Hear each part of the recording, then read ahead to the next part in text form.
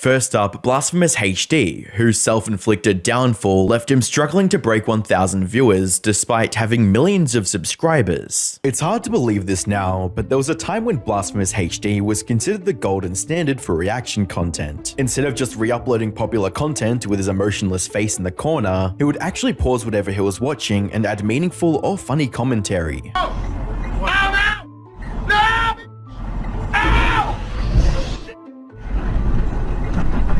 God damn! Dude, I feel for the cameraman on that one. His was like this close from getting tail whipped. His large personality and often hilarious reactions resonated with millions of people who tuned in to watch his videos every single day. Compare that to today, and his situation couldn't be more miserable, with one sad fan writing, "I miss the old BHD. I remember the days coming back from school to watch BHD. Back in 2013 to 2016, I probably would have said he's the best YouTuber out there, but now he's a sad shell of his former self, with weird Dolomite tattoos on his arms." But the thing is, unlike many other YouTubers who experience a downfall, there wasn't a single major controversy or drama that tanked Blasphemous HD's career. Rather, his monumental fall-off is caused by a series of bad decisions and blunders that slowly eroded the love his fans had for him over the years. These blunders include everything from his treatment of his friends and girlfriend to a drastic shift in quality of his content. However, to fully understand why Blasphemous HD fell off so hard, we first have to understand how he got so popular in the first place. Richard Maurice Stanley Barnett started his YouTube career back in 2008 with a channel in his real name called Maurice Barnett. Content on his channel was a complete mixed bag of horror games, skits, song covers, and storytime videos. He posted on his channel until 2013 before moving on to a brand new channel called Blasphemous HD Gaming. As the name suggests, this channel was mainly focused on gaming related content. That was dumb.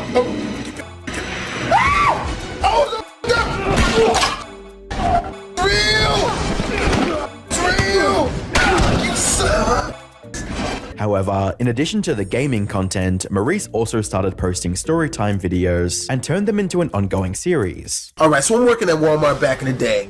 And Walmart, they used to treat their customers like gold. And they used to treat their employees like so much so that the customers even started treating the employees like. And after nearly 5 years on YouTube, this is where Maurice's career first started taking off. He was now consistently gaining new subscribers as viewers were genuinely interested in his over-the-top gameplay reactions, as well as his unique and often hilarious stories. It was so successful, in fact, that Maurice decided to go all in and created 3 new channels in the next 2 years. Blasphemous HD TV in November of 2014, Blasphemous HD Pranks the same month, and Blasphemous HD TV 2 a year later in November of 2015. With these new channels under his belt, Maurice diversified his content even more. Blasphemous HD TV and Blasphemous HD TV 2 were mainly reaction channels, where he would post his reactions to anything and everything, from ghost sightings to horror animations. No. After the shot was enhanced and had light added, the child resembled an angry ghost heading towards the birthday girl. Oh, hell no. Nope. People wonder why I'm not celebrating my birthday today. Blasphemous HD Pranks was focused on prank videos with the new crew members he assembled for content. It's not in anything. So, I don't know what it is.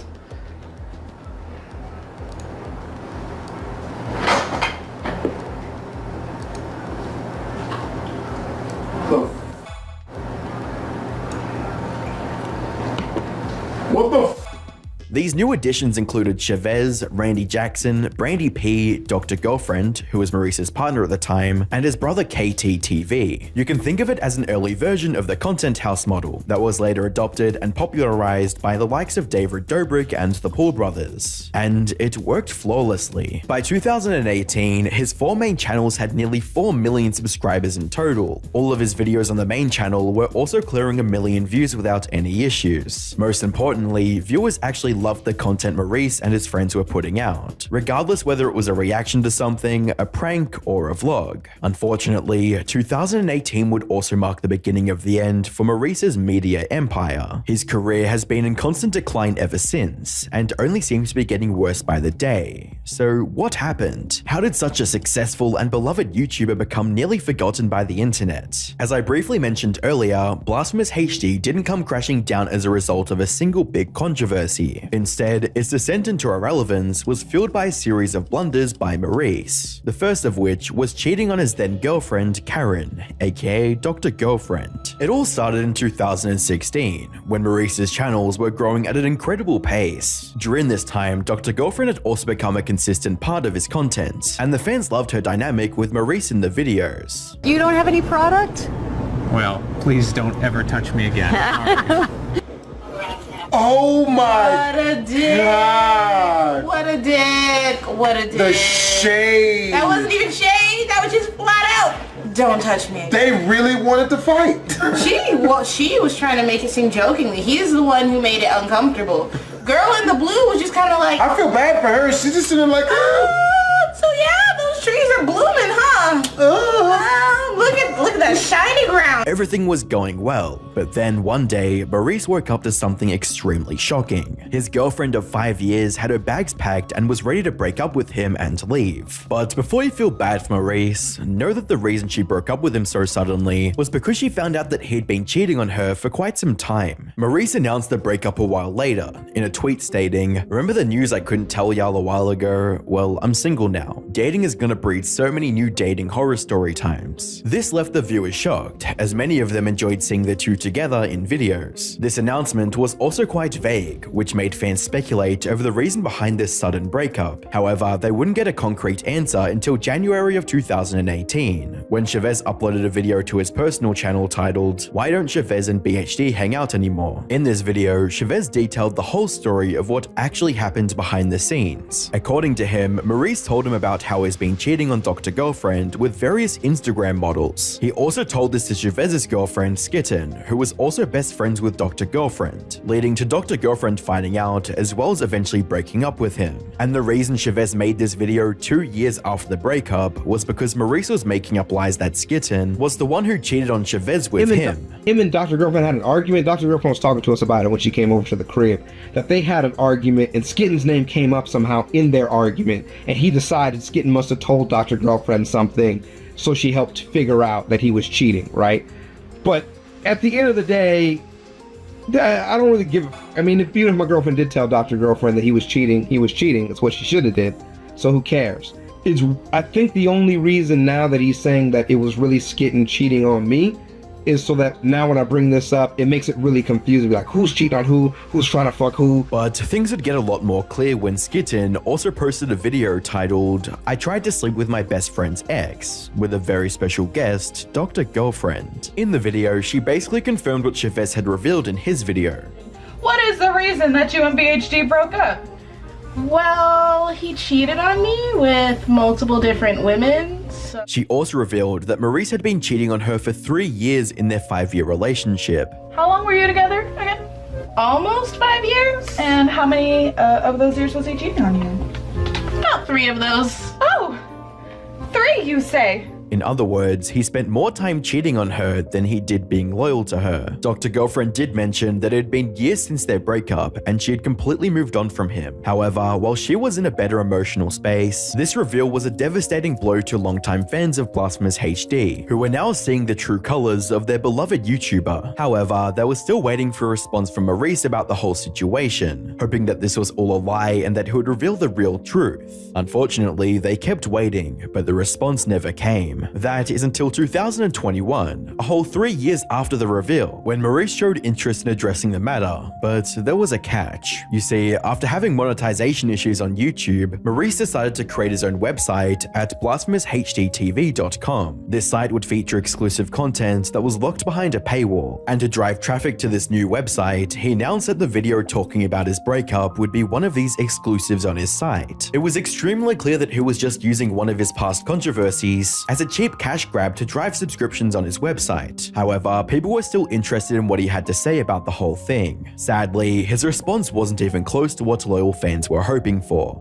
So look, so with the whole Dr. Girlfriend stuff, I'm gonna tell y'all why I cheated. Like, for real, for real. I've studied some psychology on manipulative people, and this is what they do, bro. They get you to a place of depression. They beat you down psychologically and then feed you with scraps, give you a little bit of taste good, right? Because she was depressed. So yeah, I went and got a different chick. I like a month into sexlessness with Dr. Girlfriend because you sucked. So instead of denying the allegations or presenting evidence to show that he didn't cheat, he straight up confirmed that he did cheat. But as if cheating on his girlfriend wasn't bad enough, he not only refused to take any responsibility, but also tried to make it seem like he was the victim in all of this. According to Maurice, he cheated because Dr. Girlfriend wasn't a good partner because of her depression, with a commenter stating, "Bruh, cheating on someone that is depressed makes it even worse." But for the sake of argument, let's assume for a second that he was truly unhappy with Dr. Girlfriend. Even then, there is zero justification for him cheating on her. If he was genuinely unhappy with their relationship, he could have broken up with her first, and then got involved with whoever he wanted after that. By the end, his decision to cheat on his depressed girlfriend and then use the situation to promote his website years later left even his most loyal fans with a bad taste in their mouths. However, this was only the first of many mess-ups that led to his utter decline. For some additional context, one of the primary factors that fueled his growth between 2014 and 2016 was his relationship with his friends. Fans of the channel adored their interactions and were thoroughly entertained by their antics. However, by 2018, Maurice managed to somehow destroy his relationship with every single member of the original group. Dr. Girlfriend obviously stopped appearing in Blasphemous' videos after their breakup, but since Maurice believes Skitten was the one who told Dr. Girlfriend about him cheating, both Skitten and Chavez stopped associating with him as well. You make up all these lies for who knows what. Nobody cares. People are completely content with, we had a falling out, because it's what happened. They want the details. They don't need the details. It's hurtful details. You cheated on your ex, and you took it out on your friends, and you lied to one of your best friends. You said, "Oh, he wasn't my best friend, blah, blah, blah. I didn't trust him that much." Dude, we saw each other for like 13 hours, 7 days a week for 8 months. And it was only a matter of time before Randy and Brandy left the group as well. And just like with the breakup, fans of the channel were once again left guessing the reason why the entire group separated out of nowhere. They would eventually get the answers about Chavez and Skitten when they exposed Maurice for cheating on Dr. Girlfriend in 2018. However, it would take another 3 years before Brandy and Randy would come forward with their stories. As we discussed earlier, when Maurice responded to Chavez and Skitten's expose, he tried to blame them for everything that happened between him and Dr. Girlfriend. This encouraged Brandy to come forward with her side of the story and share her experience working with Maurice on his channel and as his editor. Blasphemous HD decided to make a video promoting his website and then bringing up some shit that happened a long ass time ago, for one.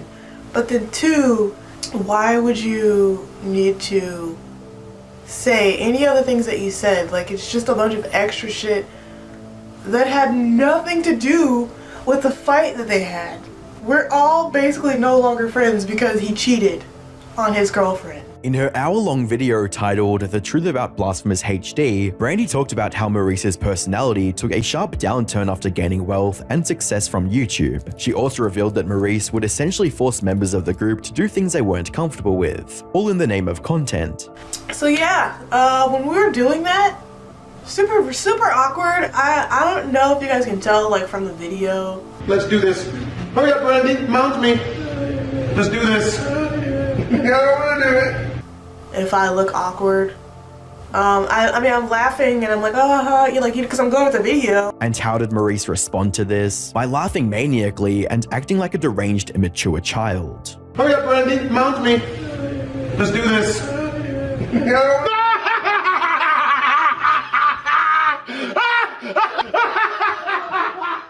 Following this, Brandy made a part 2 to her video, this time with another former member of the Blasphemous group, Randy Jackson. This time she revealed even more details of her awful experience working under Maurice. Apparently, Maurice was even cutting her salary near the end of her employment, likely just to be petty. He asked me to quit my job to come edit, and I didn't do that. I took some time off. I'm like, okay, well, I'm not getting paid for my job, and I can't just go back because I already have this time, and you're cutting my pay. So he cut my pay. Then right after that, he fired me because he got mad. However, stealing wages paled in comparison to what Brandy and Randy hinted at later in the video. In part 1, Brandy mentioned how Maurice was more than willing to buy alcohol for her and her friends, even though they were underage.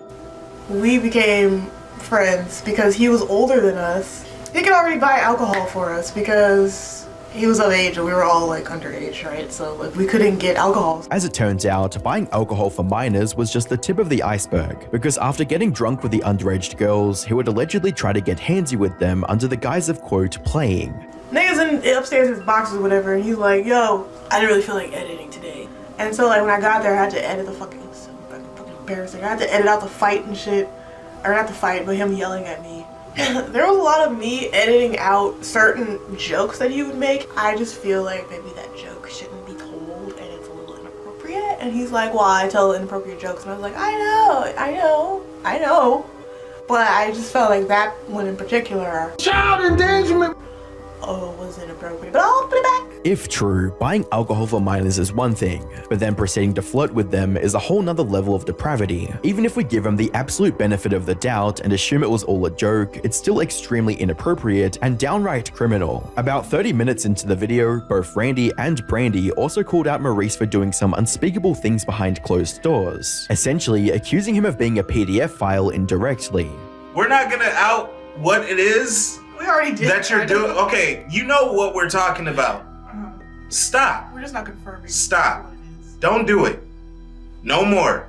Whether this particular allegation is true or not, it still doesn't change the fact that Maurice is not a good person, and even most loyal fans were unable to defend him from anything that had come out against him at this point. Whether that be cheating on his girlfriend, trying to play the victim card instead of taking responsibility, exploiting this controversy to promote his website, forcing his friends to do things they weren't comfortable with, stealing wages from his editor, or buying alcohol for underage girls and allegedly being inappropriate with them. There was simply too much for any longtime fan to handle, leading to almost all of them abandoning Maurice's many channels to die a slow, painful death. This even made some fans question how they could ever support such a bad person. But that's just it. From everything we've seen, Maurice wasn't like this from the start. Think of it this way, if he was abusive and disrespectful from the start, he would never gather a group of friends, let alone make content with them for multiple years. So this begs the question, what changed? Why did he go from a normal person to someone who had zero respect for the feelings of others around him? The answer to that, like most other things in life, is money. He simply let success and money get to his head, where he started seeing everyone else as beneath him. Just can't surround myself with people who not only, you know what I mean, like I can understand if little shit for himself, but if you don't want for me, like that's when I got to get the fuck out. You know what I'm saying? You know, I like success. I'm not gonna sit down and not release videos and not work out. Too bitter, bro. Talk it out with him. Yo, Elijah the Great. Sucker. Yeah, that nigga can go himself, and I would not care.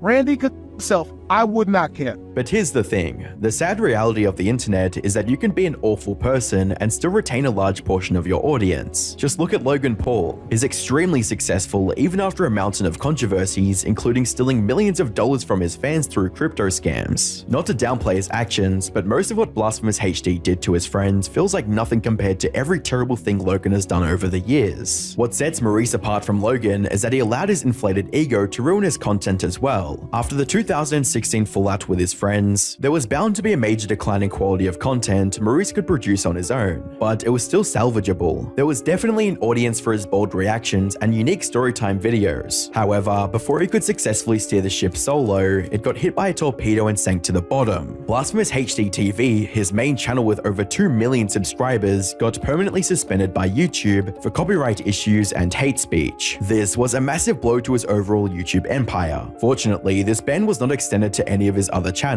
so he still had a solid platform to facilitate a comeback. Unfortunately for his fans, Maurice was done putting in effort. After the ban, he started posting reaction videos on his second biggest channel, Blasphemous HD TV 2. However, this time, his energetic and analytical approach to reactions was now replaced with minutes of silence and empty laughs as the Try Not to Laugh and Family Guy clip played in the corner.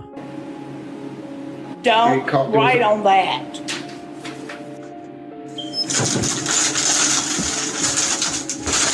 Calling this type of content slop would be an understatement, but he continued uploading the same soulless videos over and over again. Considering his inflated ego, it's probably the reason behind his decline in content quality as well. He likely thought that people would just keep watching no matter how little effort he put into his content. In doing so, he neglected the fact that he initially became successful because of his personality and commentary, not because of the content he was reacting to. And now that there was zero personality in his reactions, audiences had no reason to watch him. time. Plus, the 160th reaction to funny TikTok compilations is bound to get stale. At this point, Blasphemous HD is a husk of what it used to be. However, a few of his former viewers are nostalgic about the peak years of his content and wish to see more of what it used to be. With a Reddit comment reading, "I used to watch Blast all the time from 2016 to 2018. It's just not the same anymore." For most of his former viewers, however, Blasphemous HD TV has become a relic of the past, and they have very little interest in revisiting it. One person perfectly summarized the public sentiment on Reddit, stating, "That's all his channel has become, a load of boring reactions and him reacting to the same old videos pretending he's never seen them before. His viewership has not only declined because of that, but because of how he is as a person, how poorly he treats his friends, and even cheated on his own girlfriend because she was depressed, and is lying to his own fans, trying to play the victim card to fool his supporters and make them look stupid. It's sad to see this chaotic downfall of Blasphemous, but at the end of the day, he did this to himself, and he has no one else to blame but himself." So, is there any more hope for Maurice? Well, technically speaking, yes, there is. He can try to reinvent himself by putting more effort into his content to capture a brand new audience, one that is unaware of his history. A comeback of that magnitude would require significant effort, even if he were fully committed to making the necessary changes. However, this seems less plausible, given that he threatened to throw acid water on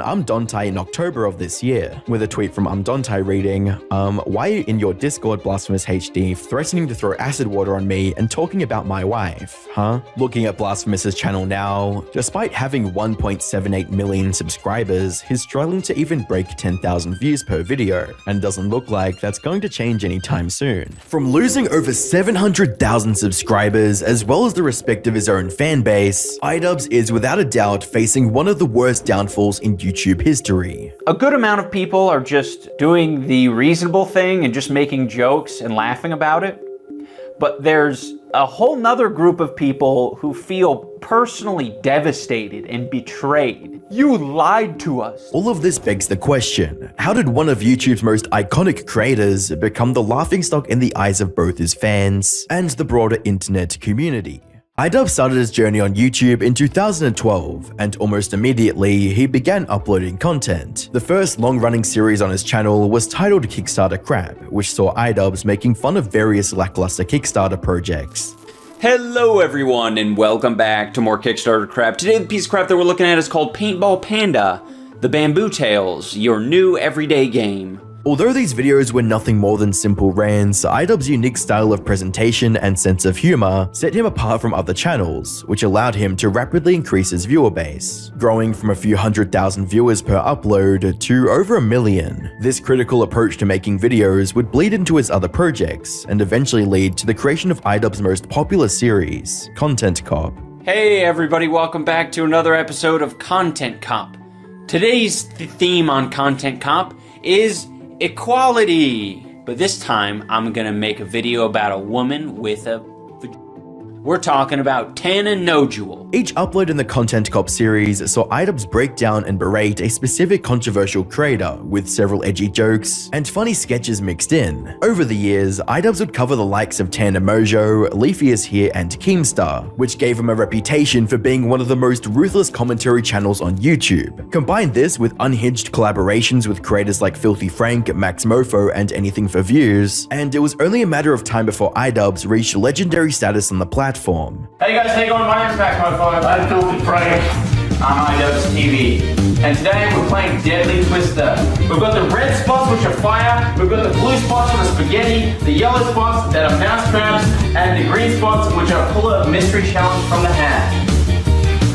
If it lands on purple, I get a belt on these. Ultimately, iDubbbz's unorthodox creativity would inspire a whole generation of other creators to follow in his footsteps. While iDubbbz would later move away from the extremely edgy content, he managed to retain a majority of his fan base, and seemed to be comfortable exploring other avenues of creativity. Unfortunately for iDubbbz, he was about to be put at odds with fans, and it wouldn't be for the content he created. In March 2020, iDubbbz's girlfriend, Anissa Jomha, published a tweet announcing she'd be making an OF account and began promoting it to both of their fan bases. I'm very excited to announce my lewd OF launch. Check me out in the link below. I'm very excited to provide cute cosplay photo sets and more. hard devil face. Under normal circumstances, announcements like this would generally go unnoticed, but Anis's connection to iDubbbz would incite a response from his community. Seriously, rip, iDubbbz has fallen. I can't believe Ian was a simp all along. I'm sort of disappointed. Really. iDubbbz, more like iCucks. While the comments from viewers were mostly lighthearted trolling, iDubbbz would deem it necessary to respond to the subset of fans that reacted negatively to the situation.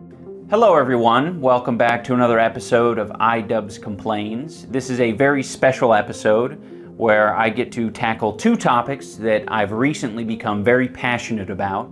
That is a section of my audience who thinks they know me, and my opinion on sex work. Following this, iDubbbz would directly attack members of his audience who didn't approve of Anis's new line of work, and made it clear he didn't care about their opinion. A good amount of people are just doing the reasonable thing and just making jokes and laughing about it. But there's a whole nother group of people who feel personally devastated and betrayed. First up, we got Edward. He probably got told by a lot of people that he looks like iDubbbz, and he really liked that because iDubbbz was cool. But now that iDubbbz is a simp, now he's gonna go in full baby Wawa mode. To try and prove the situation wasn't a big deal, iDubbbz claimed OF content had no impact on someone's future job prospects or social standing, which was an uphill argument. I think this is one of the most important opinions to highlight because it really demonstrates a severe lack of real-world experience when you're saying that future jobs are gonna be harder to come by because of an OnlyFans account. Like, if you think this affects your standing or your social credibility in getting jobs, you are so sadly mistaken. This is straight out of the playbook of the boomer who's decaying in his lazy boy, who wants to tell you, no, that ain't gonna work. No one's gonna hire you looking like that. Even though the video attempted to present several compelling points, the fact that iDubbbz was making a response to what most people would consider a non-issue only amplified the negativity towards him and his girlfriend. While most of the commentary community acknowledged that the controversy was overblown, they also made it clear that iDubbbz's response only made the situation much worse. While he was getting into this video talking about, you know, the fans that he's cultivated that are highly toxic, he went on them and he finally gave them what they want, an emotional reaction. This would have died a week later anyways. Nobody would have talked about it. Get bored and start playing fucking Furcadia afterwards. The fact that you addressed it to over 1 million people, guess what? It's now going to be brought up for a while. While this marked the first time iDubbbz overcorrected when it came to controversies involving him and his partner, it wouldn't be the last, as he would go on to repeat this pattern of emotionally responding to criticism. On the 8th of January 2022, a creator by the name of Sam Hyde published a video titled The Truth About iDubbbz. At a first glance, this video seems like an expose piece about iDubbbz, but the 2-hour-long video was actually roughly cut footage from a documentary that Sam and iDubbbz filmed together several months prior. For a bit of context, Sam Hyde is an internet personality who made a career for himself by pushing the boundaries of what's considered acceptable in online comedy. The footage from the video was meant to be a part of another installment in iDubbbz's series of documentaries covering interesting online figures like Airsoft Fatty and Dax Flame. The documentary hasn't come out. It's like 8 or 9 months ago we shot that footage, and it's clear that it's not coming out. And we took like 2 weeks of our time and shot a bunch of shit that's like really awesome. And we spent like, we rented all that shit. We rented a T-Rex. Spent fucking $15,000 on things. So we got to release our footage. Sam went on to explain that he and his team included several bits of misleading but comedic information during filming to both make the documentary more exciting and prevent iDubbbz from a hit piece. We came up with a lot of funny ideas to like pull tricks and like I hired this crackhead girl to pretend to be my girlfriend, and we did all these funny like prank things, but it wasn't to make him look like an asshole. It was to like make his project funnier. I wanted to make a video with iDubbbz where it was like, oh my god, this is fucking crazy mayhem, this is funny. Part of what went wrong was I think iDubbbz was kind of trying to punk me a little bit. and like make me look like a guy that had like fallen off, which I have. Like I've fallen off, like undoubtedly. Sam's cut of the documentary would garner over 3 million views and lead fans to theorize that the reason iDubbbz hadn't released his version was that he intended to misrepresent Sam. iDubbbz tried to make an on-location documentary following around Sam Hyde to mock him for being washed up. He never uploaded it. Now Sam is showing the footage and it's 2 hours of him and his crew fucking with Ian and making him seem like a meek, awkward nerd. Lamau. A month later, iDubbbz would upload his version of the documentary, titled Getting Away With It, during which he shed light on his thought process during filming. Apparently, iDubbbz wanted to get an authentic look into who Sam was beyond his comedic persona. Back in March, we went to Rhode Island to film a documentary with Sam Hyde, who's known for his comedy videos. I thought it'd be interesting to get to know more about Sam, because not many people know much about him. He's a bit mysterious. He's a bit unwieldy. Whether or not iDubbbz wanted to portray Sam negatively was anyone's guess. However, it was clear that the conflict of interest between both parties had affected the overall quality of the documentary. On one side, Sam wanted to create a comedic spectacle, while on the other, iDubbbz sought to make an introspective look into an elusive online personality. At the end of the day, neither side got what they wanted, and only walked away with a bitter feud between them. A feud that would only get worse with time. Later that year, iDubbbz would announce an influencer boxing event dubbed Creator Clash to raise money for different charities. Seeing a chance to settle a one-sided rivalry with Hassan Piker, Sam would request to be part of the event, but iDubbbz and Anissa almost immediately turned down the request. There's been some talk of Sam Hyde getting involved in your event. Could you speak to that? Yeah, we just did a live stream where we spoke to it a little bit, but if anyone saw the documentary Getting Away With It, we worked with Sam Hyde for a period. Involving him in our event just isn't a good idea. I think most people would. Business risk. I think most people would understand that. Yeah, it's a huge business risk. I mean, to viewers, it almost seemed hypocritical for iDubbbz, an individual with a similar controversial past, to exclude Sam from the event for being a quote brand risk. Even though Sam couldn't directly participate, he still managed to get involved by training another fighter named Harley Morenstein of the Epic Mealtime YouTube channel. So is your first day of real training tomorrow then? This is Sam Hyde. Remember, it's Sam Hyde. It might be any minute, huh? It's literally the second I'm done here, I have a mysterious address that on Google Maps looks like a parking lot. And I'm going to meet him there. Unfortunately, it would be later revealed on Instagram that Sam wouldn't even be allowed to attend the Creator Clash event, with a comment from Sam reading, "To clarify, I bought 5 front row tickets and found out a few hours before the event that I was banned. So out about 11.5k, also security was walking around with pictures of my face and bothering some people about wearing my shirts. And the cameramen were told to avoid entire sections of the crowd rocking my shiz, lol. And I'd still train iDubbbz for the revenge match if he apologized. Mercy and Grace high on the list nowadays, just gotta ditch Yoko Ono," referring to Anissa. Sometime after Creator Clash, Sam would make an appearance on the Buckingham Show to share his thoughts on the entire debacle. Question that you were gonna be on this card at any point? No, I didn't think I was going to be on the card, but I didn't realize at any point that I was going to be fucking blacklisted from a charity event. I got 5 front row tickets. It was $10,000, and it's for charity. And supposedly I'm going to be refunded this money. So he wants me not around badly enough that it's worth taking away $10,000 from charity. While the reason for his ban was never stated, Sam suspected that Anissa pushed iDubbbz to make the decision. Like deep down, I want him to be uncucked. I want him to get the tattoos lasered off, get a normal haircut, get rid of Yoko Ono. That's poisonous. That relationship is poisonous. I think she's got to go, man. She's gonna ruin his life. It wouldn't be the first time that people speculated that Anissa had played a role in iDubbbz making bad choices. There's like some days where I ask Ian, like, have I ruined your life? Like, I feel like because you get so many messages where like you have to think about it. It's like Ian as a person has not changed very much in like regards to his like moral stance on a lot of things. But like Ian and how he feels about how he wants to put himself on the internet. Regardless of the reason behind Sam's ban, public sentiment towards iDubbbz and Anissa was at an all-time low, and by the time Creator Clash 2 rolled around, it would only get worse. By the start of 2023, Sam had completely turned against iDubbbz and began highlighting the many issues fans had with him. During the lead up to the second creator clash, a fighter by the name of Froggy Fresh would become the focal point of online debate and controversy regarding the event. Not only was he being trained by Sam Hyde, but he also made some interesting comments about subscribing to Anissa's OF. If I don't hurt you beyond what anybody could have imagined, I will be so disappointed in myself that I will subscribe to Anissa's own.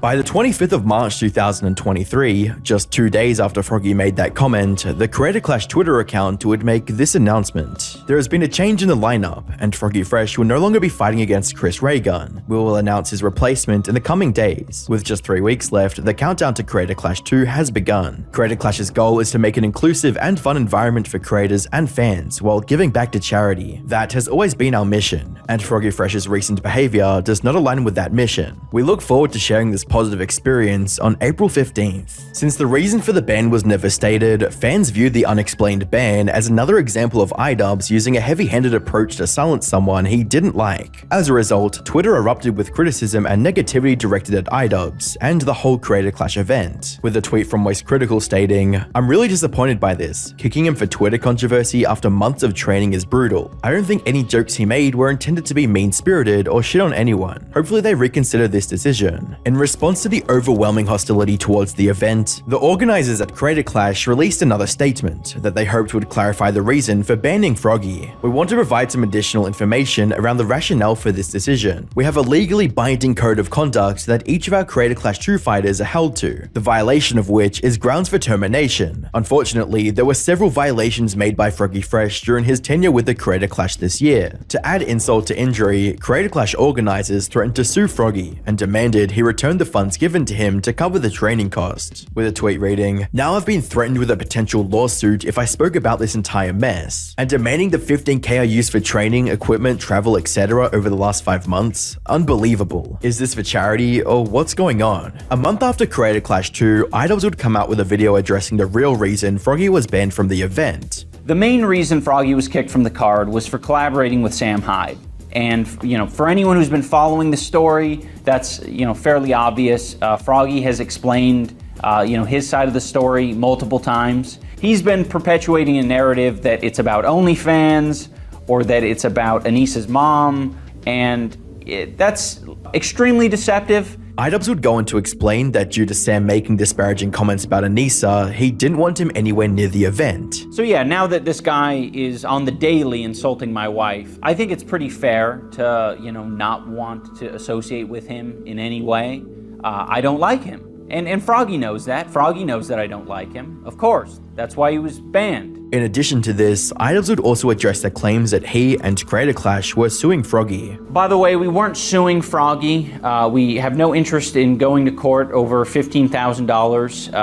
We wanted that $15,000 back, but, he wasn't giving it to us. So we have to leave it at that. We're not suing him. While iDubbbz was transparent about his decision to ban Sam and anyone associated with him, the reaction to the video would be overwhelmingly negative for obvious reasons. To make matters worse, Froggy would release a legal document that confirmed Creator Clash did indeed threaten him with legal action, reading, "If he failed to return the enclosed acknowledgement by the specified date, Creator Clash shall seek all remedies available by law and equity due to your material breach of the bout agreement, including without limitation seeking punitive and consequential damages." The troubles for the Creator Clash brand wouldn't stop there, as it was later revealed that the event lost over $250,000 due to overspending and mismanagements. Another noteworthy point in iDubbbz's response video was how he expressed discontent with his edgy content cop phase.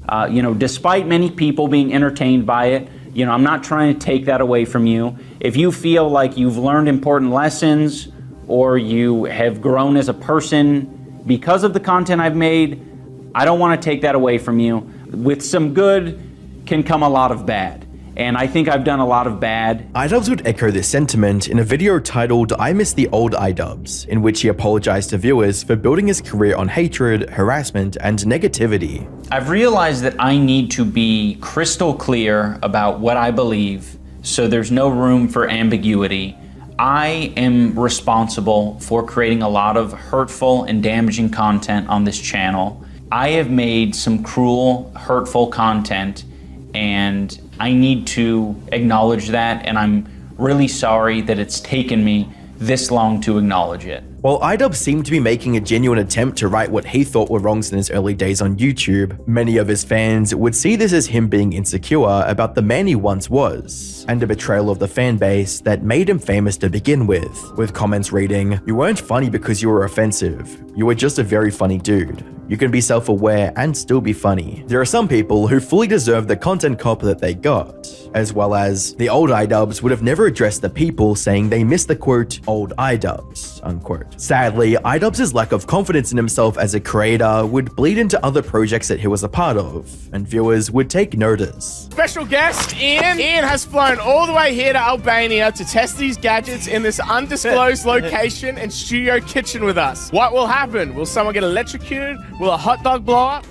With comments reading, "You guys are lucky he could fit you in between his wife's tattoo appointments. This is how a dog who's been ruthlessly abused his whole life acts when he enters a new loving home." As well as, "Only one guy was missing for the whole gang to be reunited again." Well, actually two, because Ian wasn't there. That was just a robot with Ian's skin. iDubbbz made a name for himself by having no filter and being direct with the content that he created. Understandably, he would mature over the years and move away from making the edgy content, but the way he went about it completely alienated his core fan base. A good example of this was how he frequently threw his viewers under the bus in interviews. I did not like the interactions that I had with fans. There were quite a few human beings that I interacted with. In person? Yeah, in person, that just sucked. They just sucked because I attracted a lot of people who suck. Antisocial, weird, basement dwellers, and you know, the one time a month that they come out of their cave is going to restock on supplies at Walmart, and they run into me, their favorite YouTuber. Combine this with his approach to other edgy creators like Sam Hyde, and it was only a matter of time before fans began to resent him. Over the past few years, iDubbbz has continued to lose his fan base, with his channel dropping over 700,000 subscribers. Whether his unenthusiastic approach to content creation was due to recent uploads struggling to reach 1 million views, backlash from fans, or remorse for his past actions was anyone's guess. However, we can only hope that iDubbbz is able to pull himself out of this slump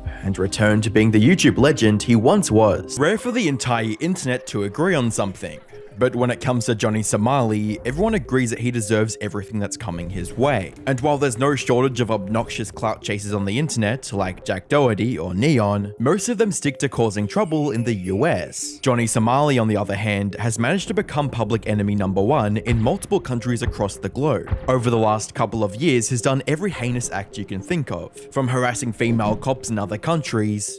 "Oh, you a bad bitch, I swear to God. You a bad bitch, I'll take you to dinner. I swear to God, I'll change your life. I'll change your life, baby." And chasing cupcakes. "Take me to jail, police, come. Age ain't nothing but a number. You need an older man with some money. That's what you need. I really groom her. I'll really groom you, I swear to God." To disrespecting a statue dedicated to victims of in World War II. And much, much more. Fortunately, karma has finally caught up with him, and there's nothing he can do to escape the consequences of. However, to fully understand how he ended up here, we first need to start from the very beginning. Unfortunately, discussing his past is harder than it needs to be. Information surrounding Johnny Somali's origin is all over the place, and it doesn't help that he's one of the most insincere creators out there, willing to make up lies without a second thought. For instance, while he has claimed to be a quote former child soldier and Somali pirate in the past, his real identity is of a 24-year-old Ramsey-colored Ismail who grew up in Scottsdale, Arizona. He graduated from Arizona State University with a degree in finance. More importantly, despite having Somali in his online name, he doesn't have any Somali heritage. My dad is Ethiopian. My dad's Oromo. I never denied that. I never denied that I'm half Ethiopian, half Yemen.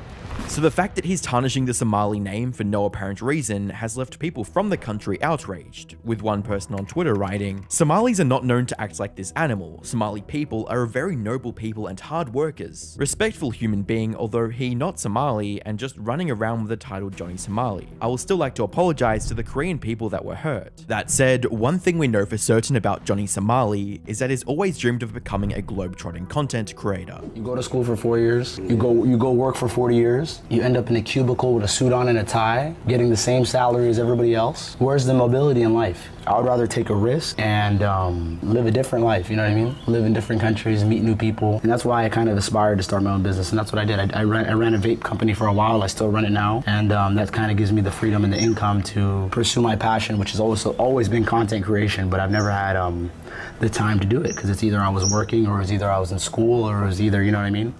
And while there's nothing wrong with chasing such a dream, it's how you go about it that truly matters. And as surprising as it may sound, Johnny actually started off on the right path. In early 2023, he visited Thailand and started uploading travel vlogs on YouTube. These videos were extremely tame and, let's just say, normal, especially compared to his more recent content. However, almost all of these were just basic edits of him walking around Thailand, trying local food, and partying. They lacked any real substance, and most viewers found them boring and uninspiring, resulting in his channel growing at a snail's pace. In May 2023, he had less than 5,000 subscribers despite uploading over 300 videos by that point. His dream of making it big was slipping further out of reach with each passing day. Something had to change. But instead of working on improving his content, like any other sane creator would do, he took inspiration from the obnoxious antics of Ice Poseidon.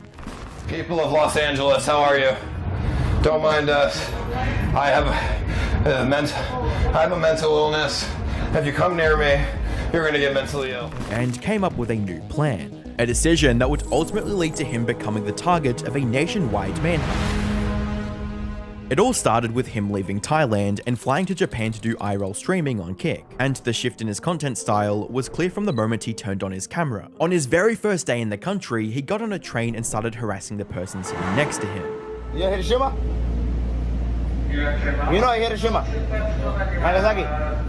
You know. Why you do this? Pearl Harbor? And when he didn't get the reaction he was looking for, he became even more annoying and started shouting at the top of his lungs. Hiroshima, Nagasaki! Hiroshima, Nagasaki, you know what we do to you niggas?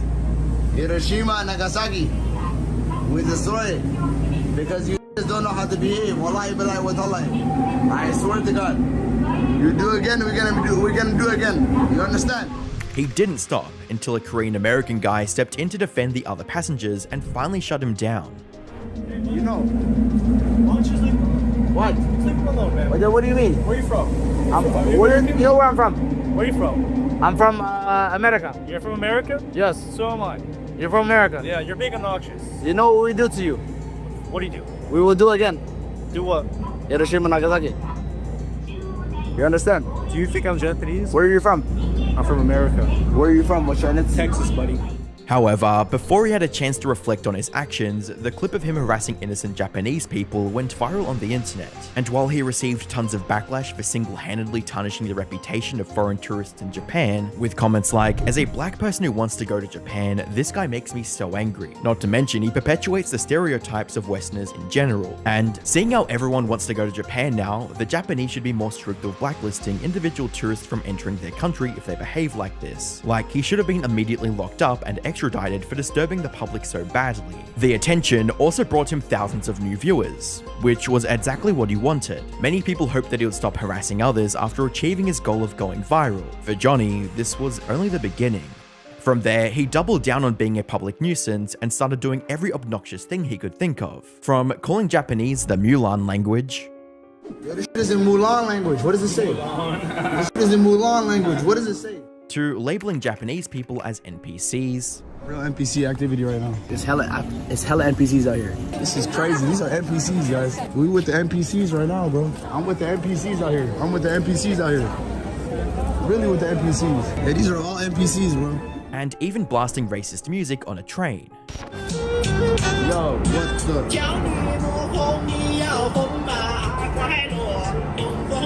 Yo, God, I'm so sorry. All in hopes of going viral once again. More haters is more views is more money. But you know what I say? I say the more haters is the more eyes watching, the more eyes watching is the more money, you know what I mean? Thank you for the publicity. I love all my haters, every single one of my haters. Thank you so much for watching, you know what I mean? I love every single one of my haters. Every single one of my haters. Every single one of my haters. I love every single one of you. Haters is my motivators, bro. The more haters, the better. The more viewers, the better. Thank you so much, guys. During one of his streams, he saw the Japanese IRL streamer Meowko and ran up to her without a second thought. You live right now? What you live on? What you live on? I am live on Twitch. Twitch? Yeah. I'm on. How many viewers you got? I have like 2,000. 2,000? Now, this would have been totally fine under normal circumstances. However, Johnny was already banned from Twitch, and by approaching Meowco, he was putting her livelihood at risk. You see, Twitch doesn't allow streamers to show banned creators on their streams, and breaking this policy can result in a permanent channel ban. Fortunately, Meowco quickly realized who Johnny was and walked away. But instead of moving on with his day, he started cussing at her for trying to protect her online career. And then turn around. Yeah, bye-bye. Bye-bye. Get banned, bitch. Get banned, bitch. Get banned. You don't get banned. Fuck with me. You better walk away. His rude remarks and confrontational behavior led to her breaking down in tears before ending the streaming. I'm so sorry, guys. Today, I really wanted to have a really great stream. She later expressed her frustration in a tweet, reading, "We worked quickly with Twitch staff to avoid having our account banned. I burst into tears because the taxi driver on the way back was so nice. I hope he leaves Japan soon. I felt helpless that I couldn't do anything, even though he was right in front of me. Thank you everyone for your concern." And while some people mocked her for overreacting, like this one person who wrote, "Playing victim, that guy didn't do much, what a crybaby," most were sympathetic to her experience, with replies like, "Glad to hear it. It's embarrassing this person is from the US. I hope they ban him from Japan," and "Sorry the guy harasses you and to the people of Japan." More importantly, these instances highlighted just how comfortable Johnny was getting in harassing others for clout. He was pushing his luck, and the Japanese public wasn't about to let him get away with it. Unfortunately, they severely underestimated just how shameless he could be. You see, many people had been trying to put a stop to him since the day he started streaming in Japan. In fact, the same day his train clip went viral, a Japanese man tracked him down and showed up for a confrontation. No problem. There's no problem. It's no problem. No. No, we good. Hey, we chill. So bye. We good. Come on, man. We good. But instead of getting physical or trying to intimidate Johnny, he simply wanted to talk and to make him realize the error of his ways. Oh, cool, please. Okay, so we have a piece or what? Yeah, peace. Peace, and then let's do a piece. So, I want your reason. Why? Somebody, okay. Somebody give me your money. No. Somebody give me money, and they said, say it. No. So I said it on the train. You say it? Yeah. Somebody give me money. Somebody? You know, donation. So who? Somebody on YouTube and Twitch. YouTube comment? Yeah, YouTube comment, give me money. No. They say it. No. You understand? Understood, but... Right? But it's not good. He naively believed that a civil conversation would be enough to change Johnny's mind, but he couldn't have been more wrong. Johnny also got slapped by another Japanese man the very next day for his clown behavior on the train. I hope nobody in the chat was saying weird. If I go back and... Whoa, what the...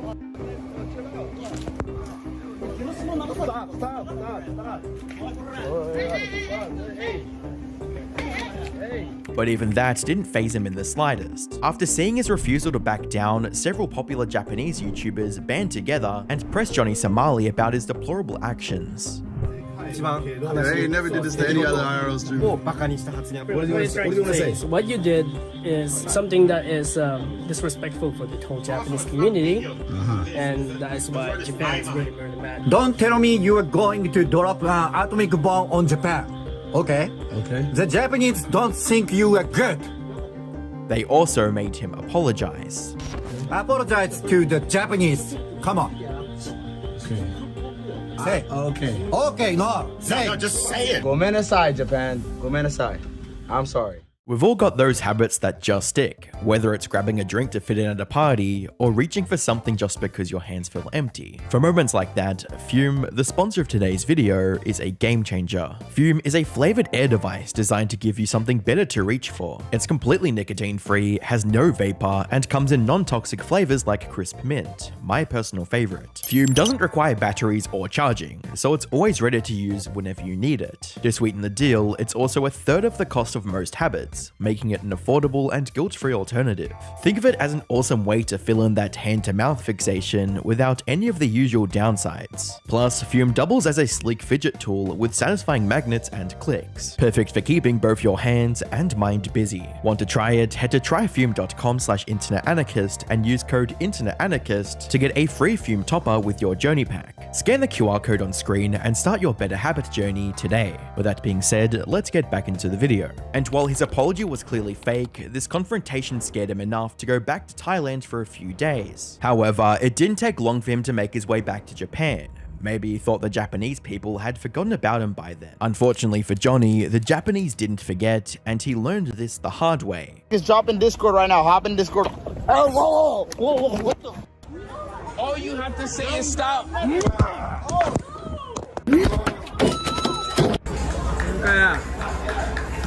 But in Johnny's twisted minds, these incidents were nothing more than viral clips that brought him even more viewers, so he continued on the same path. That is, until he crossed the line and found himself in the back of a cop car. It started with him walking into random warehouses and harassing the people working there for no apparent reason.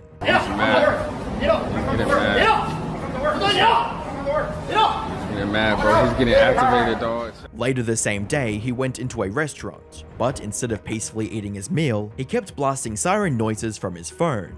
Huawei, Huawei, Huawei, Huawei, Huawei. Huawei, Huawei.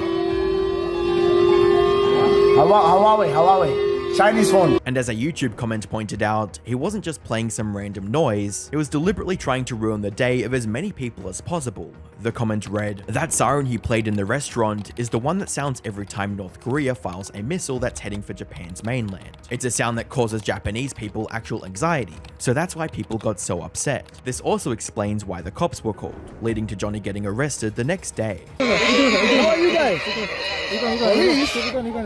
Police? What the f*** are you fucking laughing at me? What the f*** is this? なんて言ってます？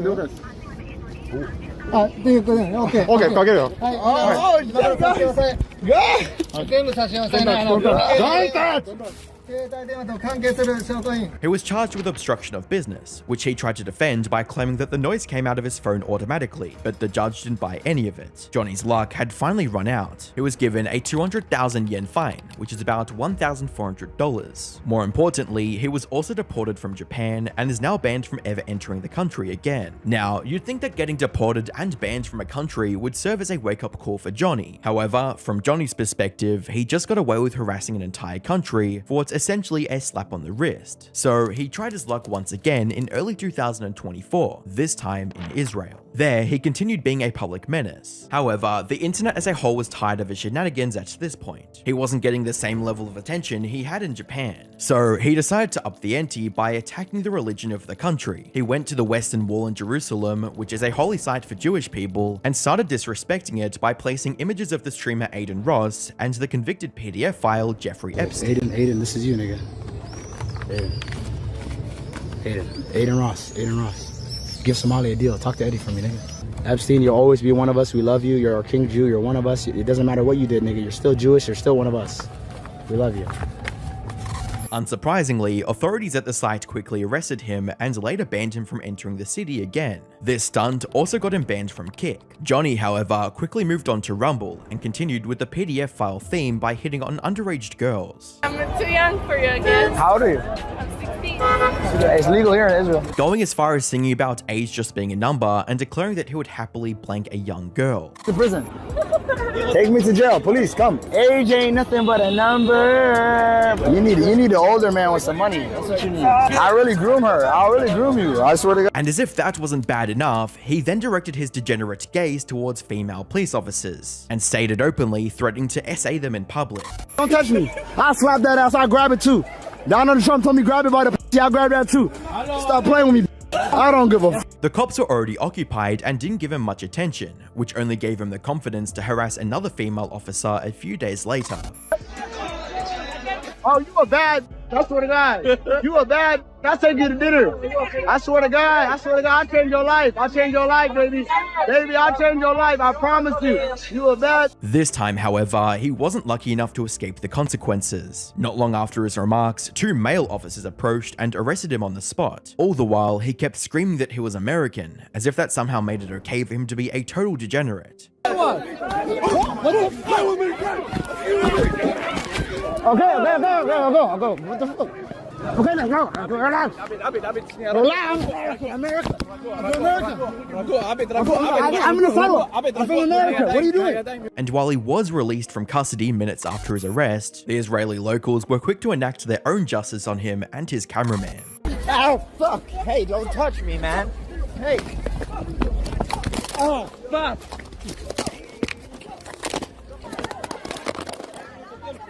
The group that confronted him also ran off with his streaming equipment, and the people on the internet couldn't have been any more happier. He deserves it. He has no respect for anything. I see absolutely nothing wrong with this. This also forced him to leave Israel and find a new target for farming content, which brings us to the country that's set on making an example out of Johnny Somali, South Korea. He visited South Korea in September of 2024, and like last time, it didn't take very long for the internet to turn against him. Just days after entering the country, he decided to disrespect the statues of peace by covering himself in baby oil and doing an obscene dance in front of the statue before kissing the statue's lips. For those who don't know, the Statue of Peace is a memorial to Korean women who were forced into slavery by the Japanese army during World War II. Put simply, he was trivializing and mocking the horrors South Korea experienced during the war, all while broadcasting to an audience that either didn't know better or worse, found it entertaining. But instead of showing any remorse for his vile actions, he reacted to himself being on the South Korean news. He was just happy about getting more publicity. Little did he know at the time, this brief news coverage was about to change his life forever. As a comment on YouTube pointed out, "Don't be so sure you will get away with this and leave Korea in one piece. Koreans don't tolerate that kind of disrespect." In the meantime, he continued being his annoying self by harassing passengers on buses and blasting loud music on trains. Now, it's important to note that by this point, Johnny was so full of himself. Bro, why are you being racist to other people in other countries? For money! For clout! I've said it many times. I don't give a fuck. I have no morals. I'm a fucking sociopath. I don't give a fuck. Any beating he took became a viral clip to further fuel his quote success, and his encounters with law enforcement ended with nothing more than a slap on the wrist. So when viewers warned him about the consequences of being a jackass in South Korea, he proudly dared the people of Korea to swing at him. Swing on him right now! I was waiting for him to swing on Johnny. I was waiting, bro. I was waiting for him to We're ready, Reddit, Twitter, come. I wanted to stop when it Hank is here tonight. We're not scared. Maybe he thought that South Koreans would behave like the Japanese, where they would confront him about his antics, but ultimately let him go after a discussion and an insincere apology. Korean people wanted to show him what happens when you disrespect the culture of a country and harass its citizens. This marked the beginning of a nationwide manhunt for Johnny, where people would find him no matter where he went, and took their time teaching him a lesson in respect. 때린다! 들어와!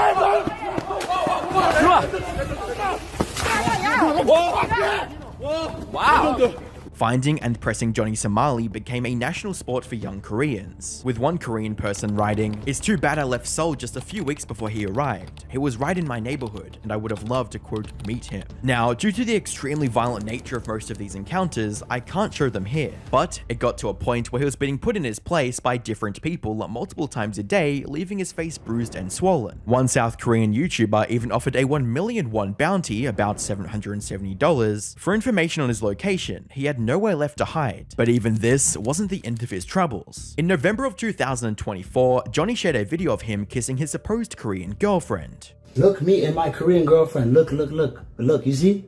Y'all niggas jealous, y'all niggas getting pussy like this. The girl in the video was Korean streamer Bongbong IRL, who had nothing to do with Johnny, and the footage he showed was completely AI generated. However, using AI to create such videos is a massive crime in Korea with up to 7 years in jail time. So when Bongbong IRL filed a report against him, he got arrested almost immediately. She eventually decided to drop the charges a few days later, probably just to avoid interacting with him in any way. However, before Johnny could celebrate being free, he got arrested again, this time for obstruction of business. This is because in his early days in Korea, Johnny visited a Korean convenience store to try the famous instant ramen. But just like he did in Japan, instead of respectfully enjoying food, he started a commotion by spilling water all over the convenience store table, Right to say you should never have kids. You're throwing noodles at other customers,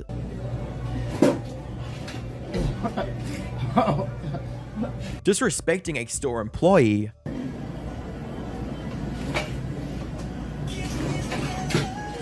and just being a flat-out jackass.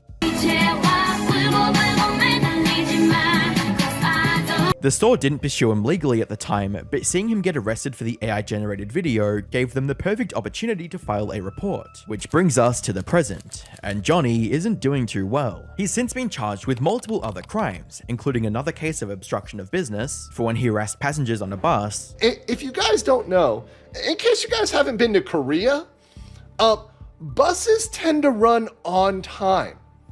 And if you are in any way delaying the timeliness of a bus, that is huge. The Korean government has also taken his filming equipment and passport, leaving him unable to leave the country, and without his filming equipment, he has no way of making more money either. Now, we don't have any confirmation yet, but according to some sources, Johnny could face up to 29 years in prison. He's currently awaiting trial for the 7th of March 2025, and while he likely won't get the full 29 years, the Korean prosecutors will likely throw the book at him to set an example for other disrespectful content creators like him. And most people on the internet are hoping for the same, with one such comment reading, "Most respectful Americans would like to see him sent to jail for his disrespectful behavior. Letting him off will only encourage further inappropriate actions. Consequences need to be enacted and enforced." Looking back, he had plenty of chances to turn things around, but he thought he was untouchable. In the end, he dug his own grave, and now there's no way out of it. Even if by some miracle he gets deported without jail time, his reputation is in the gutter, and he's banned from all major platforms. At this point, a comeback as a content creator seems almost impossible.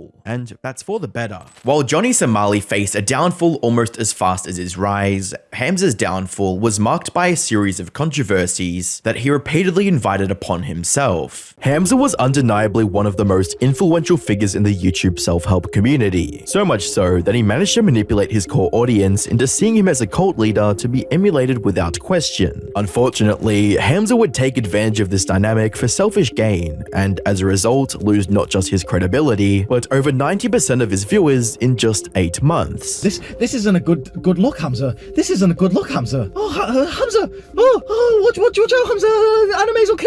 Moderation is key. Go f yourself. Moderation is key. In 2022, I uploaded a video covering Hamza's rise to the top of the YouTube algorithm. In a nutshell, Hamza built his brand by showcasing the intimate aspects of his self-improvement journey and offering young men guidance on how they could better themselves too. With valuable videos on topics like fitness, relationships, and making money, Hamza rapidly carved out a dedicated fan base that looked forward to every upload. While this might seem straightforward, the complexity lies in Hamza's ability to be honest and transparent with his viewers, no matter the topic. Is your future self thinking, I wish you just stopped watching all of these self-improvement videos and actually took action to better your life? Hamza would gradually transform his close connection with viewers into a cult-like kinship dedicated to pushing its members to fulfill their potential. As you would imagine, Hamza proudly assumed leadership of said cult. That's how cults work.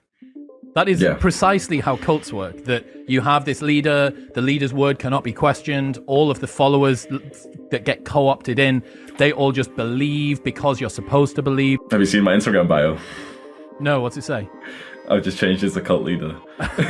The cult's mission would be based on members trying to emulate the fictional figure Hamza created, called Adonis. This cult of young men that you see before you is all about taking responsibility. We strive to become more like Adonis. He's successful, but he's humble. He's strong, but he acknowledges his weaknesses. There are 5 virtues of Adonis: discipline, humility, presence, gratitude, and leadership. Keep these 5 values of Adonis in mind, as they'll become very important later. For now, Hamza would contrast the shining image of Adonis with a lesser figure dubbed Jeffrey, the embodiment of everything Hamza believed a man shouldn't be. Jeffrey's the average guy. He's overweight, lazy, and undisciplined. He got average grades in school, he works an average job that he doesn't like, he doesn't attract the kind of women that he wants. He lives a mediocre life. Jeffrey hears about self-improvement, about exercising and building a body that he could be proud of. He hears about meditation, gratitude journaling, reading and learning, and Jeffrey refuses to do any of it. He spends his days playing video games, jacking off to messed up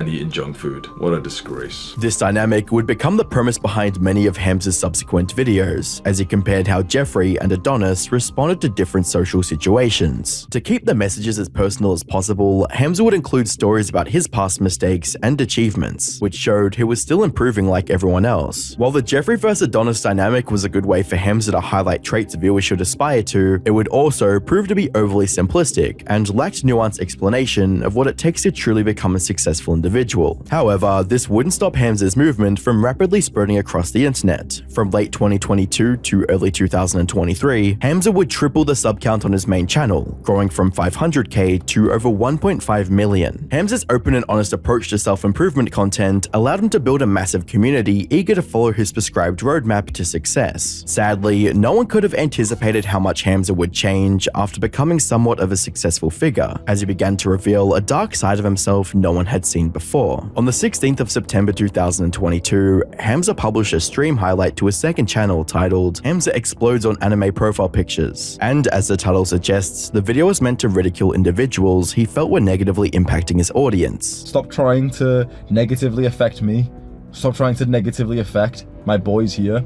If you play video games, if you watch anime, keep your mouth shut. They come in here and like anime's fine, a video, just 1 hour video. I'm like, bro, shut the fuck up. Oh, you play it, okay, fine. You play it, fine.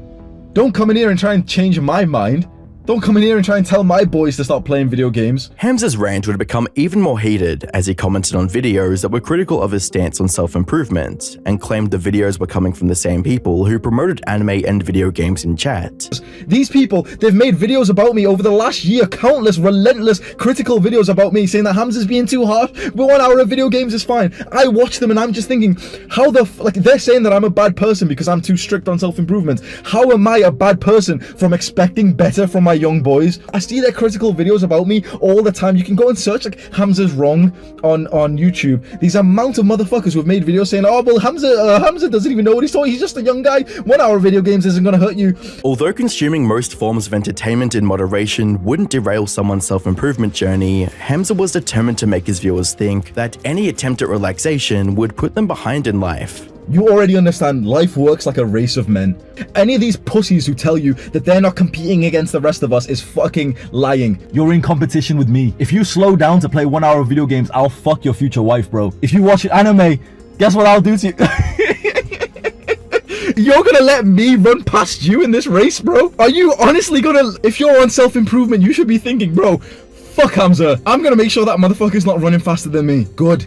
Me and you will be worthy competitors. One could argue that Hamza's words were coming from a place of tough love, but if that was the case, then why did he convey it in such a condescending fashion? What was the logic of putting himself on a pedestal because he didn't consume a particular form of entertainment? Although the overall response to these comments was positive, some viewers recognized Hamza's faulty reasoning with comments that read, "Can't be only me who thinks that Hamza is now seeing everything as black and white," as well as, "Nah, I'm starting to think this isn't self-improvement anymore. This is more like become like Hamza." Live streams wouldn't be the only place Hamza expressed some unconventional views of what it meant to be masculine, as he'd make similar comments during his short form uploads. This is gonna sound weird. You need to be hit in the face. As a young man, you need to be hit in the face consistently. Trust me when I say that greatly improves your character. When you are under some kind of threat of violence, you become present, you become focused. All of those bullshit thoughts in your mind, those insecure thoughts, disappear. Suddenly it's just you in the real world versus this other man, and your objective is to...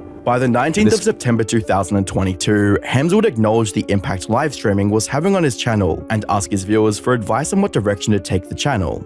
Live streaming has been like the most intrinsically motivating part of my work that I've ever had before. I am a little bit fearful that it's kind of tainting my character and my brand image of like, you know, being more like Adonis and peaceful, because naturally in this state of like this hyperactive chat and, you know, you get into emotional rants and everything which perform better on live streams. The best answer to Hamza's question would come in the form of a comment that read, "Hamza, the criticism is due to you doing the opposite of what Hamza a year ago would have done. The sudden switch in content is strange for your viewers. You are a completely different person now. Just don't forget how you started, bro. Build your brand, do your thing. Just don't expect to retain your original audience because you told them to get off YouTube and not watch low return on investment live streams like this one." Despite the obvious drawbacks to ranting on stream, Hamza continued to feed into his egotistical side while masking it as self-improvement advice. So I just went on a little rant then talking about, you know, porn being bad for us and stuff. And this anime profile picture motherfucker just came into the chat and said, "Forgive us for having fun, Hamza." Just went on a little rant that put and is bad for you. And this anime profile picture motherfucker just came in and said, forgive us for having fun, Hamza. Hamza had gone beyond providing well-meaning advice and was now shaming anyone who made lifestyle choices he didn't agree with. Naturally, Hamza's viewers pointed out his shift in behavior and likened his stream to be something Sneeko would make, with comments reading, "I love watching you, Sneeko, thanks for another entertaining live stream," as well as, "I'd sub to watch actual useful content and maybe get some insight, not to watch mindless rants in a car. Since Hamza has started live streaming, I feel like the quality on the channel has taken a massive hit." Berating viewers for straying from a set path was only one of the things that made Hamza lose his cool on stream. The other one was when anyone questioned his masculinity. You speaking about how masculine you are makes her drier than the Sahara Desert. Aravind Nair. He's back at it again. Yeah, I think you should date her, bro. You seem like the champion who knows about girls better than I do, bro. Hamza would take things a step further by starting a very heated exchange with a random viewer and asking for his Discord username. Aravind, what's your Discord, mate? Let's get you on a Discord call, bro. Let's see you flirt with her. Yeah, Aravind, what's your name? Aravind Nair. So this guy keeps leaving fucking hateful comments in this stream so far, calling me cringe, saying that I'm drying her up and stuff. Okay, Aravind Nair, drop your Discord. We'll hop onto a Discord call with you right now and we'll see your flirting game. For the next several minutes, Hamza would repeatedly ask for the viewer's Discord name while taking every opportunity to make fun of him. Your Discord, Aravind, come on. Boys, if Aravind doesn't come onto the call with me, I'm just gonna end the live stream, man. He's made me sad. We need him. Everyone spam him and make sure he comes onto a video call with us. Aravind, come on, man. We want to hear about how you flirt because clearly you're better than me. Hamza's facade of confidence was slowly giving way to insecurity, but it seemed he was too far gone to notice, which escalated things even further. Hugo Orton donated $2. Aravind, do it, bro. I'll spar you as well.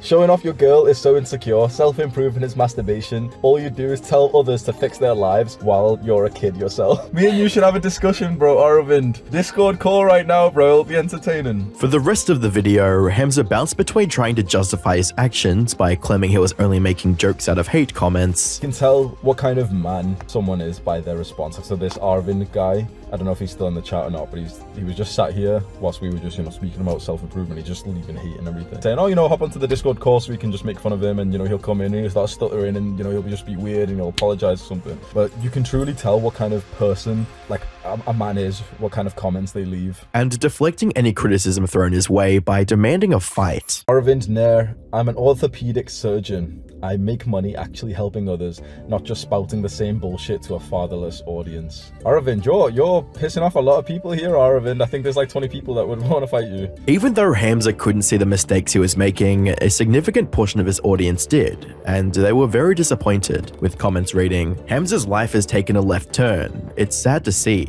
Hope him the best and hope he recovers from being a Jeffrey." Real title, Hamza being a Jeffrey versus Jeffrey. As well as, "This video will be a reminder not to let my ego take a hold of me." Eventually, Hamza would put an end to the rage-fueled live streams and return to his usual Jeffrey vs Adonis and unfiltered content, which was a welcomed change. However, by the 1st of February 2023, Hamza would make yet another radical shift in his career, with a video titled, "I Fulfilled My Purpose." I've been on this journey for over 2 years, dedicating myself fully to this. Every single day I've woke up and thought about spreading this message of self-improvement. This has been my purpose for over 2 years. And a little while ago, I completed this layer of my purpose and I'm on to the next layer. Hamza went on to announce that he would no longer be putting out frequent uploads and stated that he'd be dissolving his production team as a result. I've made the hard decision now after weighing this up so many times, after speaking to my close friend who helps me make these decisions, Sam. I've made the hard decision now to stop this content production machine that we had here, this huge team that we had of 7 video editors and TikTok guys and sales guys and Twitter guys, and I let every single one go, including Sam Harbonator, my best friend who's worked for me for over 2 years. According to Hamza, the drastic change to the channel was a byproduct of outgrowing the influencer lifestyle and in pursuit of his personal development. My new layer of my purpose for me to focus on is my own development as a man. I no longer care about being a YouTuber or an influencer or a celebrity or a man with fame or anything like this. Surprisingly, Hamza would set his sights on a far more arduous path of becoming a fighter. And the angle that it's currently fixated on, my mind, my heart, and my soul, is fighting, competition, martial arts. That's what I'm throwing myself into fully. While becoming a fighter was Hamza's new direction in life, he still maintained the need to share helpful advice and personal experiences with his audience. What I do still have some positive feeling about is the beauty of passing knowledge to each other.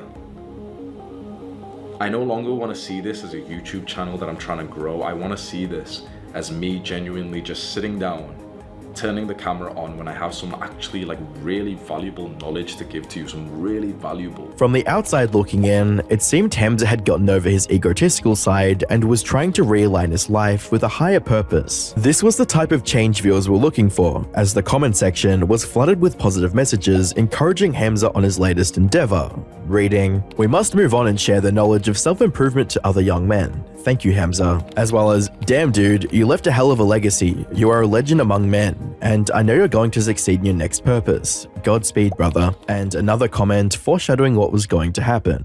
The next few guides were some of the best Hamza stuff ever, and it was downhill from there. By the following week, Hamza kept to his promise and uploaded an hour-long guide on how his viewers could find purpose in their life. Even though the value derived from the video was subjective, it was a step in the right direction and showed Hamza was committed to improving himself. Today we're going to cover how purpose works as a masculine man, and my intention with this, my hope is that by the end of this video you will be convinced that this is the only way to live. All Hamza had to do to maintain his legacy was keep his ego in check, deliver high-quality content whenever he uploaded, and follow through on becoming a fighter. Tragically, Hamza would fall short on almost all these expectations, and seemingly betray every core value he's set up so far. Around a month after Hamza announced his decision to drop content creation and become a fighter, he seemingly returned to a frequent upload schedule. While the videos had tuned down editing and were fairly long, you wouldn't expect Hamza to start uploading again after claiming he was no longer interested in being a YouTuber. Stranger still, Hamza doubled down on the business side of his platform with the launch of Adonis Academy, a monthly membership that offered direct coaching from Hamza on how young men could take action in self-improvement. That's why I've started, and it's something that I'm like selling, so it's like, you know, if you don't want to spend money, you can click away, absolutely no problem. My videos are still free, the Discord server's still there and everything. The major selling point for Hamza's new community was 3 weekly calls that allowed members to ask for advice on topics like health, wealth, and relationships. 3 calls a week, which will be split up into the areas of health, wealth, relationships. So on Monday we'll have a call, Wednesday we'll have a call, Friday we'll have a call, health, wealth, relationships on each one. Although Hamza had offered paid products before, the difference this time was that instead of selling pre-recorded content, Hamza was taking his time directly to teach and mentor members. What I'm going to tell you right now is this is like a work in project. This is not something that I'm just going to kind of set up and, you know, I can't leave. Like, this is literally based on me just being your teacher. Right now, I'm like a guy who makes YouTube videos. I want to be more of like a teacher where we actually have like more of like a communication together. To sweeten the deal, Hamza would also include other perks, like access to his previous $400 courses, exclusive meetups in the UK, and dedicated video lessons, all for $99 a month. It will be $99 a month, which is a recurring membership. So every month it'll be $99. This is usually where like the salesmen and stuff, they'll try and justify the price and they'll tell you like, oh yeah, but it is worth it because of this, but no. Like literally, it's $99 a month. It's a recurring membership. The top link in the description, you can go check out. Go click that right now. I'm not going to try and like justify it to you. Even though a majority of fans were thrilled to be a part of Hamza's new direction for the channel, there were also those who were still curious about what happened to his fighter career. By the 1st of June 2023, Hamza would publish a video explaining why becoming a fighter was no longer his purpose, and the reason he was more focused on making more money. So a few months ago, I posted a video saying that I had fulfilled my purpose and that I was going to go into the mountains to go train martial arts. And I still receive comments of why I didn't do that. Oh, Hamza, I thought you were going to become a fighter. Now, I explained in a video already, but I put it in like, you know, it was like 2 hours into the video, so a lot of people didn't see it. So I just wanted to explain it here because I still see comments about it. Hamza would go on to state that after the first day at the fight camp, he felt the experience, quote, didn't feel authentic. And I just asked myself a question, is this authentic? Is this genuinely where I want to be, what I want to focus on? Or, just be honest, are you here right now because it'll get you validation from people online? It's worth remembering that no one asked Hamza to become a fighter. In fact, he chose that path because he assumed it would be a masculine thing to do. And at the time, he didn't sound like he was trying to impress anyone. After all, he fired his entire team and told viewers he was no longer interested in vanity metrics like subscribers or ad revenue. Hamza had always been the type of creator that spoke about things with conviction and a black and white mentality. But after going against his own standards, he decides it's time to move the goalpost. But I realized that you can't live a life of inauthenticity. If there's something that you genuinely feel as a man that you should be doing, which is right for you, and you don't do that because something else might get you more validation from the people around you, you live this shallow life based on these internet comments. In an effort to justify this decision, Hamza claimed his true fans would gladly jump at the product he was selling, and that any critique for said product was coming from Jeffries. A bunch of your real true fans who are looking and thinking, wait, he's just released something which I could buy and I could probably get closer to him or I could learn more from him. That's awesome. And these are your like proper true fans, and so they'll buy anything, or they'll look at it and be like, oh man, I can't afford it, but that is awesome. I wish I could afford it. But there's like a 0.1 thing, like the lone like little corner of Jeffries where they just get agitated when you're making money. For the rest of the video, Hamza would present his move to teach selling courses as the best way to help his male audience. However, was Hamza truly equipped to lecture people on how to be business owners, or was he simply going to sell viewers on a dream and tell them to copy his formula of selling self-improvement courses? The idea is like, you learn how to make a community which you get paid for. You bring people who have got similar interests together, because I genuinely think, by the way, I'll just give you a random tip, I genuinely think that there's one business model which is the best right now, like possible, and it's private communities. At the end of the day, Hamza was free to take his channel in any direction he saw fit. However, this change in mentality would mark the beginning of a very turbulent time in Hamza's community, as the focus shifted away from what was best for men more towards what Hamza thought was best. By October 2023, Hamza would announce a new chapter in his life of starting a family. Moved into the rural mountains of Scotland with my woman, and soon we're gonna buy a home and we're gonna have children.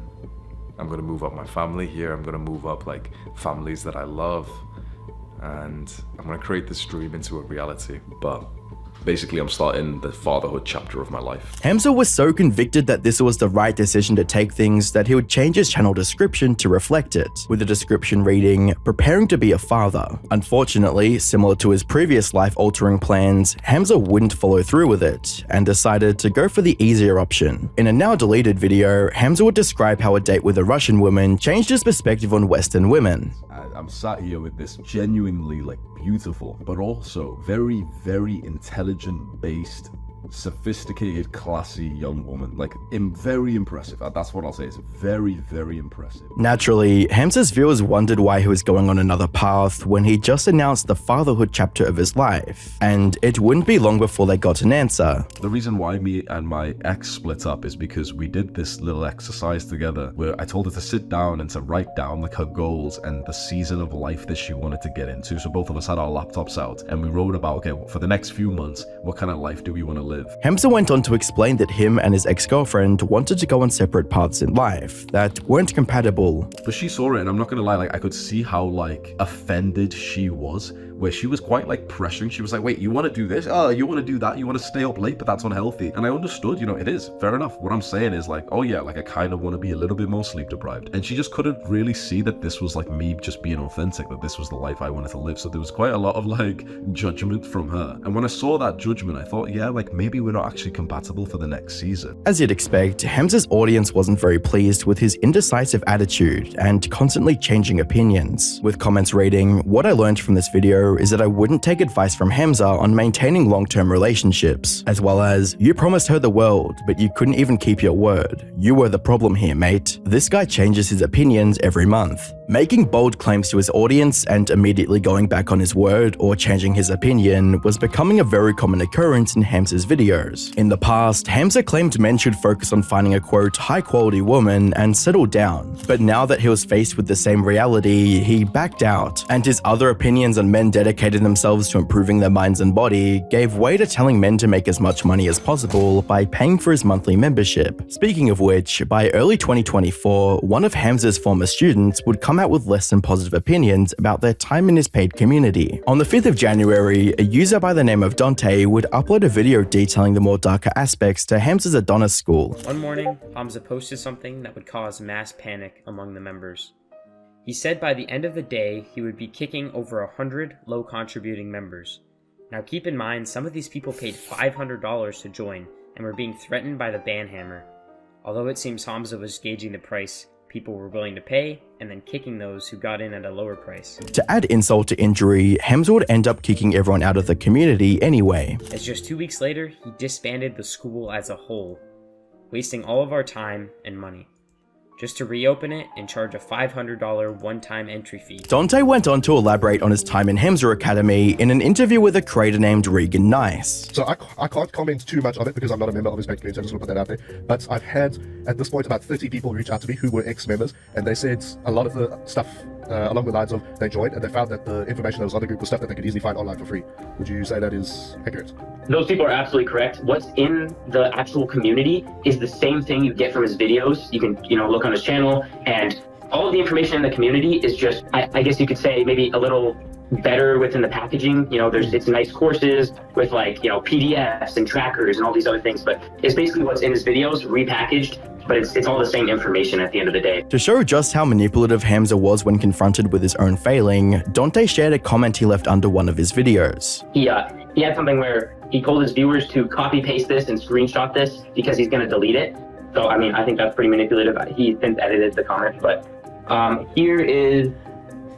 this is, and I quote, "This is really sad, Dante. You were a great student. I helped you one-on-one with your mom's passing. I agreed to go on a call with your father. You seem to fit in and love Adonis School so much. He made multiple testimonial videos saying it was great." That's exactly what he said. Not only was Hamza willing to deflect criticism by weaponizing such an intimate detail of someone's life, but he also saw no issue with sending his viewers after him. So you got a 27-year-old man framing a 15-year-old kid as the bad guy, and then sending hundreds of thousands, possibly, of his audience to go and talk crap on your name. Something about that just doesn't sit right with me, Mm-hmm. And something that's even more sad is that his audience believes it. On the 4th of August 2024, Hamza would respond to the situation by providing his side of the story. In a video titled Hamza Responds to the Scammer video, he'd reveal evidence which displayed that Dante made the video out of bad faith in order to slander his name, providing screenshots showing Dante's testimonials and success within his group, as well as going into just how far he went to support Dante, which included sending him his personal necklace as well as a handwritten letter. You know what I did? I didn't send him a DM. I did not send him a DM about this video that he posted. I got a piece of paper and a pen and I hand wrote him a letter. I took off my necklace that I was wearing in all the videos, or it was a silver one, and I posted it to the US. Hamza sent me personal gifts like this necklace and this note. He says that I never helped him, and he said this multiple times in podcasts that he's went on to try and attack me and my brand. And here's a message from him. I wanted to express my gratitude for the necklace and the handwritten note you gave me. I haven't taken the necklace off since I got it, and the note genuinely made me tear up. You're a great example of what a leader should be like. Charismatic and selfless. I don't know the word for this, but you do things like writing notes and picking out things for your cult members, your fans. And there's a picture of me with the necklace. To make matters worse, he also displayed evidence of Dante bragging about the video's performance, which made the entire situation appear as though Dante used and enjoyed Hamza's service and then turned on him when he could gain some clout or make a profit. But despite this, Hamza still received a lot of criticism.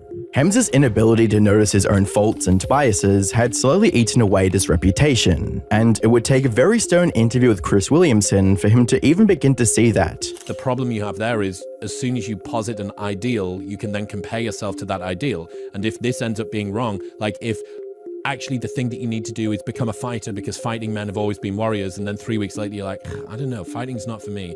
And then it's like, I'm in my dad era, like, I can't wait to start relationship's gone. Like, the more hard the stake is that you hit into the ground, the more difficult it's going to be to pull back out. When Hamza initially started the Adonis movement, he based it on 5 simple values: discipline, humility, presence, gratitude, and leadership. Sadly, Hamza failed to live up to 3 of these values multiple times in his career. Hamza frequently presents his opinions as bold fact that his impressionable audience should emulate, when even he couldn't meet the standards he set. However, it seems Hamza wasn't too far gone to notice his mistakes. In one of his recent videos titled I Fell Off Self-Improvement, Hamza would acknowledge some of his faults and attempt to own up to them. Because I'd seen it with, you know, Conor McGregor and athletes and everything. They always kind of like discipline themselves in the early days, then they build success, and then they just kind of like lose it all because of random mistakes that they made. And I always used to see that and be like, oh yeah, not me, bro, not me. And then I just find myself in this situation because when you do reach success, it's like, it's so easy for everyone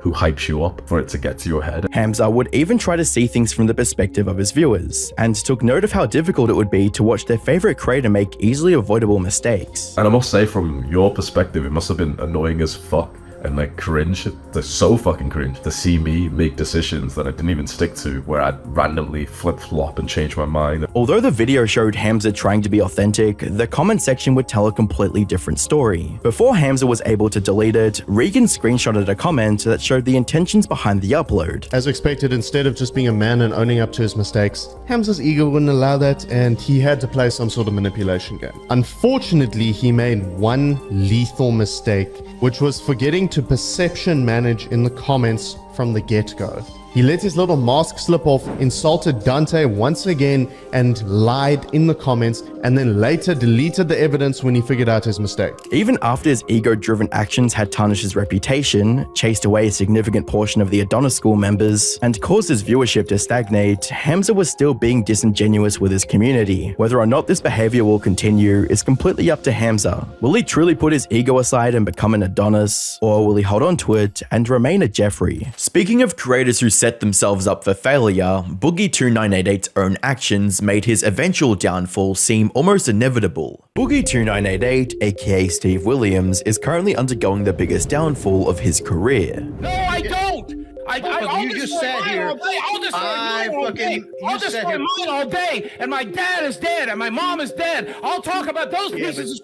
till they fucking rot. Yeah, but Chad and Desi aren't dead. He's on the verge of bankruptcy. I think my net worth is 0. Once you pull the equity out of the house, get rid of the house debt, sell off all my collectibles, and pay off all my debts, I think that puts me at $0. And has alienated almost his entire audience through his lies, scams, and manipulative behavior. Like I told you, I spent the last 2 years getting treated for it. I've been told by my doctor for the last 2 years. It's fine, Boogie. Just admit it's not on the portal. It's not on there. I told you this. I have to do the verifying Thank test. you.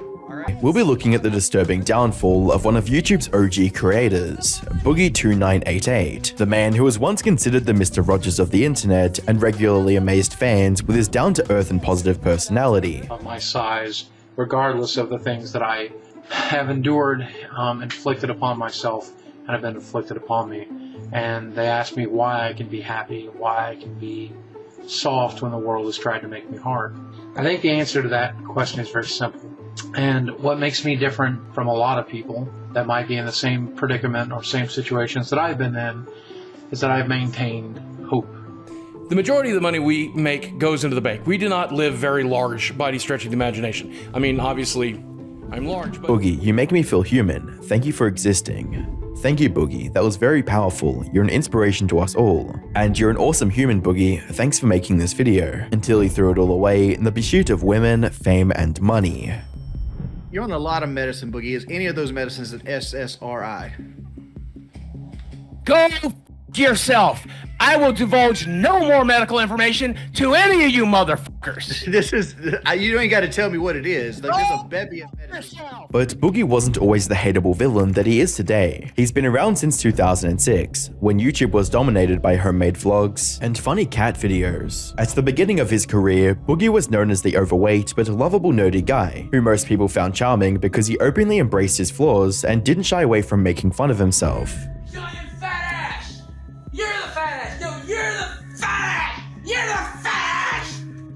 For my younger viewers, he was kind of like the queso of early YouTube. When he wasn't playing the over-the-top Fat Francis character, Boogie would engage with his audience by sharing details about his personal life, childhood, and financial situation. What's up, ladies and gentlemen of YouTube? Boogie988 coming at you live once again to the power of the internet. You may not know me as Boogie988. You may know me as my character Francis, who gets really angry all the time and breaks stuff, but that's okay. I'm just glad you know me at all. A lot of people have asked me to draw my life story, and it's kind of sad, but I'd like to do that for you now. His advice about money in particular was a breath of fresh air for his subs, who found him relatable and loved how responsible he was with his finances. I want to remind you that this is a brand new medium that is very, very lucrative. And you could be as successful as me, you could be as successful as some of the top tier YouTubers who are making millions of dollars. You too could be bringing $200,000 or $300,000 a year, like FalsiTube, or sorry, a month, like FalsiTube, and spend it on whatever the hell you want. This would allow him to slowly grow his channel, Patreon, and unlock a new source of income through Twitch when it launched in 2011. I mean, that's one. Oh shit! Oh shit! He was even named 2016's Trending Gamer of the Year. And the Trending Gamer, the Game Award goes to Boogie2988.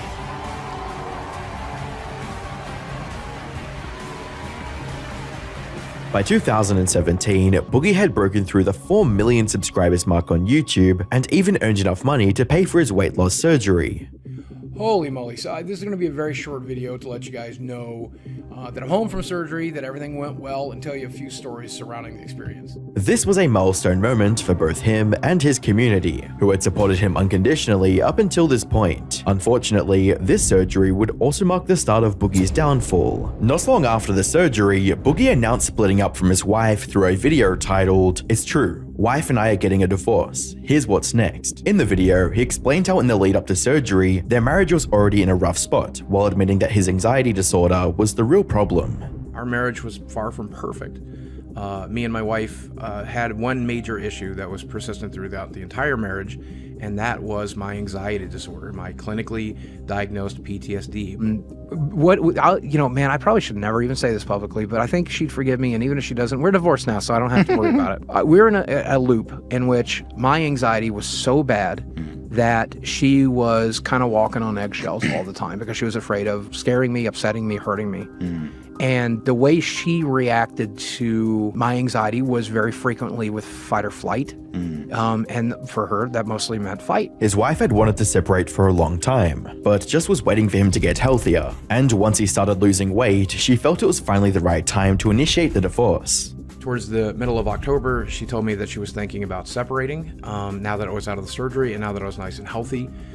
We talked about it and decided that she should take a break in November, which she did. She was gone for about 3 weeks, and about 2 weeks into that, she called up and said that she had made her decision, that she wanted things to be a more permanent change, and that we should start moving in that direction. According to Boogie, the divorce was amicable, with both sides agreeing to part ways peacefully. His wife even offered to take less than 50% of his assets. But one day we're talking about money, and I'm like, "What do you want?" She's like, "I want what's fair." She said, "I want." She's like, "I want what's fair. I want enough to where I know I'm going to be taken care of for a good while. That's all I worry about." And I'm like, "Okay." So she gave me a number, and I'm like, "But that's not half." And she's like, What do you mean it's not half? More? It wasn't half of what we were worth. It was less. It was less. But despite the mutual understanding, the legal system in the US still required Boogie to give her half of everything he owned. Yeah, that's how it works in Arkansas, and so like she's legally entitled to 50%. At first, Boogie seemed to come to terms with how things played out, accepting the situation for what it was. However, it didn't take long for the cracks to show. Fans who watched his video after the divorce could tell something had shifted. What was once Boogie's wholesome and helpful advice to viewers began to feel like the start of a downward spiral, one that he never truly recovered from. The rambling videos that had once focused on helping his audience now seemed more like a cry for help. Over time, these videos became an outlet for him to seek sympathy for his struggles with depression and anxiety. Despite all of this, Boogie managed to retain much of his audience, who still believed in his potential to bounce back and return to the happy, healthier version of himself. It even seemed like Boogie himself had realized how bad things had gotten, and was ready to put in the effort to revive his channel. First off, let's say 2018, as we've talked about, was one of the roughest years of my life, and it really showed here on the channel. It shows the content that I produced. Sometimes I was super engaged, sometimes I wasn't. Sometimes the Francis stuff was incredible, sometimes it was miserable. Sometimes I would just I didn't feel like making a video, so I would make a rambling video, and I would just complain and whine and just be miserable. And that's the person I was in 2018. After posting the last video about his divorce in October 2018, Boogie followed up with another video titled State of the Channel in 2019. In this video, he openly admitted that his storytime rambling videos had turned into a way to gain sympathy, and that the pity party needed to end. Because sharing who and what I am has been counterproductive in quite a bit in the last year or so. Mostly when it comes to the mental issues, the anxiety, the depression, stuff like that.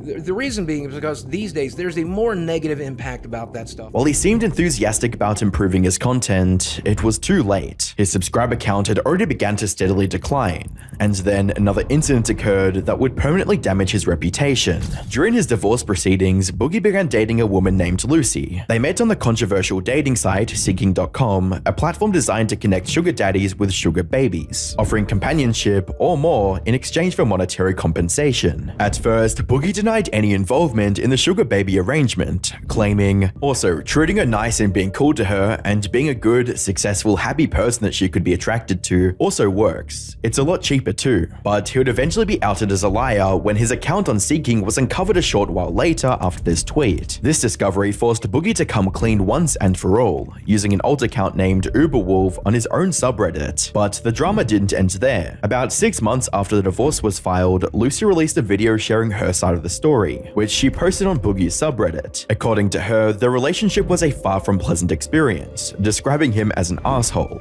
So I dated a YouTuber, and for his sake, I'm just gonna call him asshole.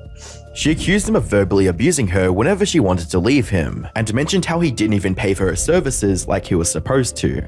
It would turn into an argument every time I tried to leave. Why are you trying to leave me? You know I need somebody right now. Blah, blah, blah, blah, blah, blah, blah. You know, I'd wait for him to finish up doing his work and whatever, and pretty much I was not making any income. I was scraping to get by, to be honest with you. Like, I'd ask him, hey, can I put some money into my bank account so I wouldn't get an overdraft? Okay, well, here's, you know, 20 bucks. Cool. So I would do that, and then, you know, I have bills to pay. In response to this backlash, Boogie decided to clear the air by going on Keemstar's show Drama Alert and presenting his own version of the event. The only way she can make money is if she's at home doing her cam girl stuff, right? And that you wouldn't like let her leave the house. Is that true?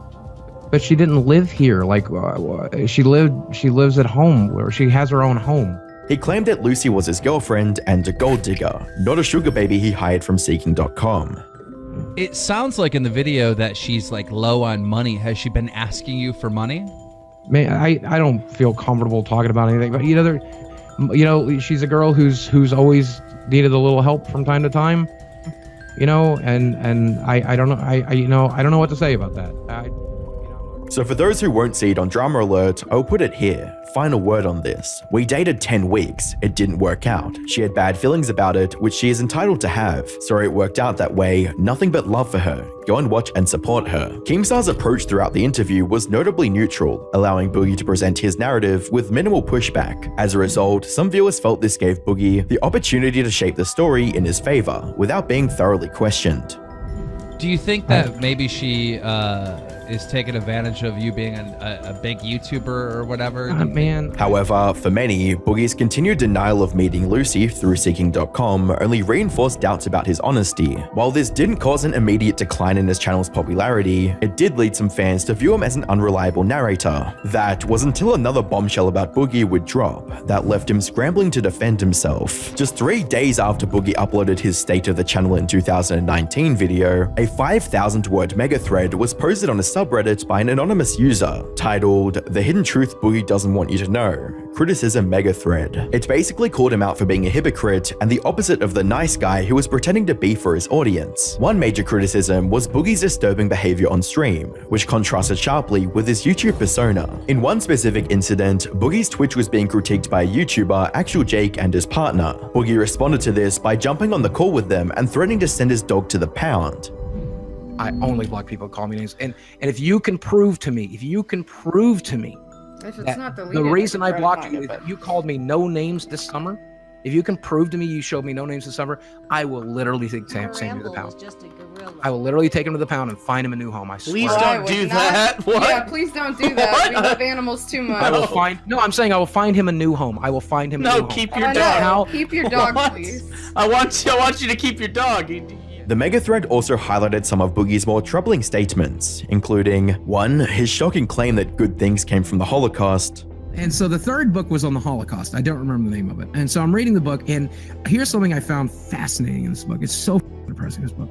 But they were talking about the Japanese experiments. I do remember them doing open heart surgeries on people that didn't need open heart surgeries, like some really crazy shit. And so what I found out from this book is a lot of Nazi scientists and doctors were given asylum in the United States in exchange for the knowledge they had possessed. I didn't know that. But if you think about it, a lot of some good came from all of that, in that health science was advanced many, many years. 2. Suggesting that a victim of domestic abuse should be hanged. And 3. Using the threat of to guilt trip his fans into supporting him.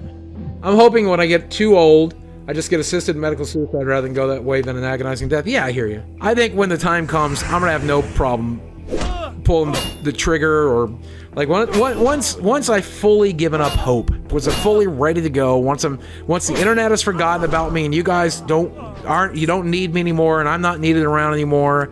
And if I haven't found a wife and I haven't had kids or something like that, and I haven't had the life that I wanted for myself, and I'm just miserable and alone, I don't think I'll have any problem pulling the trigger. But while the thread was damning for people who read it, it was still posted to a fairly lesser-known subreddit, r/Sam and Tolkien, and it likely would have never reached the majority of Boogie's fans if he didn't broadcast it to his audience. But Boogie being Boogie, he couldn't resist on going on a rant about the entire subreddit, accusing them of being out to get him for the past 3 years.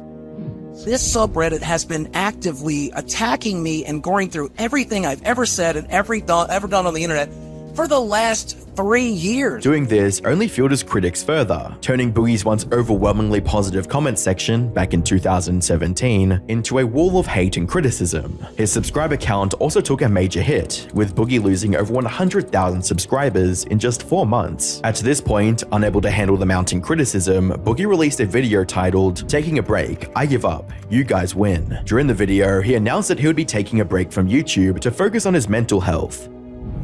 And I'm really anxious, and I'm really nervous. So I thought I should get away for a little while.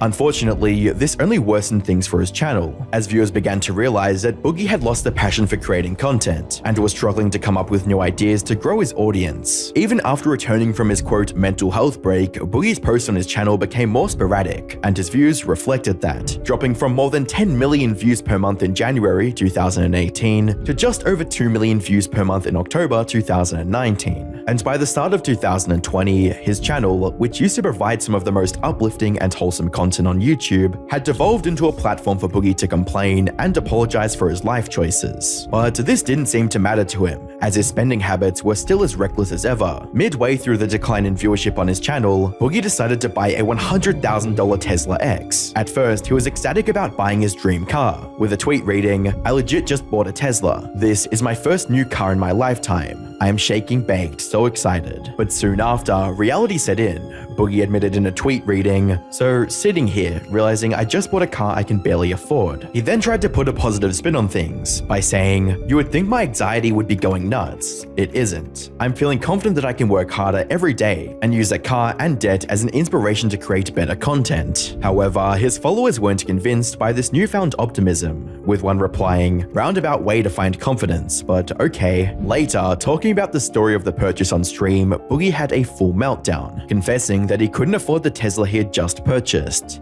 Saying, oh my God, I just put myself $100,000 in debt. My car payment's $1,700 a month. That's more money than I make on Twitch. Oh God, that's more money than I make through. That's like half of my YouTube ad revenue this month. Oh God, what am I gonna do? What am I gonna do? Why did I do this? Why did I put myself in $100,000 into debt? He would then turn to his viewers and, in classic Boogie style, try to manipulate them into helping him pay for his $100,000 Tesla. So I tweeted out that I was not going to be able to afford this car. Reddit and Twitter lost their fucking minds. Oh, are you trying to manipulate people into giving you money? The answer is yes. Give me some money. If you guys want to help me pay for my Tesla, please go ahead and dig deep. I sure would like a free fucking Tesla. Reach down in your pockets and give me $100,000 tonight. Things then turned from bad to worse when Boogie mentioned that he hadn't even paid off the mortgage on his house yet. I still owe $200,000 in the house. All this coming from a man who used to preach about not, quote, living large, and spending most of his money on making better content for his viewers.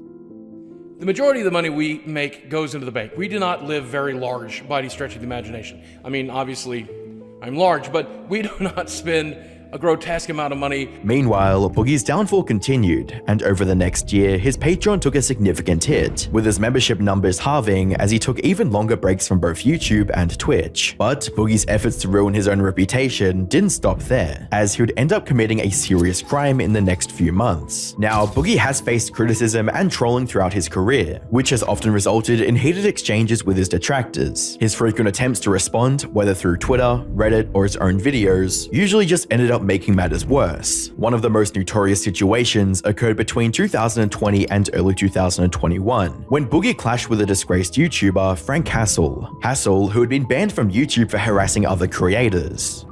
Are you trans or something? Oh, really? Oh, I'm sorry. Can I walk with you? No, thank you. Oh, why? Because I would not like that. Oh, okay. Where are you going?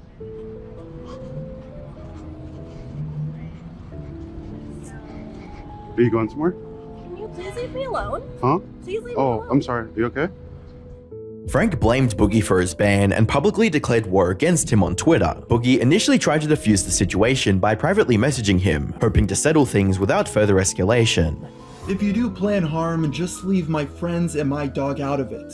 You are welcome to kill me. We should make a video together where I give you a pink belly until your stomach has friction burns. I would be glad to do that as long as you promise you don't mean me or my family any harm. I don't know if you're actually crazy or just pulling some Andy Kaufman shtick, but if it's the latter, I would be glad to participate in. If it's alright, my life is awful enough without your help.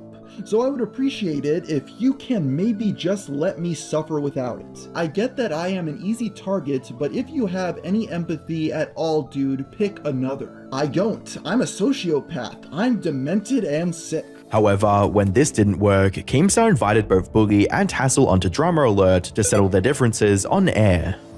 At another YouTuber. Now I want to explain how we got there, right? There is this YouTuber called Frank Hassel. Frank Hassel makes the type of content where he just goes up to random people on the street with a GoPro on his head and he starts harassing them. Recently, Frank's channel has been banned off of YouTube and he is blaming Boogie298 for it. He's been saying for months that he is going to catch Boogie in public and harass him in public.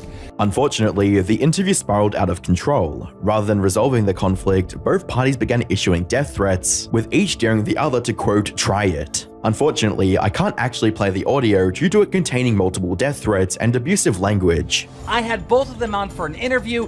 Quite frankly, Boogie looks bad. He's threatening Frank's life if he shows up. And I didn't want to put that interview out because, you know, I was afraid that people would cause, this interview would cause people to harass and bully Boogie more. The feud reached its breaking point when on September the 28th, 2020, Frank Hassel took things from the virtual world into the real world. He posted on Twitter that he had arrived in Fayetteville, Arkansas, Boogie's hometown, with the clear intention of confronting him face to face. Come on, you fucking pussy, what's the deal? True to his word, Hassel went to Boogie's house later that day, fully prepared for a confrontation. Boogie, feeling threatened, responded by pulling out a firearm and firing a, quote, warning shot in Hassel's direction. Where's the gun at, you fat Open fire! You fat Oh my god. Is this real? Is this guy gonna kill me? Yes. This was incredibly dangerous, considering there was a school in Boogie's neighborhood and the bullet could have landed there. As you can imagine, the moment went viral on both YouTube and Twitter, which alerted authorities of the situation. And on the 11th of May 2021, just a few months after the event, the authorities put out a warrant for Boogie's arrest. The following day, Boogie turned himself into the police and was later released on the 1st of June 2021, following processing and bail. While all of this was happening, Boogie's financial situation was only worsening. He was already facing mounting debt, and he now had to dip into his funds to cover the legal fees as well. However, things took an unexpected turn when Boogie posted a video titled "I am rich, how crypto made me rich," where he claimed that a recent cryptocurrency investment had turned his fortunes around. It looked like Boogie's financial troubles were finally over, but as we would later find out, this was only the beginning of a much larger issue. Boogie's gamble in the volatile world of crypto would ultimately dig him into a deeper financial hole. In the "I am rich" video, Boogie explained that he had made a risky bet. I basically took every dime I had in liquid funds and invested it in a huge gamble. By investing most of his liquid earnings into crypto, and the gamble had paid off because he had basically doubled his money with the investment. But I invested pretty much everything I had into cryptocurrency. And I pulled it out a couple of times and I put it back in a couple of times. So I probably didn't do as well as I could have, but I invested all the way back here. And yeah, that's where we currently are with that market. So to say that I doubled my money is an understatement. In fact, I did more than that. But despite claiming that his financial problems were behind him, Boogie tried to coerce his audience into continuing to support him, even implying that he still needed financial help. Never feel pressured to get one of those memberships down below. Never feel pressured to subscribe on Twitch. Never feel pressured to make a donation or interact with one of my sponsors. Never feel pressured to buy a t-shirt. But please buy a t-shirt because half of those proceeds go to my friend who made the art for it, Ninja Chris. But as fate would have it, Boogie's time as a rich crypto man would be short-lived, because just a year ago he would post another video titled "I Need Your Help," in which he'd explain how he lost all the money he had earned from crypto and some of his savings by making a bad investment. The bad reason is I'm finally in a position where I have to get back to work. And I'm not making any excuses here. You know I spent a tremendous amount of money on dumb things. But the biggest issue is that I had a nice big nest egg. I took some financial advice from a friend, and I'm not pointing fingers necessarily. I took the advice, but I put my money in the crypto market in the wrong section, and I pretty much lost most of everything. He would then ask his audience to help him keep the lights on through donations and by watching his videos. So that's why I'm asking for your help today, and it's as simple as two groups of people here I want to talk to. The first of which is fans who just like the content. If you click on videos you like and you watch them to the end and you drop a like and you leave a comment and you share it with friends and you click the notifications, you do the YouTube stuff, you're doing plenty. There's a second group of people who might find themselves able to do a little more, and if you're one of those people, I'm asking for your help today too. Do you like the t-shirts I have? This one's not in the merch lane shop yet, but there's several, and I'm making new designs all the time. And if you like a t-shirt, buy a t-shirt. I make like a $9 profit off of a $25 purchase. As you can expect, the video was heavily criticized, with several commenters urging their fellow viewers to not give in to Boogie's requests, so that he's forced to, quote, "get a real job like everyone else," with comments reading, "As a life pro tip to any youngsters here, never ever donate money to anyone online. These people all have more than you and you'll end up going to work so they don't have to. I'm sorry Boogie, but you aren't the only one struggling. Get out there and get a job and earn your money," as well as, "Guys, this man is richer than most of us watching him, even after the mistakes he made. He squandered his money and wants an easy out. Do not feed into it. The world is cruel, and if you want to put your faith into something, give your money to trusted places that will actually help individuals who need it. Don't give in to pressure from financially irresponsible e-celebrities." Despite all of the mistakes and controversies Boogie found himself in over the years, there was still some in his audience who saw him as a guy who just had some bad luck. To them, he wasn't manipulative, just someone who had faced tough breaks, especially when it came to money and weight loss struggles. Well, in 2023, that persona would be shattered. In early 2023, it was announced that a documentary would be made on Boogie, capturing the events in his life from 2019 to 2021. The documentary was to be director Mike Klum's debut on YouTube, and in October 2023, the documentary titled The Dark, Sad Life of Boogie 2988 was officially released on the platform. The documentary quickly opened many of Boogie's fans' eyes, providing a deeper, more honest look into the man behind the YouTube persona. The doc revealed several startling details, especially when it came to Boogie's financial habits. One of the major revelations was where a significant portion of Boogie's money had gone. According to the documentary, between 2019 and 2021, Boogie spent over $200,000 on sex workers alone. He reportedly took them on vacations, brought them lavish gifts, and treated them to expensive dinners.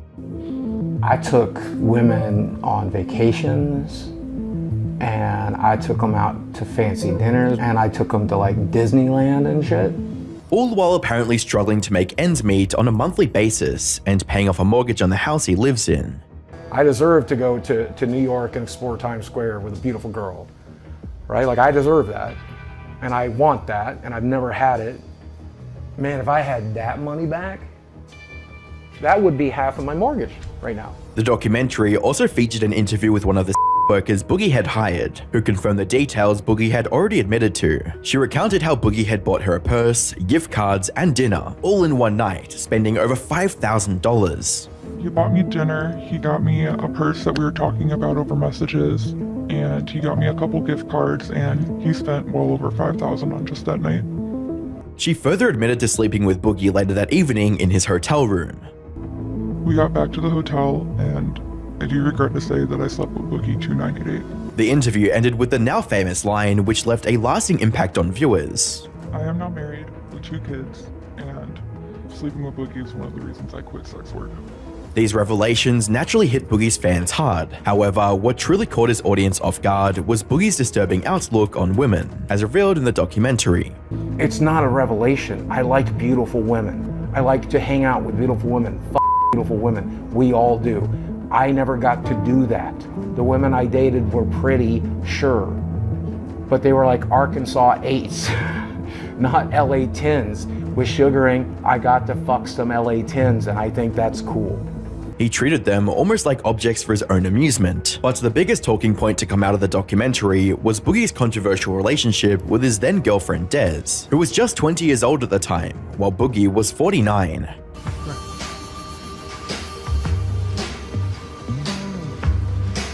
So this is Desi. You can call her Desiree. Yep, Desiree. And we've been dating now for months. A couple months, Yeah.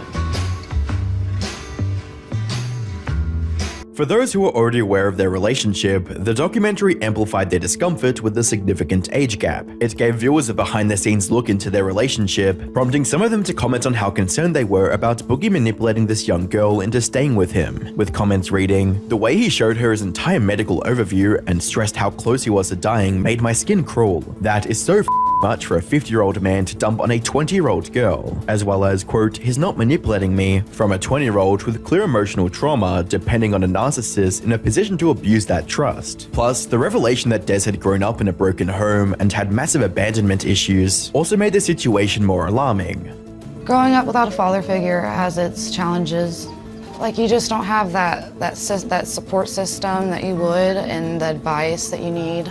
And so it's just difficult.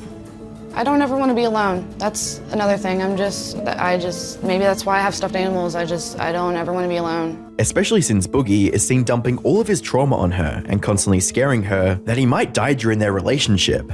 I really want you to understand how actually sick I am. Like, I don't know if you actually get it. But this is my health summary. This is everything that's currently wrong with me. My risk for stroke or heart attack is astronomical. I am essentially a walking time bomb. And I'm so f***ing sorry for that. I really, really wish I had taken better care of my body. Yeah, I know. Now, while the doc exposed Boogie for a lot of weird behavior, he did benefit in some way after its release. He immediately got back into the YouTube grind and started posting more regularly. However, something even bigger happened in the months that followed that would allow Boogie back on the path to financial stability: the creation of the now infamous podcast Lolcow Live. The podcast, set up by Keemstar, was designed to help Boogie get back on his feet financially and increase his channel's views. And for a time, the pod was Boogie's saving grace, giving him the means to generate an income and pay off the mortgage on his house and medical bills. But that wasn't the podcast's only purpose. You see, while the podcast was designed to help Boogie, it was also designed as a means to embarrass and demean Boogie for all the controversies, lies, and manipulation he had put his fans through. Basically, it was his punishment. Look, So Boogie, what's up, man? How you doing? Are you all right? You got it. Hit me. Don't hit the sign. Don't hit the Hit his bike. ass. Oh, she missed. Oh. What? Yeah. I cannot wait. It's like our chat's gonna be like calling his local like police precinct right now. There's a drunk man on the side of the highway in a yellow vest. Yo, why does his Crocs match his whole fit? I'm over here wondering why didn't he put on like fucking tennis shoes? But despite all of that, Boogie did not seem to learn his lesson, because what he did next alienated almost everyone who had remained by his side despite all of his previous controversies. On the 26th of June 2024, Boogie made an announcement on Twitter endorsing a new crypto meme coin, the Fatty token, and launching a free giveaway for anyone who replied to the tweet with their Solana wallet address. The next day, Boogie posted a video onto his channel in which he was parodying Andrew Tate. Due to Boogie's efforts, the coin saw a massive surge in value almost overnight, reaching the 3 million mark at one point. But its fall was just as sudden as its rise. The coin lost 90% of its value in one day, causing huge losses for anyone who had invested in it at Boogie's request, with a tweet from CoffeeZilla reading, "Your coin's value just went up." Then Fatty coin is down 90% in the last 24 hours, and the developers vanished, causing many people to label it as a pump and dump scheme that Boogie was in on. This resulted in even more outrage, especially since most of his audience remembered how he lost all of his money in crypto just 3 years prior. With the entire internet raging at Boogie, the matter was handed over to CoffeeZilla, the leading crypto scam investigator on YouTube, who decided to interview Boogie to unearth his involvement in the scam once and for all. The interview revealed that Boogie had taken a $10,000 payment to promote the scam coin. You're going to get paid $10,000 for something, and those people aren't expecting a greater return on their investment. This is how meme coins work. Their money back, but I mean, there are plenty of companies that I've worked with that are just there to get their name out. When grilled about scamming his audience, Boogie played the victim card once again, stating that he had no idea it was a pump and dump scheme. Well, I accept the fact that you're telling me I'm ripping people off, and I accept that that might very well be true, and I don't mean to be, and it was not my intention. My intention... And that the entire thing was supposed to be a meme, and people weren't actually supposed to buy the coin. That's the point. I thought it would go viral as a meme coin, as a joke, as a comedy bit. I thought that it would make people laugh. I thought people... An investment is never a comedy. Like, people who are trying to tie comedy to investments, it's hilarious. Make an investment. I didn't expect anybody to make a large... When asked to return the money, Boogie revealed that he'd already spent it all on one of his medical debts because he was battling cancer. The money's already spent. It's at Mercy Hospital right now. It's gone. I used it to pay debts. I used it to pay medical debt, so You didn't have to tweet that tweet. You didn't have to tweet it out. At this point, most of the internet knew that Boogie had been fighting cancer for almost 2 years. So even though his role in the scam made several of his fans angry, some of them were still willing to let him go out of pity. In fact, his cancer is one of the reasons why so many of his fans have continued to send him donations and purchase his memberships, despite his many controversies and questionable statements. So it came as quite a shock to the small few that remained when questions started being raised about Boogie's cancer diagnosis, questions that Boogie was unable to answer. It all started on the 11th of July 2024, on a star-studded episode of Lolcow Live when the YouTuber Destiny joined the call and instantly called Boogie out on faking his cancer diagnosis. Boogie, 2488, you are being confronted tonight. I am 99% sure that you are faking. No, don't move. You are faking your cancer diagnosis, Boogie. Okay, let's hear that. To give you a bit of context here, Boogie had announced on his channel a year ago that he had polycythemia vera, a rare form of leukemia that causes his body to produce too many red blood cells. Turns out I got a rare blood cancer called polycythemia vera, which basically makes your body produce too many red blood cells. Destiny was refuting that claim, indicating that instead of having polycythemia vera, Boogie had secondary polycythemia, a condition that also resulted in the increased production of red blood cells, but was not a form of cancer. That Boogie was told that he has polycythemia, which means he has an elevation of his red blood cells. Now, there is a cancer known as polycythemia vera, which is caused by a mutation in some part of your body that causes an elevation of 3 different levels of things you'll find. One of those is the red blood cell count.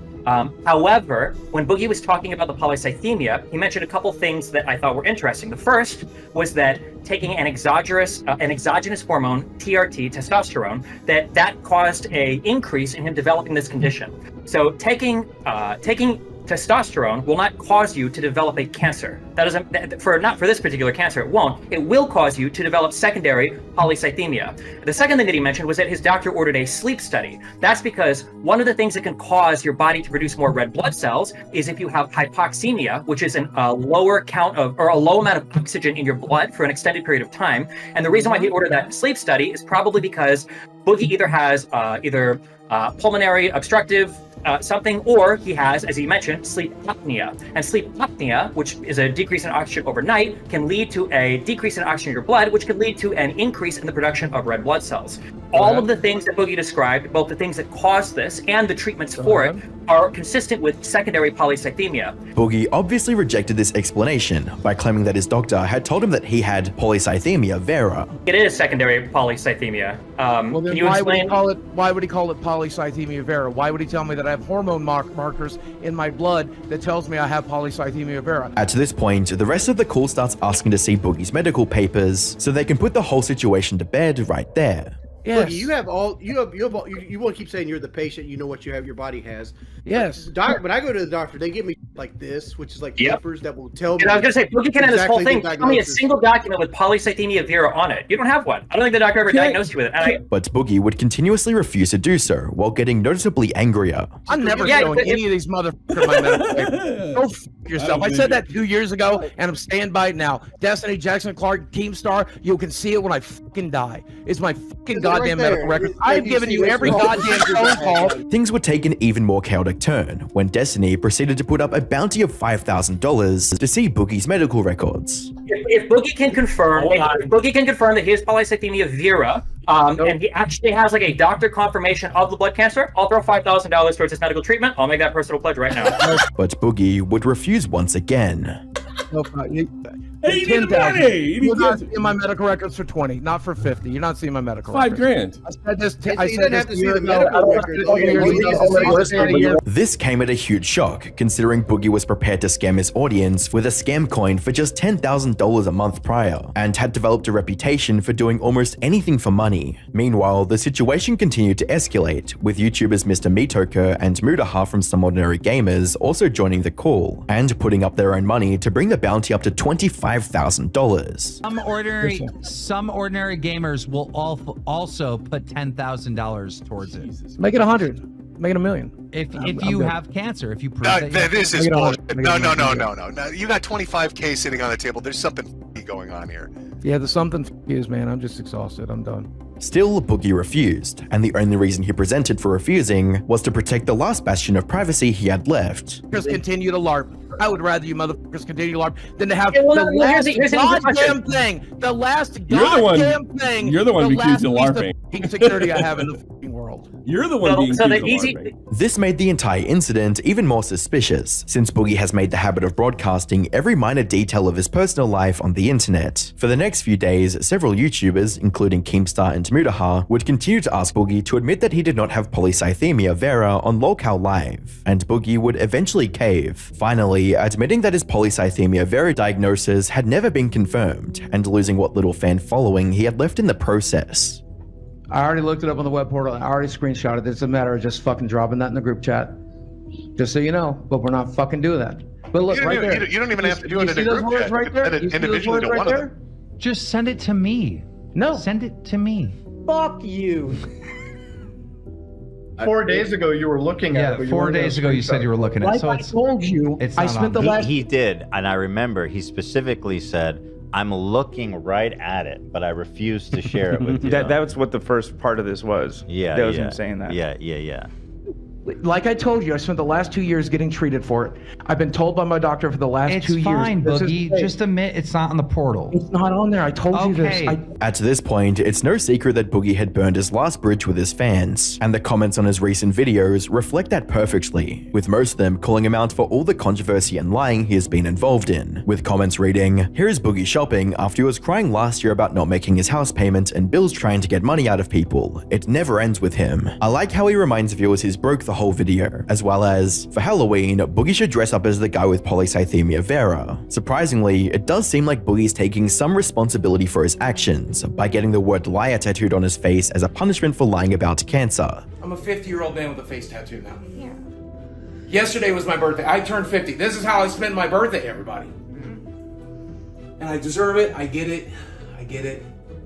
But honestly, it's too little too late. While this is likely the end of Boogie's YouTube career, he is still posting videos and trying to revive his channel. But whether or not his channel will start growing again is a mystery that only time can tell. Make sure you subscribe to stay updated on the situation. Moving beyond individual drama, Naz Daily found himself embroiled in controversy on an international scale. Blasphemous HD, Illuminati, Master Uruguay. These are just a few of the many examples of YouTubers who were once at the top of the world, but who lost their audience and came crashing back down to earth. However, few have faced a more drastic downfall than Naz Daily. He went from racking up millions of views per video at his peak to struggling to hit 100,000 despite having 13 million subscribers. Believe it or not, but Naz was a big deal at one point. He was inescapable on YouTube. No matter where you looked, you'd eventually come across Naz with his massive grin and black t-shirt, covering an obscure yet interesting topic. I found a man who is a human calculator. Hi, I'm Scott Flansburgh, and I'm faster than any calculator on the planet Earth. He can add numbers faster than he can talk, and he never graduated from high school. How did he learn? Most importantly, Naz and his content was actually loved by the audience, with a comment on one of his older videos reading, "I'm much obliged to Naz for such inspiring videos, giving a light of goodness in everyone's heart watching him. I wish that this channel reached to every individual sharing this land." Fast forward to today, and almost all of his videos have a horrible like to dislike ratio, regardless of their topic. The love and respect people once had for him and his content has now turned into widespread seething hatred. One person on Twitter wrote, "Is it weird that I hate Naz Daily more than anyone else on earth? I mean, he makes videos, which is ultimately not that big a deal, but when I see his face, I feel like I'm going to have a stroke." And unsurprisingly, almost everyone in the replies agreed with the OP sentiment. So what happened? How did Naz manage to turn such a massive audience against himself, effectively ending his career? Well, it might have something to do with his unchecked ego, narcissism, and a tendency to exploit others' culture and religion for content. But to get the full picture of how he reached this point, we first have to step back and start from the very beginning. Nusser Yersin, aka Naz, was born to an Arab Muslim family of Palestinian descent that was living in the small city of Araba, Israel. And while this detail might seem insignificant at first, it would later play a pivotal role in his ultimate downfall. At the age of 19, he successfully got into Harvard for aerospace engineering. His degree of choice also inspired him to upload his first YouTube video in November of 2012, titled Operation Skyfall: First Hamburger in Space. As the name suggests, this was a video of Naz and friends from Harvard attaching a hamburger to a weather balloon and sending it 30,000 meters into space. 2, 1.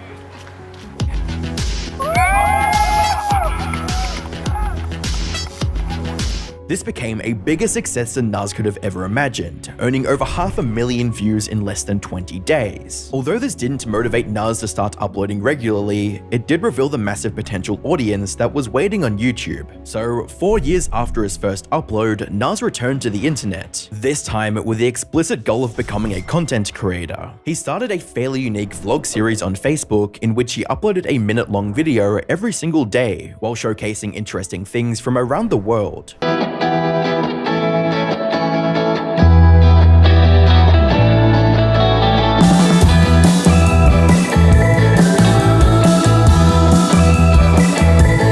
The series lasted for 1,000 daily videos until January of 2019, with his Facebook page gaining over 12 million followers. A month later, he started a new series of weekly videos on YouTube. These new videos were longer and had much better production quality. 20 million people. 20 million people visit one city every year. And that city is not London, New York, or Mumbai. That city is a small dot on the map called... And that's when he started seeing mainstream levels of success. Many of these longer videos went super viral, gaining millions of views and propelling Mars onto the forefront of YouTube. But it didn't take long for this empire to begin unraveling, ultimately resulting in the pitiful state it is today. However, unlike many other YouTubers who immediately fell off after a single big controversy, Nas's decline is due to a series of massive blunders over the years. Like when he got caught trying to exploit an elderly tattoo artist to make a quick buck. In July of 2021, Nas uploaded a video titled World's Oldest Tattoo Artist. The video featured a 103-year-old tattoo artist from the Philippines named Apo Wang Od, who relied on traditional methods like using thorns instead of modern machinery for her art.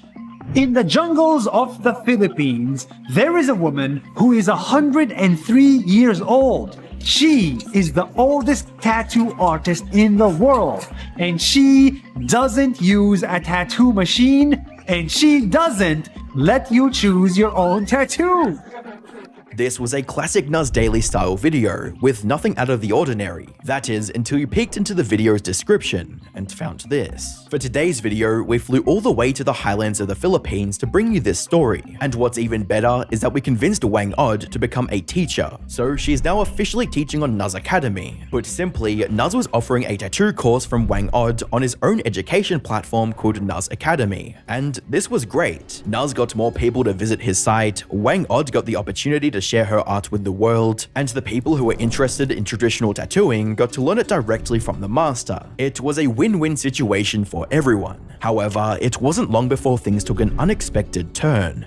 On August 4th, 2021, someone claiming to be Wang Od's relative made a revelation about his tattooing course on Facebook, stating, "Warning, Wang Od Academy is a scam. My grandmother did not sign any contract with Nas Daily to do any academy. Some people are taking advantage of our culture. Please help us stop this disrespect to the legacy of Apo Wang Od and to the Buttbot tribe." In response, Nas uploaded a video showing Wang Od putting her thumbprint on the contract.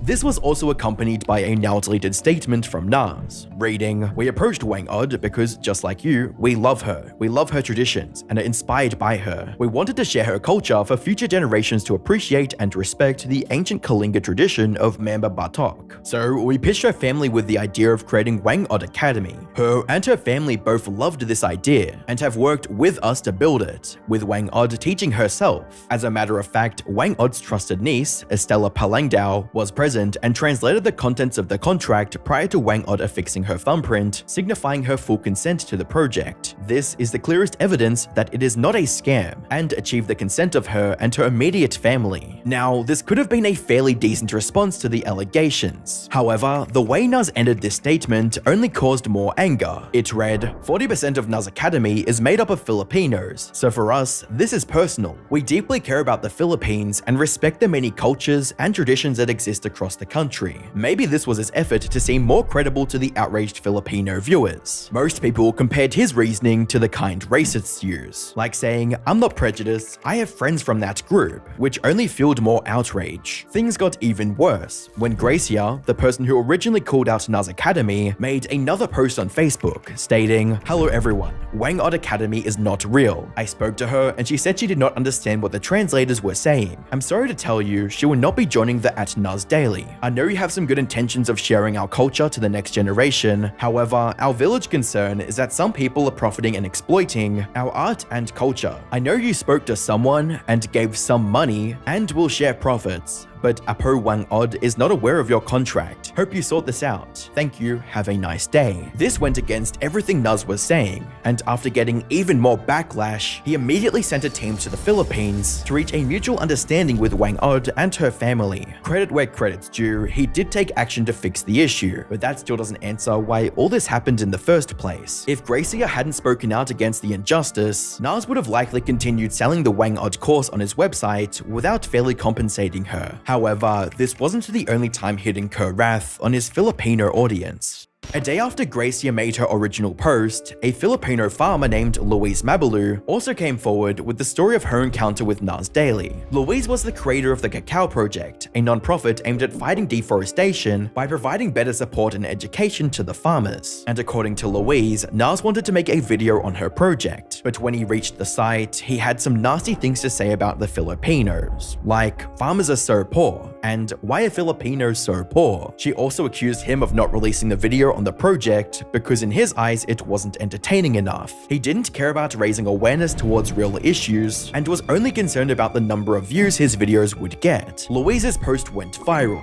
fueling even more backlash from around the world for his downright racist remarks, with comments reading, "Nuz Daily is a liar," as well as, "Nuz Daily hates the Philippines." In response, Nuz uploaded a video denying the allegations, while also claiming that the entire Cacao Project is nothing but a facade. On paper, it was supposed to be a non-profit that helps farmers. In reality, it's a for-profit that exploits farmers. From there, this whole controversy slowly faded into internet obscurity, but the damage was already done. Regardless of how true Louise's allegations were, a big chunk of the internet now saw Nuz as nothing more than a privileged racist. And while all that was going on, Nuz managed to get himself into yet another controversy, this time for shamelessly presenting crypto scammers as the most kind-hearted people in the world. On November 12, 2021, Nuz uploaded a now-deleted YouTube video titled "The Most Generous Bitcoin Billionaire." The video painted the founder of the FTX crypto exchange, Sam Bankman-Fried, in an extremely positive light, almost short of calling him the best person ever to live. Guy you see next to me is the most generous billionaire in the world, and I found him. Hi, my name is Sam, and this is my story. Sam has crazy hair. Sam is vegan. Sam sleeps 5 hours a night. Sam lives in the Bahamas with 10 roommates. Sam is 29 years old only, but Sam has $22 billion. And he wants to donate all of it to charity. Later, in May of 2022, Naz posted a similar video titled "Most Humble Crypto Billionaire," this time with Changpeng Zhao, the founder of Binance, which was the most popular crypto exchange at the time. And just like with Sam Bankman-Fried, the video was filled to the brim with Naz showering endless amounts of praise on Zhao. This is the richest guy in the world from crypto, and you don't even know him. Hi, my name is CZ. He made over $60 billion, but his mom still called him stupid. Let me tell you his incredible story. Both of these videos looked like ads focused on improving the image of the two crypto billionaires. However, there was no mention of these being paid promotions anywhere in the videos or in their descriptions. But as fans would later find out, there's a high likelihood that these were ads, and Naz simply didn't disclose the truth. In April of 2022, Naz went on a podcast hosted by a YouTuber named Silicon Valley Girl and accidentally spilled the beans. Sometimes we get a brand deal in which I have to go on the spot for one full day and make a video about a person. So sometimes the characters that are in your video are actually paid sponsorships. Sometimes, yes. Do you say that? We do not say that because, well, one, in the post, it's when we say thank you to XYZ, blah, blah, for making this possible.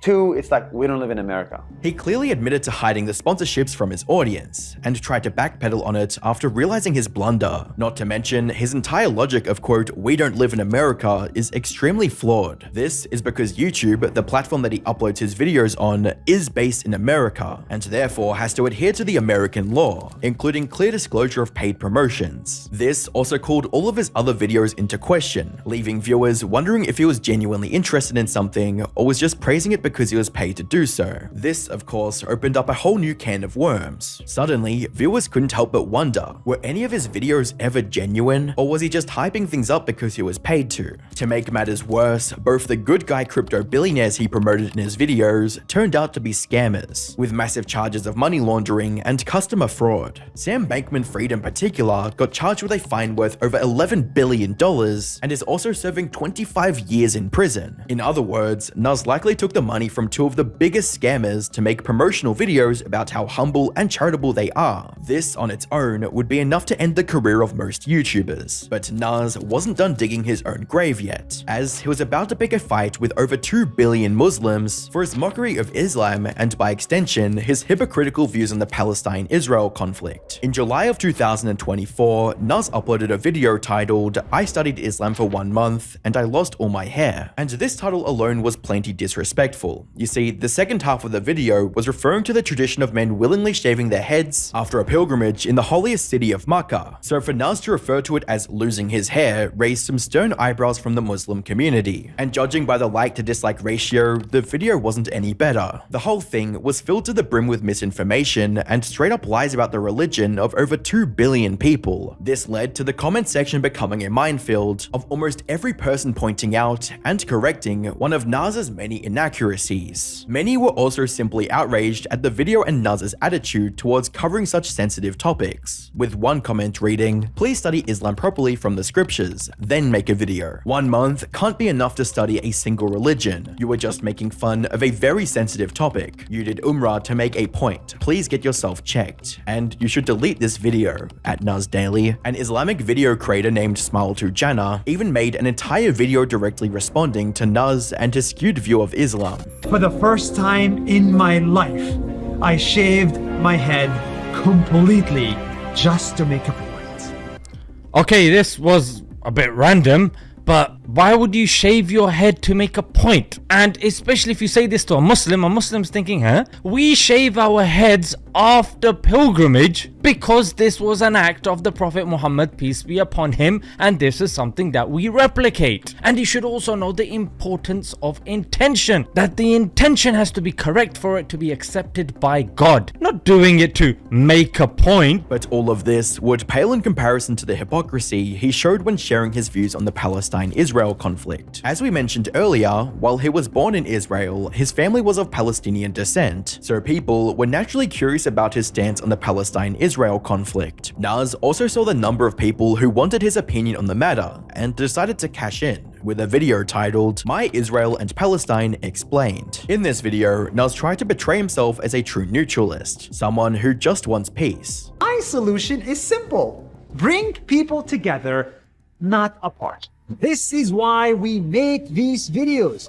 This is why we support the many Israelis who want peace and the Palestinians who need peace. However, this completely backfired, with most people seeing the video as self-serving and an attempt to trivialize such a complex matter. His attempts to appear neutral also got criticized by almost every viewer, with a comment from a Vietnamese person explaining the major flaw in his argument, stating, "I know your point is kind, but I disagree with you. As a Vietnamese, I have been taught how my ancestors fought to protect the country. My country was invaded and colonized by China, France, Japan, USA. They never wanted to free Vietnam. Vietnamese people had been slaves for hundreds of years until they fought and gained victory. If they just prayed for peace, if they wanted to be friends with the invaders, the country people would have been slaves for thousands of years later." And Nuz's actions outside of this video only made things worse. In a tweet he made in October of 2023, he claimed to be an Israeli first, Palestinian second, which people interpreted as him taking Israel's side in the conflict. But viewers also uncovered a video of him openly cursing at Israel with his friends, when he thought he was off camera. How are you? I'm Israel.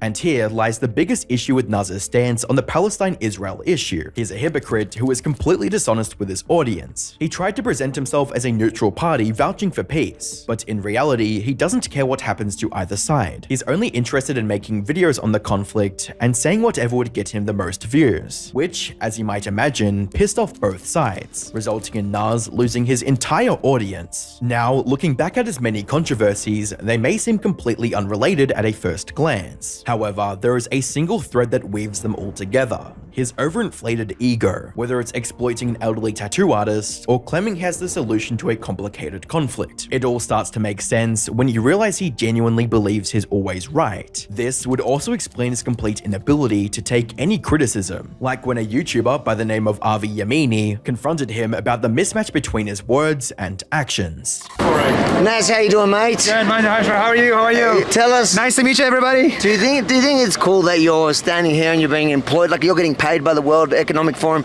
to promote their product? I'll tell you what's cool. This is the video. How are you guys? Give me. You know what's really cool is that all this was done for no money. You did it for free. For free, my so friend. You're willing to sell yourself for free.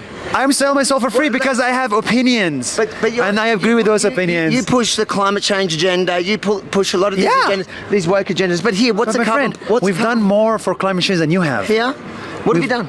We've done. How did you get here? We've done more for climate change than you have. Nas retaliated by acting like a child and rudely interrupting Avi when he was interviewing the Prime Minister of Luxembourg and running away. I'll be honest, when I first got to Davos, he confused me by interrupting my interview with the Luxembourg Prime Minister and then running away.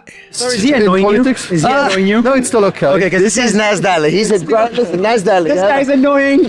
Be careful of this guy. He's annoying. I was a lawyer before. If you need some help. Wait. What law? What law? Nas might need criminal help. Nas, come here.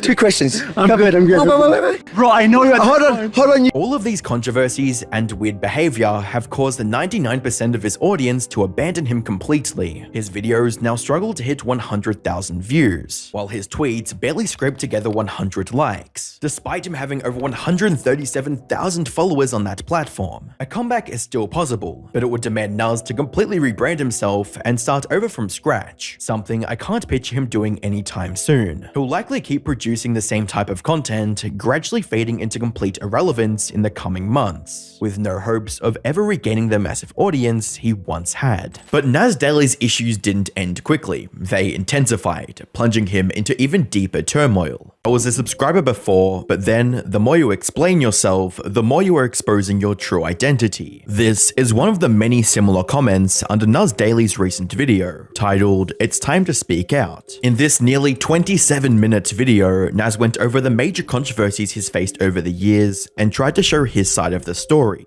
In this video, I'm going to do the unthinkable. I'm going to discuss every controversy I've had on YouTube, from Israel to crypto to Philippines to all that stuff. He was likely hoping that this would clear his name and help him move past the flood of hate he's been receiving for the past few years. But it completely backfired, making him lose the little reputation he had left with the YouTube community. Starting in 2016, Nas spent the next 5 years building a loyal fan base of millions of viewers who were excited to see every video he posted. He began with a video series on Facebook in which he uploaded a minute-long video every single day while traveling around the world.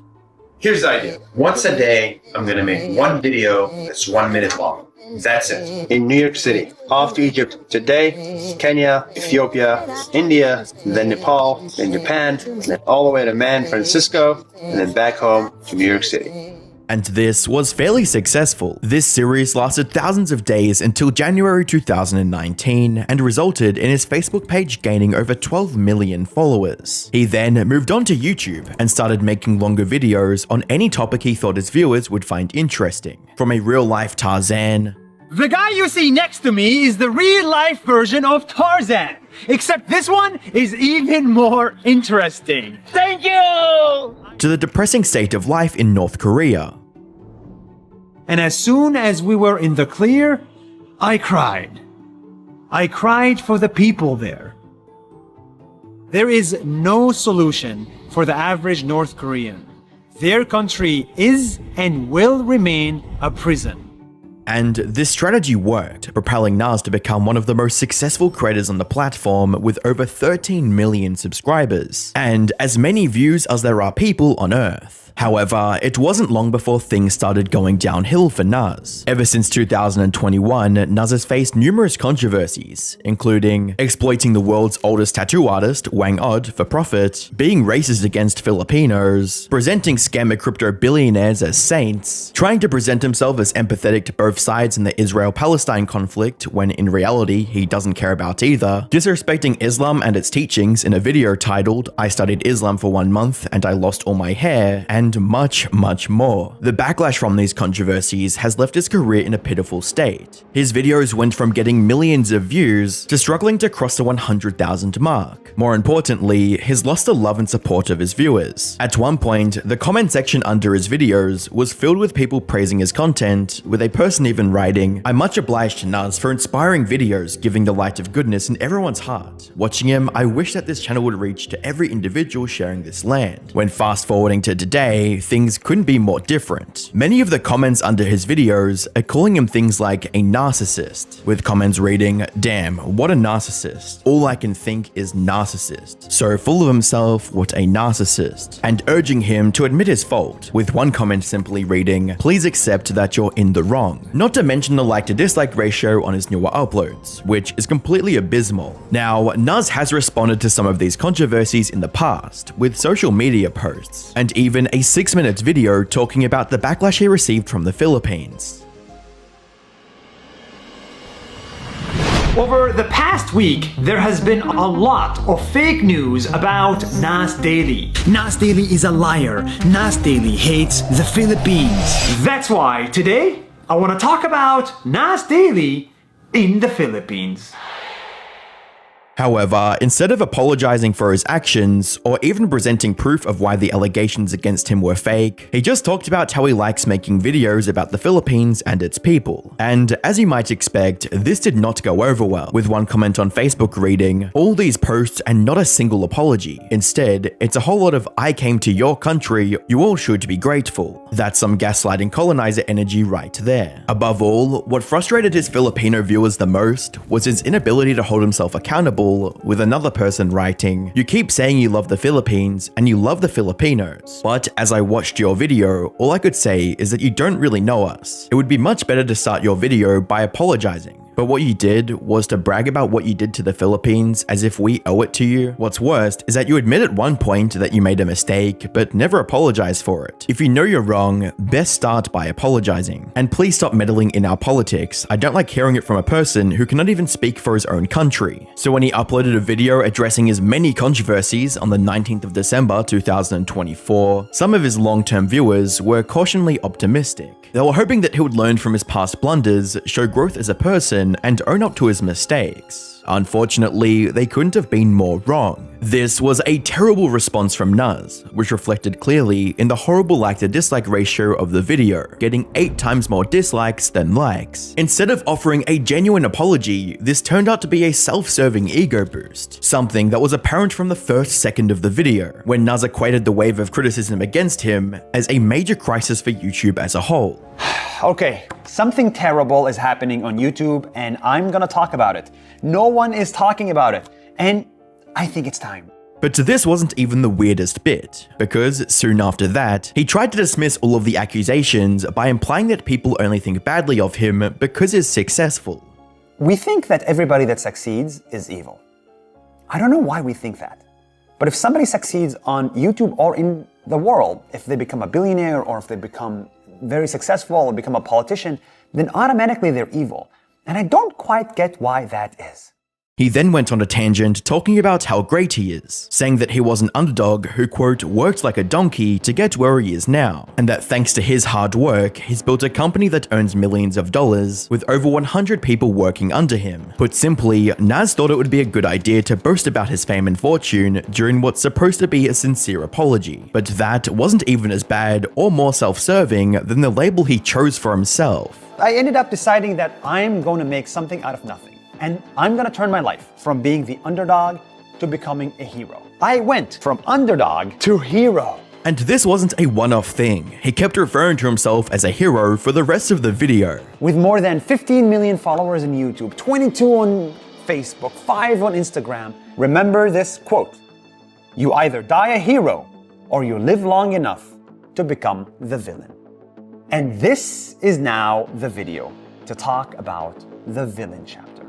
Remember, there's 3 chapters so far: underdog, hero, and now villain. No matter how high quality their videos might be, the idea of any YouTuber declaring themselves as a hero for just covering random topics is downright ridiculous, and Naz seems completely oblivious to it, which only highlights the depths of his internalized narcissism and unchecked ego. Viewers, of course, were more than happy to give him a reality check, with comments reading, "Stop uploading videos already, geez, who TF ever thought of you as a hero?" And even Superman never called himself a hero. And as some of you might have noticed, we're just in the intro of this video, and we haven't touched on his response to the countless controversies yet. But as you might expect, those aren't any better either. After spending 7 minutes and 42 seconds calling himself an underdog hero, and talking about the time Al Jazeera labeled him as potentially sponsored by the Israeli government, Naz finally got to his first big controversy: the exploitations of Apo Wang Od. Now, for those of you who don't know, Naz made a video featuring the oldest tattoo artist in the world back in July of 2021. In the jungles of the Philippines,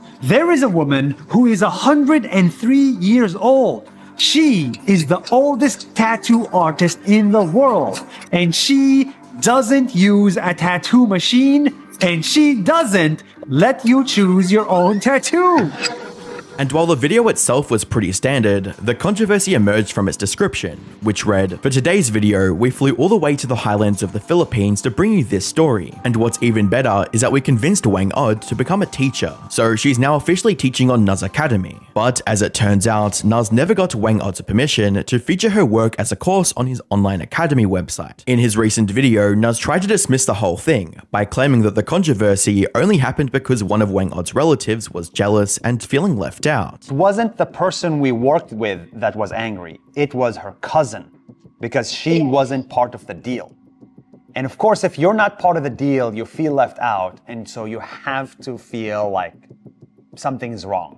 But the actual person we work with was happy. Firstly, if this is true, then why didn't the person who actually worked with Naz speak out about this cousin for spreading misinformation? Secondly, if this whole thing was a lie in the first place, why were there reports of him sending his team back to the Philippines to fix the issue after received the backlash? Naz failed to address both of these critical questions in his response before moving on to the next controversy. And once again, his response to that was just as empty. For some background, a day after the Wang Od controversy broke out, another Filipino woman named Louise Mabalu came out with some more serious accusations against Naz as well. You see, Louise created the Cacao Project. It's a non-profit aimed at fighting deforestation by providing better support and education to the farmers. And Naz was interested in making a video about it. According to Louise, Naz actually met her and filmed the project, but he didn't release the final video because he didn't think it would get enough views. And while this was enough to destroy Naz's claims of just making videos to spread good messages and positivity in the world, it was Louise's second accusation that caused the real storm. Apparently, while Naz was filming her project, he had some nasty racist stuff to say about Filipinos, like, quote, "farmers are so poor," and, quote, "why are Filipinos so poor?" And just like with the Wang Od controversy, Naz does not address the core issue in his recent video.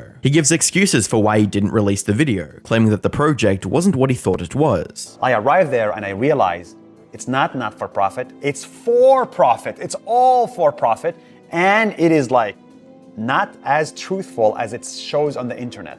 So I said, I am not going to do this video. I am sorry, but this is fake news. But he remained silent about the remarks he allegedly made that many had described as deeply racist. By now, a pattern is beginning to emerge in this video. He mentions a controversy, doesn't talk about the actual issue people had with it, and moves on. And as you might imagine, he does the same thing when talking about his promotion of crypto billionaires. In November of 2021, and later in May of 2022, Naz made videos revolving around two different crypto billionaires, Sam Bankman-Fried and Changpeng Zhao. Both of them later turned out to be huge scammers, especially Sam Bankman-Fried, who received a fine of over $11 billion and is also serving 25 years in prison for scamming his customers. In response to these videos, Naz claims that he didn't know that they were scammers. Yeah, even governments gave this person money, so nobody knew, including Nas Daily, but for some reason, Nas Daily was the one to pay the price And while this is true, it dodges the real issue people had with those two videos. It wasn't that he featured people who later turned out to be scammers, but that he presented them as literally the most heroic and charitable people in the world.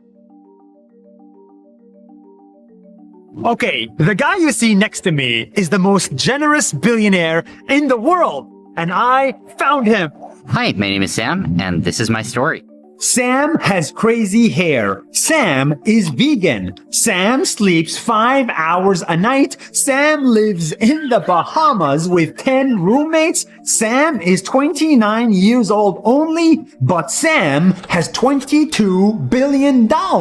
And he wants to donate all of it to charity. And before he even attempted to answer why he was showering so much praise on two people he barely knew, he quickly moved on to the last major controversy he wanted to address, the Palestine-Israel conflict. Naz, once again, tried to portray himself as a true neutralist, someone who just wants peace. And so Nas' daily job is no matter what happens, we're always looking for peace, for two states, for two people. And just like the last time he made the same argument, people saw it as a self-serving attempt to trivialize such a complex matter, especially because Naz says that he wants peace, but he never adds to the discussion of how this peace could be theoretically achieved. So for most people, it's just empty lip service. And while he failed to properly address any of the controversies we've discussed so far, at least he included them in his video. However, there are many other controversies he didn't even bother mentioning, like the time he admitted to taking money for some videos without disclosing the sponsorship to his viewers. Sometimes we get a brand deal in which I have to go on the spot for one full day and make a video about a person.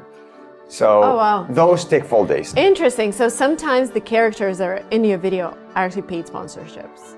Yeah, sometimes, yes. Do you say that in the video? So it's actually like less than 3% of the content. And we do not say that because, well, one, in the post, it's when we say thank you to XYZ, blah, blah, for making this possible.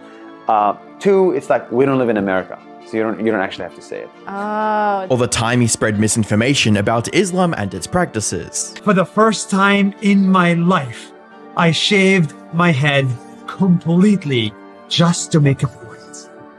Okay, this was a bit random, but why would you shave your head to make a point? And especially if you say this to a Muslim's thinking, huh? We shave our heads after pilgrimage because this was an act of the Prophet Muhammad, peace be upon him, and this is something that we replicate. And you should also know the importance of intention, that the intention has to be correct for it to be accepted by God, not doing it to make a point. All things considered, his attempt at clearing his name was a complete failure, but from the looks of things, he doesn't really care. A few days after his response to the controversies, he uploaded a video titled "Why 2024 Was the Best Year of My Life," in which he talks about how great his life has been going and how his businesses are generating millions in revenue. And while there is nothing inherently wrong with this video, its timing makes it a bit sus. Think of it this way, Naz uploading this right after his half-ass attempt to address the backlash he's been getting from the YouTube community feels like an easy way to say, quote, "Look how successful I am despite all the criticism and backlash I've been getting for the past few years." Now, this might seem like a stretch to some, but as I was working on this video, Naz changed the title of his response from "It's time to speak out" to "Why I ended my career," which feels like a passive-aggressive way of mocking the people who are poking holes in his lackluster response. Or maybe he just wanted to make a harmless joke, which could have been the case if not for the fact that he's also been copyright claiming smaller creators for discussing his video, even when their use of his content clearly qualifies as fair use. With a tweet from Adrox reading, "I need your help. Nas Daily copyrighted my video on him for a 30-second clip that falls under fair use. I credited him properly, but now he's silencing a small YouTuber for just giving criticism. All the revenue goes to him. This man can't take criticism anymore." At Team YouTube. He likely wants to suppress the criticism, or maybe he's just going on an ego trip, bullying smaller creators to regain a sense of control. No matter his intentions, Naz cannot escape the reality that he has irreversibly damaged the little reputation he had left with his audience. It's gotten to the point where the only people who are still watching his content are the ones who want to see him fail. The comment section on his 2024 updated video, for example, is filled with people saying things like, "I just came here to read the comments," and "just put the fries in the bag, little dude." At the end of my last video on Nuz Daily, I said that it's possible for him to make a comeback if he's willing to completely rebrand himself and start over from scratch. But after watching his terrible response to criticism and refusal to take accountability, I don't think there's any way for him to crawl out of the deep hole he's dug for himself anytime soon.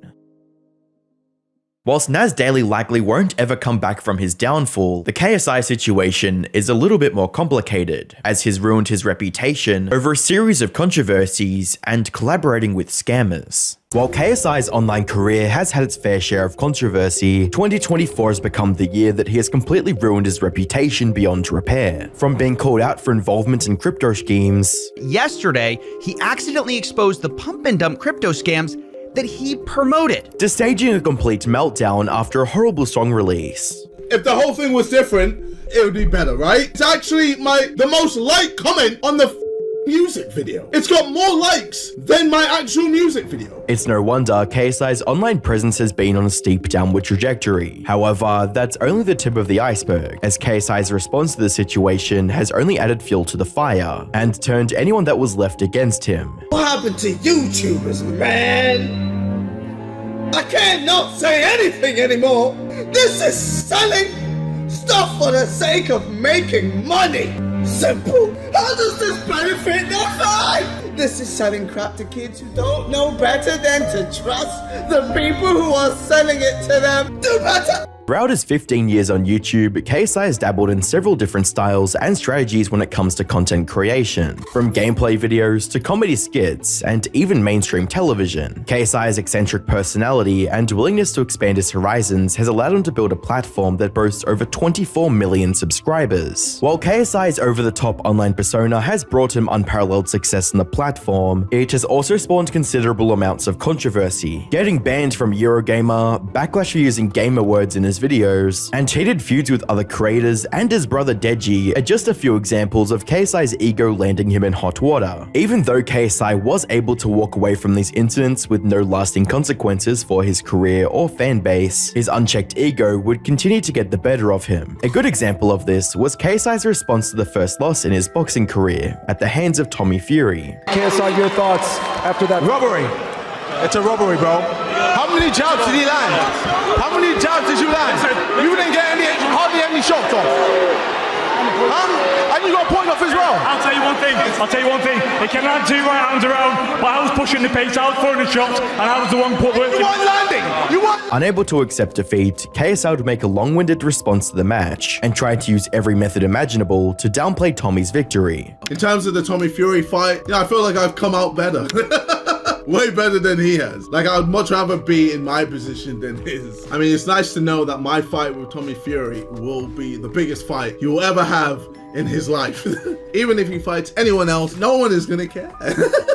Even going as far as taking jabs at Tommy's personal life. And to be honest, Tommy Fury has been pretty embarrassing these past few weeks. From him being with Chris Brown, having zero rhythm, looking hella awkward, to him attempting to dance with Tion Wayne, to whatever this clip is, all while Molly May is looking after his kid at home. Even though the results of the match were rather divisive, KSI's reaction only served to make him look like more of a loser, a fact his viewers quickly pointed out, with comments that read, "Always been a KSI fan, and wanted him to win. But after seeing the way he has reacted to losing, I'm happy he lost. Now I'm older, I understand what Deji was saying about KSI being egotistical. He's also a master manipulator to twist his fans' opinions, as well as, a wise man once said, being a sole loser is even worse than being a loser." Fortunately for him, it wouldn't be long before viewers forgot about KSI's arrogant rambling and moved on to other things. However, it would soon become apparent that KSI hadn't learned from his mistake, as his overinflated ego and inability to handle criticism were about to wreak more havoc on his reputation in ways he could have never imagined. By the 15th of February 2024, an online investigator, CoffeeZilla, would put KSI under the microscope with a video titled, "KSI Accidentally Exposes His Crypto Scams."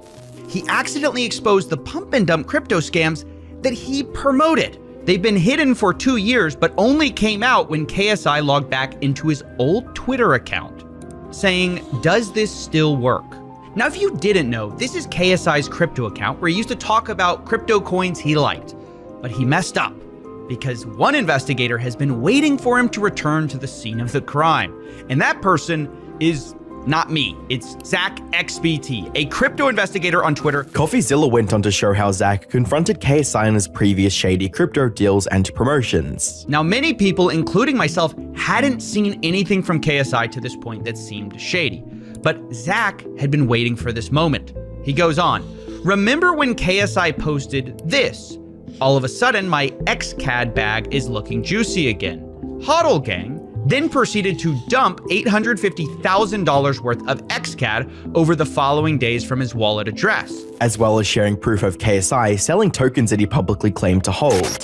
Zach also shared a picture as proof. Series of transactions from KSI's wallet where starting on March 27th, when he sent that tweet, KSI started selling XCAD. The same day he tweeted he was part of the HODL gang, slang for someone who wouldn't sell this crypto coin, right? In fact, that wasn't the only time KSI has mentioned this holding stance publicly. I'm holding my bags. I'm holding my Luna, my XCAD. Videos like this are why people genuinely thought KSI was just buying and holding, but he wasn't. To get some clarity on the situation, CoffeeZilla contacted KSI about the pump and dump allegations, and he had this to say. HODL gang, LMAO. Sold some profit, as well as my own money, to put into Luna, thinking I would profit more to buy back more XCAD, and took a major L. Still fully believe in XCAD, the ability to earn from watching content. Honestly, you should talk to Redacted. He's very excited about this project. I never left crypto. I've just been watching it from the shadows. It's kind of hard to leave when you've invested so many years into it. He then shared a personal account screenshot showing that he does have some XCAD still held. It doesn't really change the core accusation of whether he pumped and dumped his fans. While there was some plausible deniability if KSI was involved in only one crypto scheme, it becomes a lot more difficult to believe his story when he was involved in the same scheme twice. But then I got another message which changed everything from Zach. He said, I have one more KSI example with a different coin. Turns out on March 20th, 2021, KSI tweeted this. 2 NFT coins I'm very bullish on, Super and Earn. Any other NFTs I should look at? Now, normally when you're bullish on a coin, you buy that coin.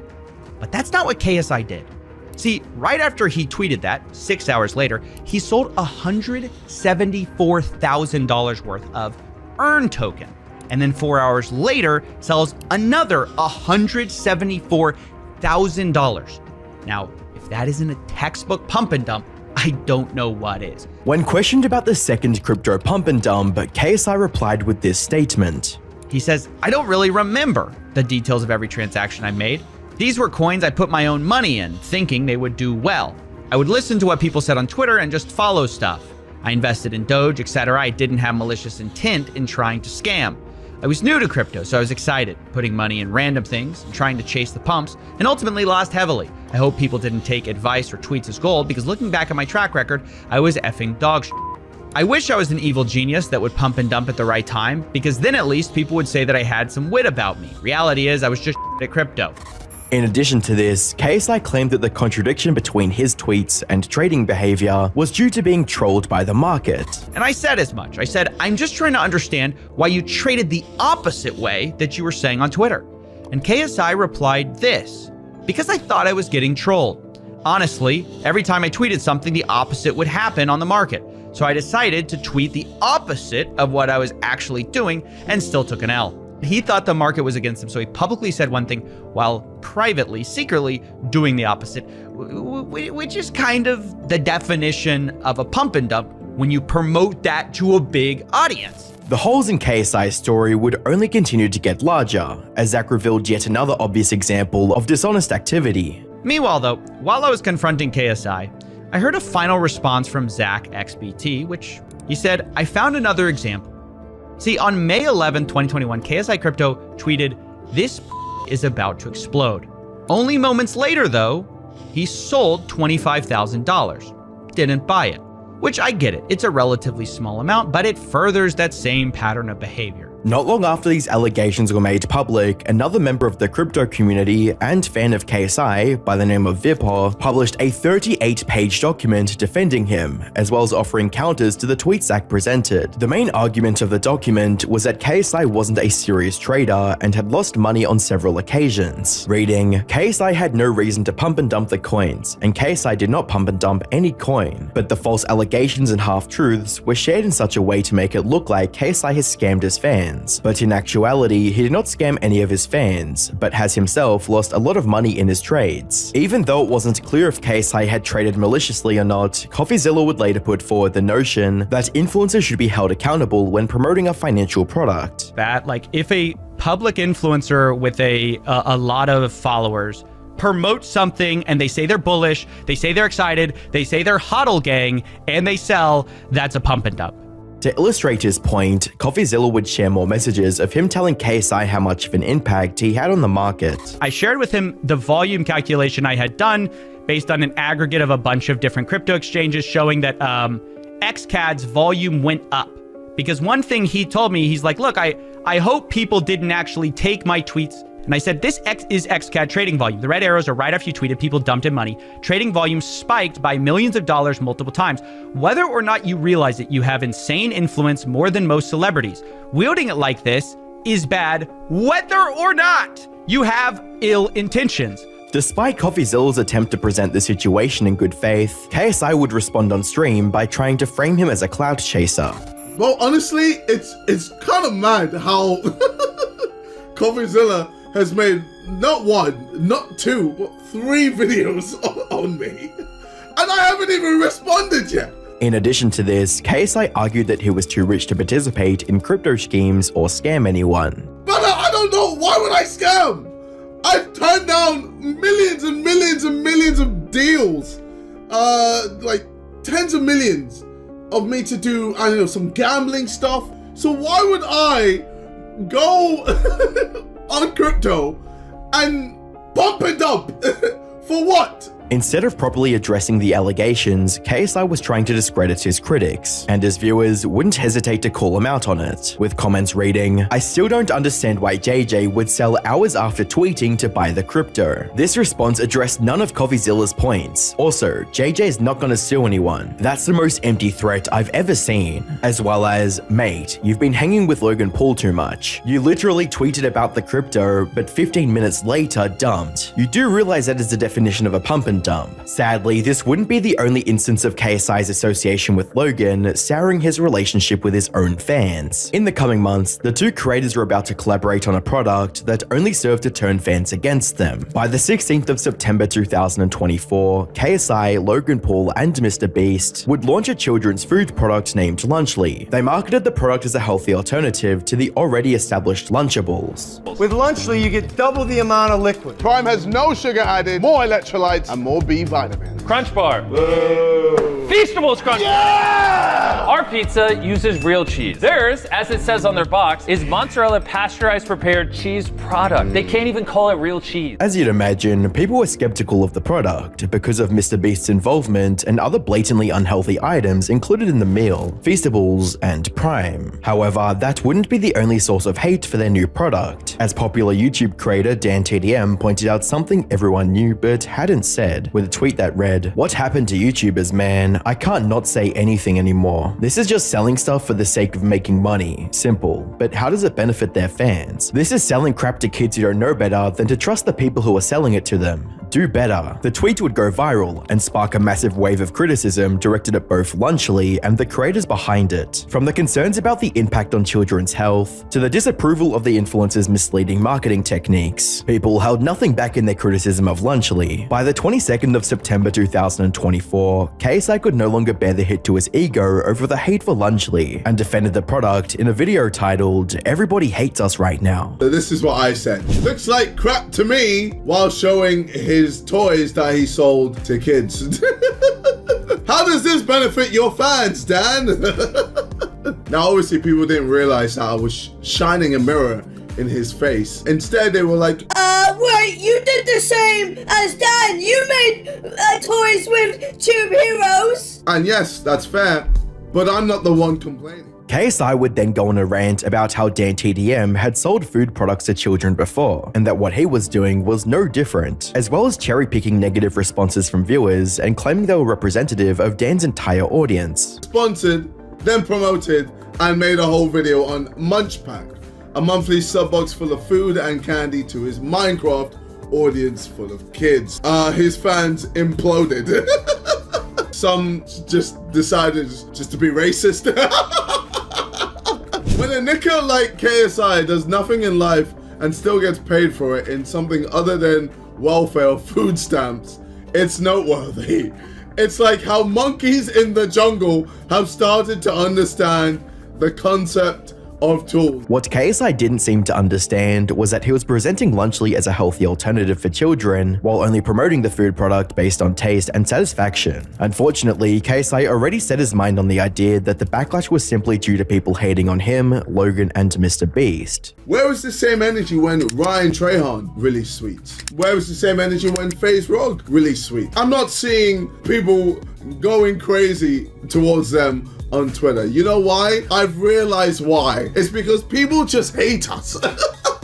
People just hate us. People hate Logan Paul, okay? They hate Mr. Beast. And they hate me. Naturally, viewers didn't support that idea and decided to show KSI what true hate looks like. The video would receive over 200,000 dislikes, and the comment section was filled to the brim with people trolling KSI. Him fake laughing every 10 seconds just makes him look desperate. KSI's ego has grown so much to the point where he actually believes that he hasn't done anything wrong, as well as, bro's ego is bigger than his forehead. Around a day later, a health professional named Dr. Mike would give his expert opinion on the matter and point out several nutritional concerns that were being overlooked. What I was able to conclude is that Lunchly has less sugar and therefore less calories than Lunchables in comparable kits. That's probably due to the drink component of the kit, as Capri Sun uses sugar and Prime is artificially sweetened. Lunchly has significantly more potassium than Lunchables because of the Prime drink, which I guess is good,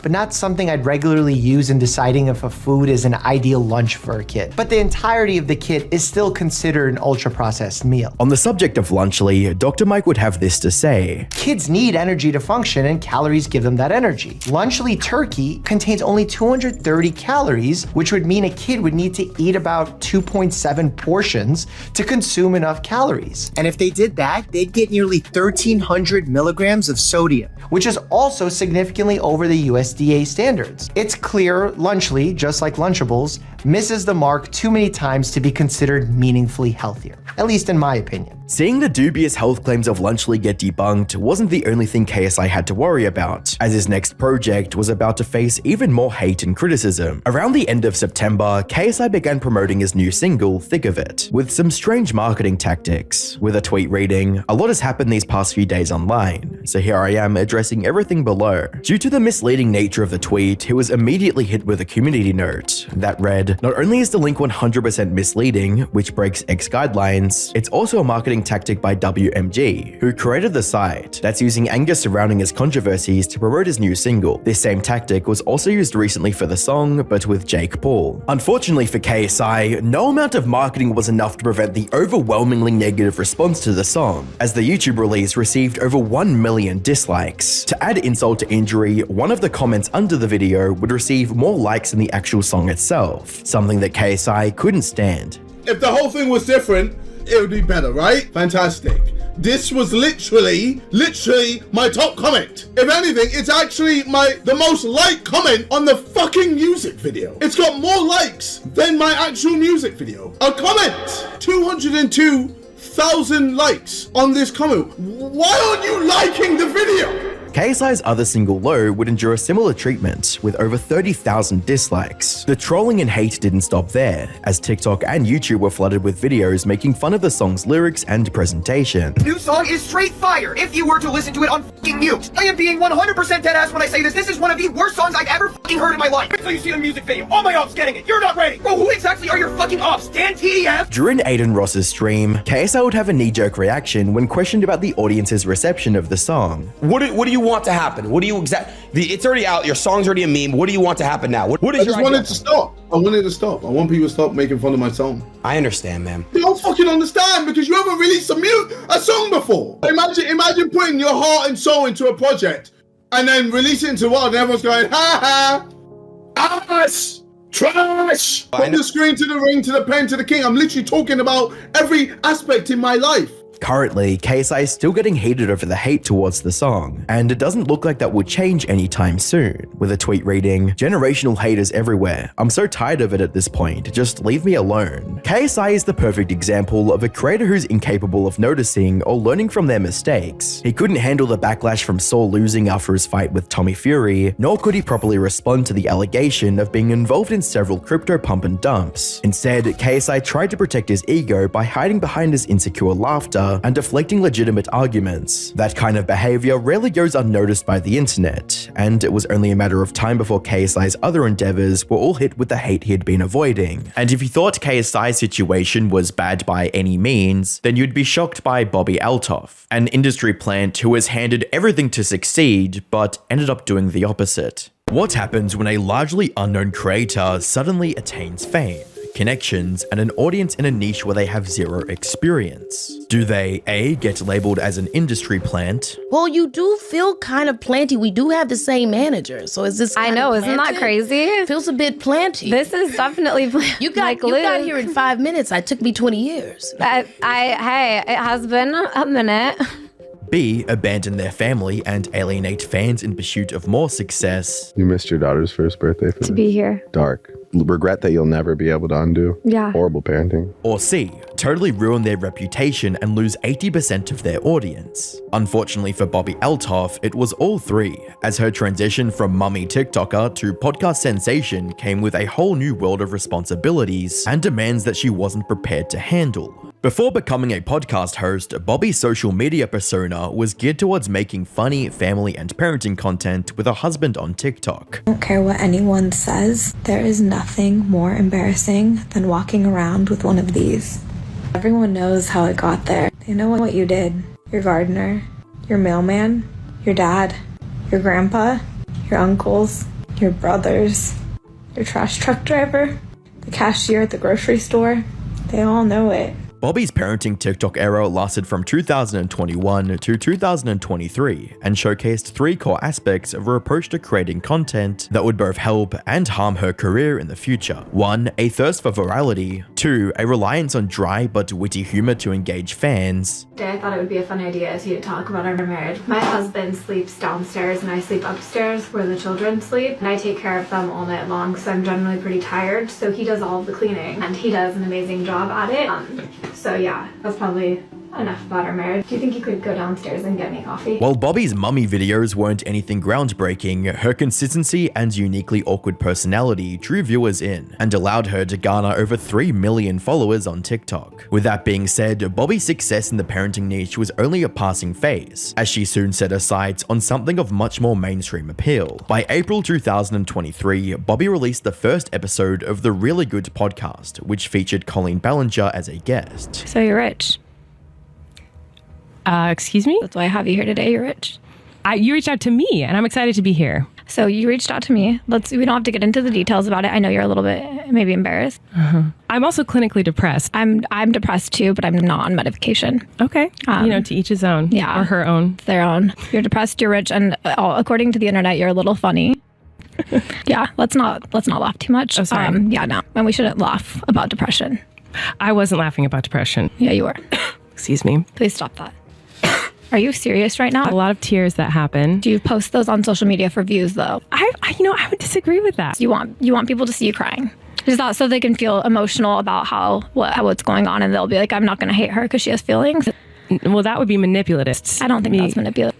To me, that sounds manipulative. I think that you should go back to school. Even though the interview was later taken down, it demonstrated how entertaining Bobby's dry humor could be, and highlighted her unusual ability to get notable celebrities on her podcast, something that would eventually become a massive source of speculation, skepticism, and success for her channel. Nowhere was this more apparent than with Bobby's interview with the comedian Funny Marco, which racked up over 5 million views and spawned dozens of viral clips across social media. You like tennis?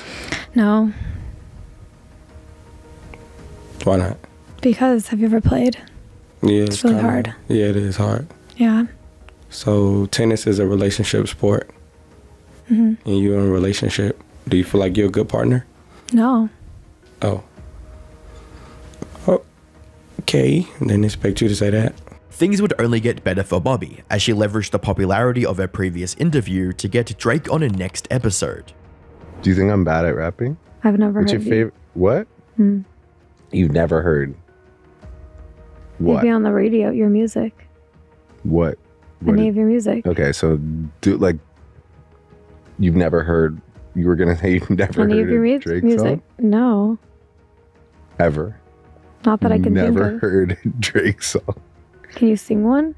No, but like I'm just asking you, like, are you gonna be one of like those people who's like, I've never heard you before? Not that I would recognize. Like, oh, that's Drake.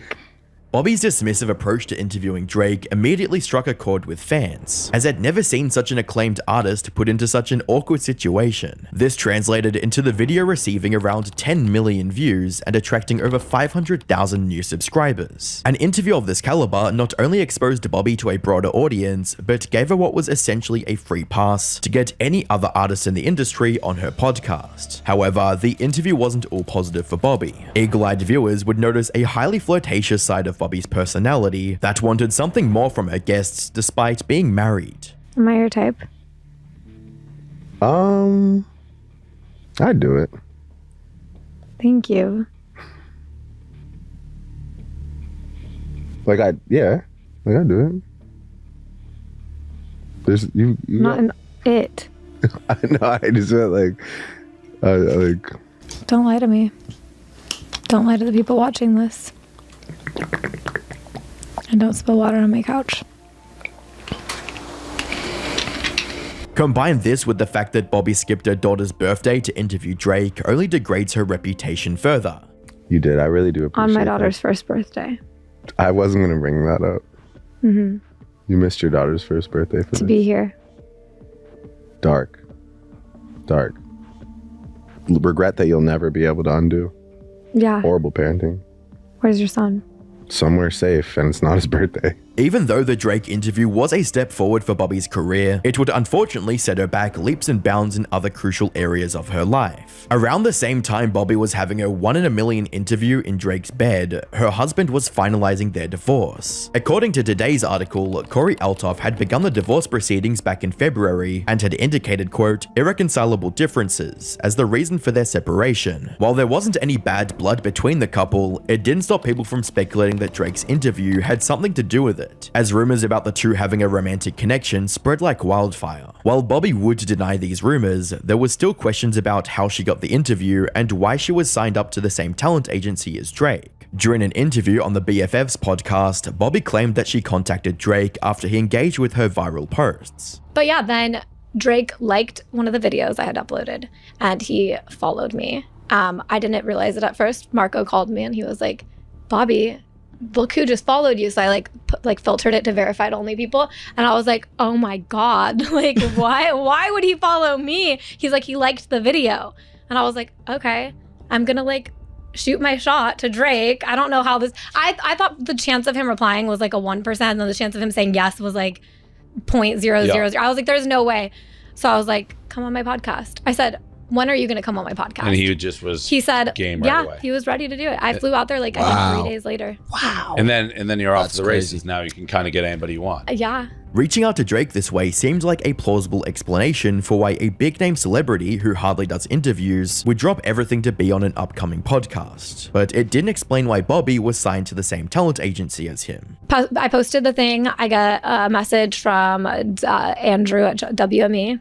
He says, I'm part of the touring team. Can we talk? I said, okay, because I had I didn't know what I was doing. They signed with me that night. And then so you just didn't meet with anybody else. You're just like, this guy hit you from William Morris. Person. Boom. Well, I knew I knew a lot. Drake is signed by WME. Yeah, right? they are huge. Yeah, I was like, but there's a lot of huge massive people out there. But I was like, they're reputable and I need help now. So right. I'm not they sounded great. They sounded like they knew what they were doing. They jumped in. I had that day, I had a team of 15 people helping me. You signed with them after Drake? Yeah. Because the plant theory I know, is that they helped me like get him. William Morris signed you. Yeah, and I know. I then hate that. They're taking credit for my Yeah, their my will. DM. did it, yeah. Yeah, I was like, that's not. So yeah, I mean, I feel like I did all of the hard parts, and then now I have help. But like, I did all of the like getting there. Bobby signing with WME after securing the Drake interview implies that they saw her as a viable long-term investment solely because Drake was interested in her. Also, the information about her meeting Drake wasn't public knowledge until after she signed with WME, which means WME had to be informed about Drake's interview with Bobby by someone on the inside. Whether that was Drake or someone else is unclear, but the way Bobby tries to play the situation off as a coincidence seems disingenuous at best and deliberately misleading at worst. Either way, the connection between the two wouldn't last long. On the 14th of August 2023, Bobby's dream interview was taken down, and the pair unfollowed each other on social media. Even though Bobby didn't directly address the abrupt change, she did release a video with her unamused expression at Drake's concert.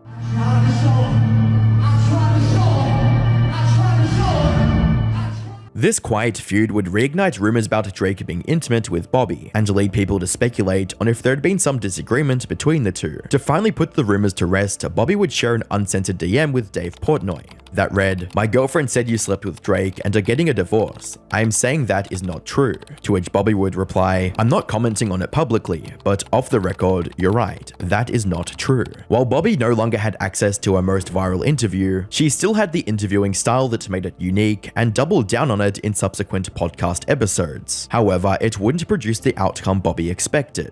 You need a little bit of seasoning. You ain't got no seasoning, man. You like a plain piece of chicken just on the thing, you pull it off, and then you serve the dish. You need some motherfucking seasoning, man. Damn, I'm trying to get you to play. You lost in the sauce. You ain't shaking my hand. We finna get you to 25 million. You know what I'm saying? Just a little sprinkle. Have a great day, Offset. Just a little seasoning. All right, you can leave now. This is my hotel. I paid for this motherfucker. You can leave now. See how that worked? In previous episodes, Bobby was always in control, as she made guests uncomfortable with her unfazed attitude. But this wasn't the case with Offset's interview. Throughout their time together, Offset reciprocated Bobby's uninterested demeanor and took every opportunity to roast her. I'm an artist. Okay. What do you do? That's the question. I interview people. Why? Because I want to get to know them. Why do you want to get to know me? I didn't. You did. Your team reached out to mine. Don't cap. Let's not cap about that. That's not flex for the ground. Uh-oh. CAP. Cap. What was that? Are you trying to make a song right now? No, it was cap. Okay. Wasn't. You should try to make a song. I honestly don't know how this came about. I'm not going to lie to you. Me either. Okay. Well, my team could have reached out to yours. I'm not going to. I don't want to make you look bad. They had to show me who Bobby was. I thought they were talking about Bobby Boucher. Yeah, they had to show me what The Offset was. The water boy, because you like water, so it matched. Yeah. It matched a little bit. Never heard of Offset. In The my water? life. Yes, you have. I have not.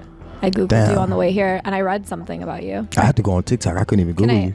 Clips from the interview would go viral across social media, as users finally got to see Bobby get a taste of her own medicine, with comments reading, "This is probably the most challenging interview for Bobby so far. This was hilarious, the worst job by the interviewer and the best job by a guest." As well as, "Watching Offset annoy her to her core, as she does everyone she interviews, was the happiest moment I've had in a while. Bro was shitting on her the whole interview." This was a clear sign that fans were tired of Bobby's interviewing style, of demeaning or putting guests down. After all, no one wants to see their favorite celebrity get insulted for an hour straight. Unfortunately, Bobby realized this fact a little too late. By the start of 2024, fans were leaving her channel in droves, as Bobby went from getting millions of views a month to barely scratching a million. The worst part about it was that the few who stayed were looking for any reason to hate Bobby and her podcast. From people roasting her in the comments for being a talentless host, to labeling her as an industry plant. The novelty of Bobby's stuck-up persona had worn off, and the internet wouldn't put her on a pedestal anymore. You're not an industry plant, right? I am, but...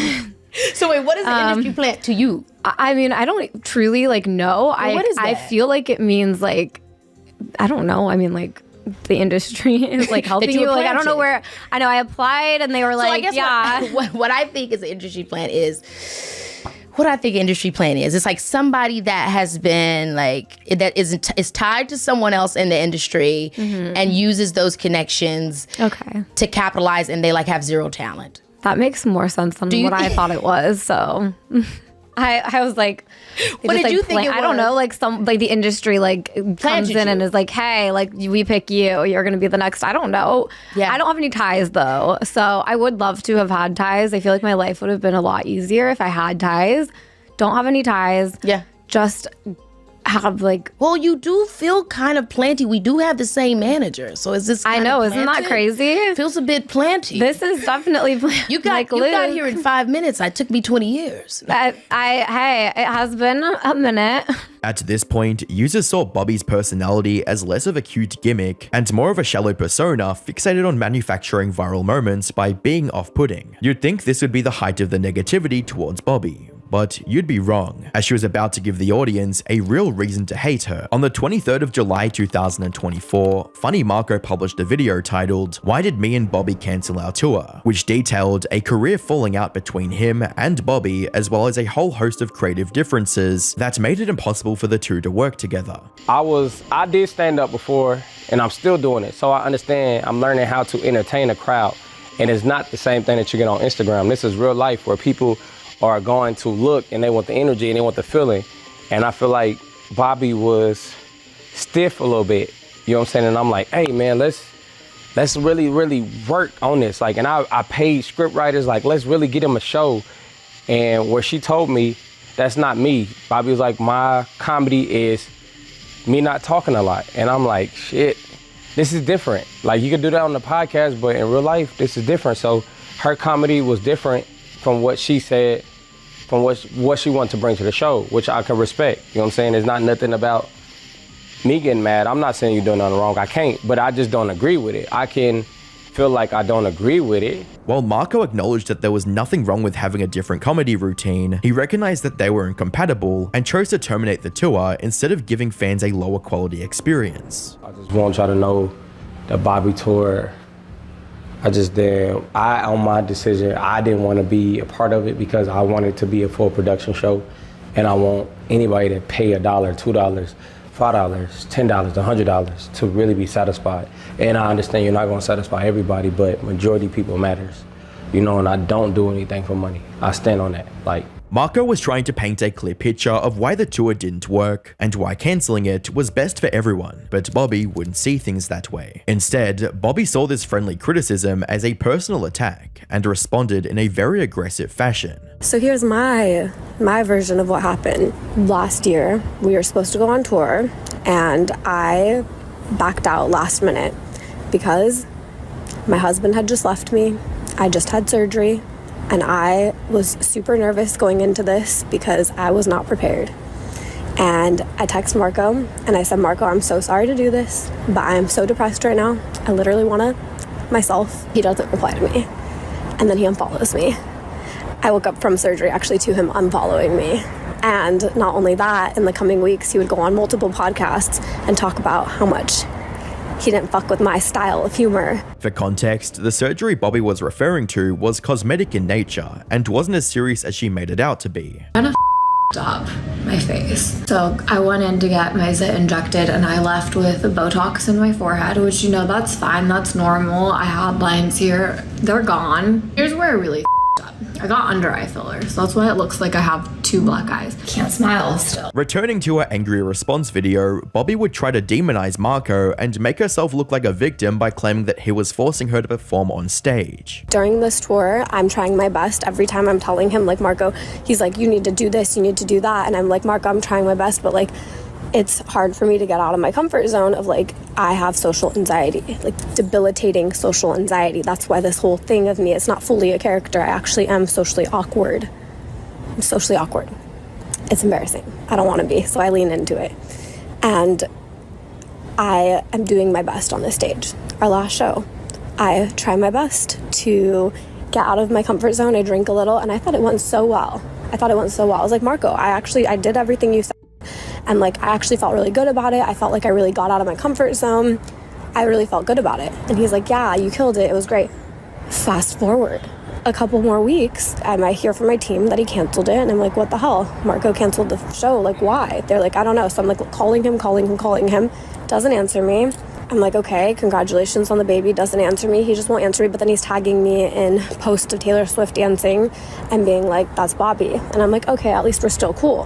Fast forward to today, and I get tagged in a video of Marco standing by a pool talking to everybody about why he canceled the tour. You'd think with Bobby's reaction to the demands of the comedy tour that she'd never want anything to do with them, but it was the exact opposite. With all of that said, I'm gonna go on my own tour since you don't want to go on tour with me anymore, and it's gonna be funny. It's gonna be great. To viewers, Bobby's video came off as a petty act of revenge against someone who wanted nothing but the best for her career. Unfortunately, Bobby wasn't willing to accept anything but praise for her work, and anyone who dared to criticize her was deemed a hater. But really the bigger issue is that you people seem to not care about your digital footprint. Like, I just don't understand, because I don't know a single successful person or normal person who leaves hater comments under anything. Do you want to know what regular normal people do? They talk about people they see on the internet to each other, not under their comment section. Like, send my video in your group message. Be like, ew, how is she still relevant in your group message? From fans to former collaborators, Bobby was at odds with everyone who gave her a platform. And because of it, her engagement outside the drama was slowly sliding towards irrelevancy. To remedy the situation, Bobby went on a media tour through interviews with Wired and Forbes. However, this would only make Bobby seem more out of touch and unlikable, as she only focused on making as much— I don't have any talents. You have talents. That's gonna be clipped, and people are gonna be like, yeah. No, you have talents. You have an interview talent, and you said, what is your do you have any journalistic background? No, just a community college journalism class. What is your interviewing technique? Just no research, show up. One of the recent examples of Bobby's apathy and lack of care for her career was the first and possibly last episode of her vlog series. Hi, nice to meet you. I'm Bobby. I've been told that I can dance really well. Yeah. You want to try to do the dance with me? You don't want to do it with me? Naturally, fans weren't amused, expressing their discontent with the video through thousands of dislikes and numerous critical comments, with one stating, "This is like the quote, 'I don't care about the editing, I'm about to quit anyway' vid." While Bobby is still active on her social media platforms, she hasn't posted any news on her main channel since December 2024, and the last time she was relevant was when fans laughed at her messy breakups. Just like hard to imagine finding someone who is like truly good for you. It's hard to imagine there's a world where there's like someone who's Whether Bobby realized it or not, the things that made her career what it is today were slowly slipping away. Her comedic style has worn out, her celebrity connections are dwindling, and her public perception is at an all-time low. Each one of these factors could cause a significant decline in any creator's career, but having all three is nothing short of a recipe for disaster. While it's too early to judge the future of Bobby's career, it's important to remember that though she had achieved her dream career in a relatively short time, she could lose it just as fast if she's not careful. And if you thought Bobby's downfall was stupid and laughable, then Adam22's own scandals have resulted in him being the clown of the internet. How did one of the most well-respected podcasters with over 1 billion combined views go from interviewing legends of the hip-hop world Here with my good friend Juice WRLD, we were just kicking it and I was like, bro, to finding himself being humiliated by the entire internet in a cesspool of online drama and controversy? are you actually acting like I have some kind of disrespect for your mom when You're I fucking disrespectful as fuck. I paid for the fucking First of funeral all- as soon first as of it all- happened just because To understand the crisis plaguing the No Jumper brand, we'll first have to uncover what led Adam to YouTube in the first place. Shortly after moving from his hometown to New York, Adam would leave his life of credit card fraud mixed with online poker and become more interested in the online world of BMX forums. Scamming comes way before gambling. Okay, talk about that. It was, I mean, I talked about it a few times before on other podcasts, but it was basically like, I just knew this kid who knew this kid. He got in touch with me and he basically like just showed me how to do credit card fraud. And so me and my friends had like a little group going basically. Naturally, Adam would seek out a way to monetize his love for BMX, and he looked up to early hip-hop blogs for inspiration. By 2006, Adam would create his own BMX forum called The Come Up, where he began regularly posting articles. Like, you know, it didn't feel like I was above, like doing something noble at that time. And I got $1,500 and I'm like, okay, he just paid like a couple months of my rent at this time, you know? And then like within a year, the Come Up became one of the most visited BMX blogs on the entire internet. And from 2008 to 2010, Adam would launch his own clothing brand, On Some Shit, a YouTube channel by the same name, and moved to Los Angeles, California to further expand his business. The move would prove to be one of Adam's best decisions, as Los Angeles would go on to house the largest BMX scene in the country, and it didn't take long for Adam to establish a BMX store. The store would eventually attract several notable people in the BMX community, and with Adam being the smart businessman that he is, he sensed another opportunity brewing, as Adam decided to interview several of the popular BMX riders that came into his store. He would go on to convert the back of the building into a studio, as he would start an official podcast on YouTube called The Come Up. But this would only be the beginning, as it wouldn't be until 2015 that Adam decided to take advantage of the growing underground hip-hop scene by interviewing the up-and-coming SoundCloud rappers. I'm kind of like right at the epicenter of a lot of the underground SoundCloud rap shit that was going on, like Playboy Carti stopping by the bike shop, you know, Ski Mask, Slump God, all these guys were like kind of around and shit. And so then that's how I kind of started to get some of those interviews and stuff, even though myself, the viewership for the podcast would skyrocket, which would lead Adam to rebrand the channel as No Jumper, named after a famous Gucci Mane lyric. The No Jumper podcast would feature several legendary rappers like XXXTentacion and Juice WRLD. These interviews giving the channel a reputation for being a great place for exclusive information about your favorite underground hip-hop personalities. As No Jumper grew popular in the hip-hop world, Adam got even more opportunities to garner influence, not just with the artists, but the labels as well. He went on tour with Lil Pump and received a record label contract with Atlantic Records. By this point, Adam was doing very well for himself. He managed to break from the obscurity of the BMX scene and become a recognizable name in the hip-hop community. But unfortunately for Adam, his newfound notoriety would become a double-edged sword. But you know what else is a double-edged sword? The internet. That's why I protect my information with today's sponsor, Surfshark VPN. Surfshark VPN ensures your online privacy by encoding all the data exchanged between your device and the web, safeguarding your personal details from large corporations and online threats. As a YouTuber, I frequently work in cafes and value my content's privacy. Using a VPN, I protect all my work on public Wi-Fi and bypass region-locked content. A VPN shields your online actions by encrypting your data. This is especially vital on public Wi-Fi that's often targeted by hackers. Concealing your IP ensures your online discretion, detaching your activities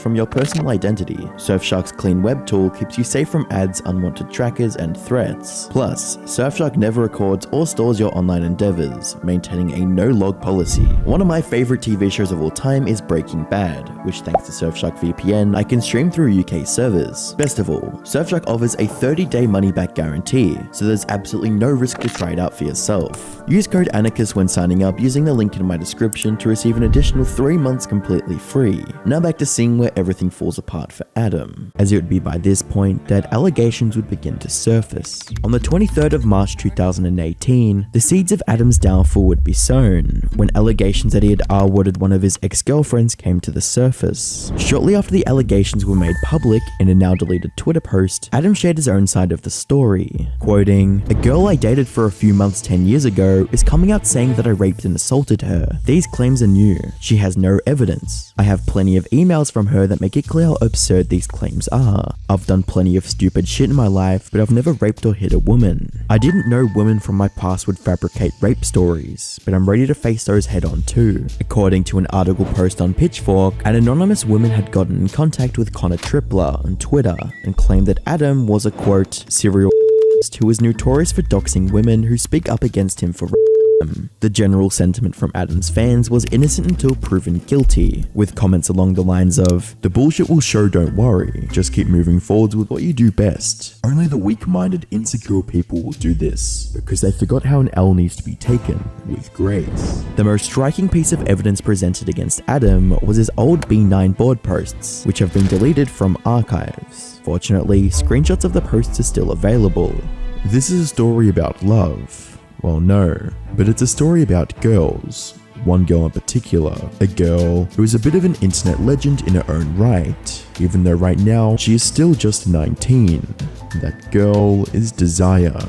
The post then went on to detail how Adam met Desire on the B9 board, their initial chemistry, and a very steamy conversation they had on the phone. Adam would acknowledge how inappropriate the interaction was with a line that read, "If statutory R word is wrong, I didn't want to be right." On the 26th of March 2018, another Twitter user by the name of Helen added fuel to the fire with a statement that claimed that she was one of Adam's many victims. The images included in the tweet were screenshots from Adam's old B9 profile, as well as a statement from the alleged victim, with parts quoting, "It should be noted for the record that he was well into his 20s when we began sexual relations when I was 16. He is denying this despite the fact that multiple women have come forward with similar allegations over the past decade. The abuse I endured from Adam 22 stole years from my life, plunged me into a deep depression, and affected every relationship I've had to this day." Helen would go on to reference Connor Triplett's threat on Adam and even urged Atlantic Records to cut ties with him, with parts quoting, "She was a minor in several photos. She doesn't want clout or money. She's had to seek lawyers on him once already to force him to remove her nudes and name. Don't accept this is all in the past. Let Atlantic Records know that this is not okay." And by the 30th of June 2018, various news websites had picked up the story and ran with the idea that Adam had indeed committed the crimes he was accused of. And an Atlantic Records spokesperson commented on the situation, stating, "We take any allegations of this nature very seriously and we are looking into them. Naturally, many of Adam's core fanbase still reserved that he was innocent, and it seemed that most of those that deemed him guilty weren't as familiar with his brand. It wouldn't be until the 22nd of June 2018 that Adam would publicly address the allegations in an interview with DJ Vlad. Yeah, I mean, it's just because it's such a gray area, because there's nothing that's going to happen that could prove what actually happened in some bedroom like 12 years ago, 11 years ago. Yeah. Like there's nothing that could happen that could really like swing, that could prove definitively that one thing happened or another. Yeah. But I mean, at the same time, like I had all these records of like the conversations that we had and everything. And you know, it's like you'd think, like there's one email that just stands out to me in particular that she sent me, in which when I wrote the blog post, she wrote me a big ass email like sort of correcting everything that she saw as wrong about the blog post. And keep in mind, this is a girl who said that I abused her and raped her and all this shit. You read the list of things that she was saying were wrong about the blog post, she's still telling me she loves me in the email. She's still telling me like all this stuff. There's no mention of anything. Like I'm just... By now, the attitude of the No Jumper fans towards the allegations were now shifting away from skepticism and towards considering them as the truth, with one of the comments quoting, "If you're familiar with this dude Adam, these allegations are well within the range of possibility," and another stating, "He started talking to her at 16, when he was well into young adulthood. He says he didn't meet her until she was 17 or 18, when he flew out to meet her. That sounds a lot like sexual grooming, dude. He has no place to be so confused by the fact that she felt violated and taken advantage of, because she was." The following year, Atlantic Records stated that they would no longer be working with the No Jumper brand. Adam's dreams of actively participating in the music space barely lasted a year, with him only releasing 2 tracks. He would once again share his perspective on the situation in another interview with DJ Vlad. And then you lost your record deal. Well, we had a 1-year deal and we did the 1 year. And then we decided not to go forward from there. Okay. Was it because of all the allegations that started to resurface? So first off, we had a 1-year deal and we did the 1 year, and then we sort of hit the end of the 1 year. And then we had a conversation and they basically explained, like, you know, we're like a big fucking corporate company and we have a lot of bullshit that we got to deal with, people we got to answer to, and they're like, you know, you ended up being a bit more controversial than we maybe had planned on, and it's kind of stopped us from getting a lot of stuff done. But the thing Things weren't all doom and gloom for Adam. Even though he had just lost the deal with Atlantic Records, Adam still had the No Jumper brand, which was rapidly growing. From 2020 to 2022, Adam decided to vary the content available on the channel and create several new shows like Disconnected and At the End of the Day podcast under his brand. Adam assembled colorful casts of weekly hosts like AD, Lush, Housephone, T-Rel, and Sharp to run the new weekly shows, all of whom were familiar faces that fans enjoyed watching, which resulted in the new podcasts making up for the bulk of the new content and views on No Jumper. Along with the new hosts came with a new wave of different guests. These guests weren't the typical underground artists that were initially featured on the podcast. But the fans, they decided to watch anyway. But unfortunately for Adam 22, No Jumper's growth would reach its downfall. Fast forward to 2023, the topics discussed on No Jumper shifted from telling stories of upcoming rappers to promoting gang violence, political debates, and several beefs between the hosts. Hey, no. Watch out, we ain't doing anything. Violent outbursts, conflict, and controversy became the driving force behind the No Jumper brand, and it would only get worse as time went on. Up until now, Adam wasn't directly involved in any of these disagreements on set, but he actively promoted them from the sidelines. But this would all change on the 18th of January. During an interview with Instagram personality Gracie Jane, Adam outed his close friend and co-host Housephone for sleeping with a trans person. Did I look down upon to expose that somebody may have been with a trans person? Yeah, absolutely. I sign NDAs and I take them very seriously, so just letting everybody you didn't know get that. one, I'm guessing? He didn't fucking made me. Fuck him. The fuck? So just air him out. But I feel like in general, that's kind of a You pay thing. for discretion in this world, okay? It's not about him. This is about me. I have a feeling that this will soon be about him. I'm going to be hearing a lot about this. And people, this was sludge Tell him limits. to fucking take it up with me. I don't give a fuck. I would like to say the same, but it seems like I'm worried about people calling me a bad friend for just not editing this and putting it out. They're going to be mad at me, but I'm just... He's just gonna be. Well, how about this? If you're mad at him, I think I'm mad at you because you're being a bad friend to me by acting weird and shady, acting like you didn't do some shit that you did do, and you know you did. I've been friends with him for like, and I just don't want to be like out. Viewers didn't take kindly to the fact that Adam was exposing very intimate parts of his friend's life, and they openly shared their dissatisfaction in the comment section, with a comment quoting, "Adam's not a bad friend. He's not a friend at all. He doesn't respect any of his employees. He's just scared of half of them," as well as, "The fact that this interview is still up speaks volumes." Prior to the interview being uploaded, Housefriend requested that Adam would remove all mentions that breached his privacy, but either due to an error with the editor or due to Adam's negligence, this request wasn't honored. Within hours of the upload, Housefriend began facing harassment from both his fans and inner circle, forcing him to air out his frustrations on an episode of Disconnected. Was like being apologetic and being like, yo, I watched it twice and I thought I got everything and blah, blah, blah. And like, it was somebody I considered like the homie too. So I'm just like, bro, I'm just feeling like Op City. Like, You think damn, it's I'm an like, honest mistake or like? I mean, I'm just like, bro, it's just, I don't know, bro. On the 1st of February 2023, tension would reach its boiling point during one of their weekly shows after Housefriend finally confronted Adam. Shit. He's been going through the health shit. You talking about the person that fucking raised me, that birthed me, my best friend that died? Oh, just he's been going through the mom shit. But are you actually acting like I have some kind of disrespect for your mom when You're I fucking disrespectful as fuck. I paid for the fucking First of all- funeral as soon first as of it all- happened just because.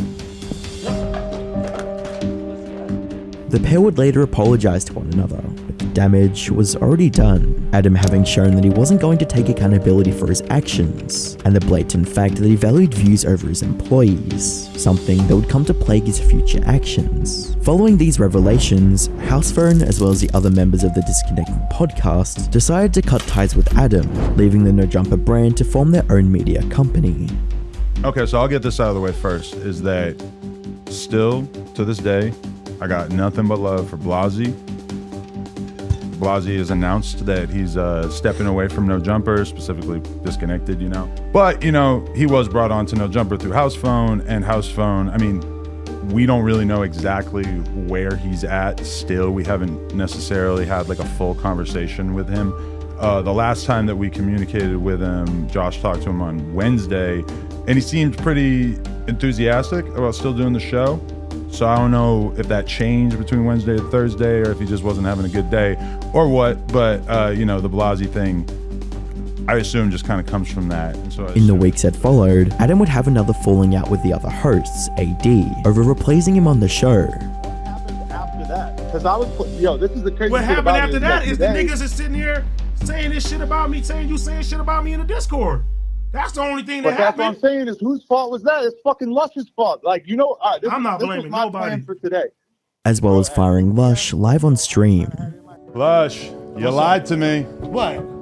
You lied to me, Lush. About what? What I just tried to talk to you about in the hall? Nah. Yeah. Nah. Yeah. I didn't say nothing. Well, I got confirmation from a bunch of different people. Nah, fool. Yeah. Nah.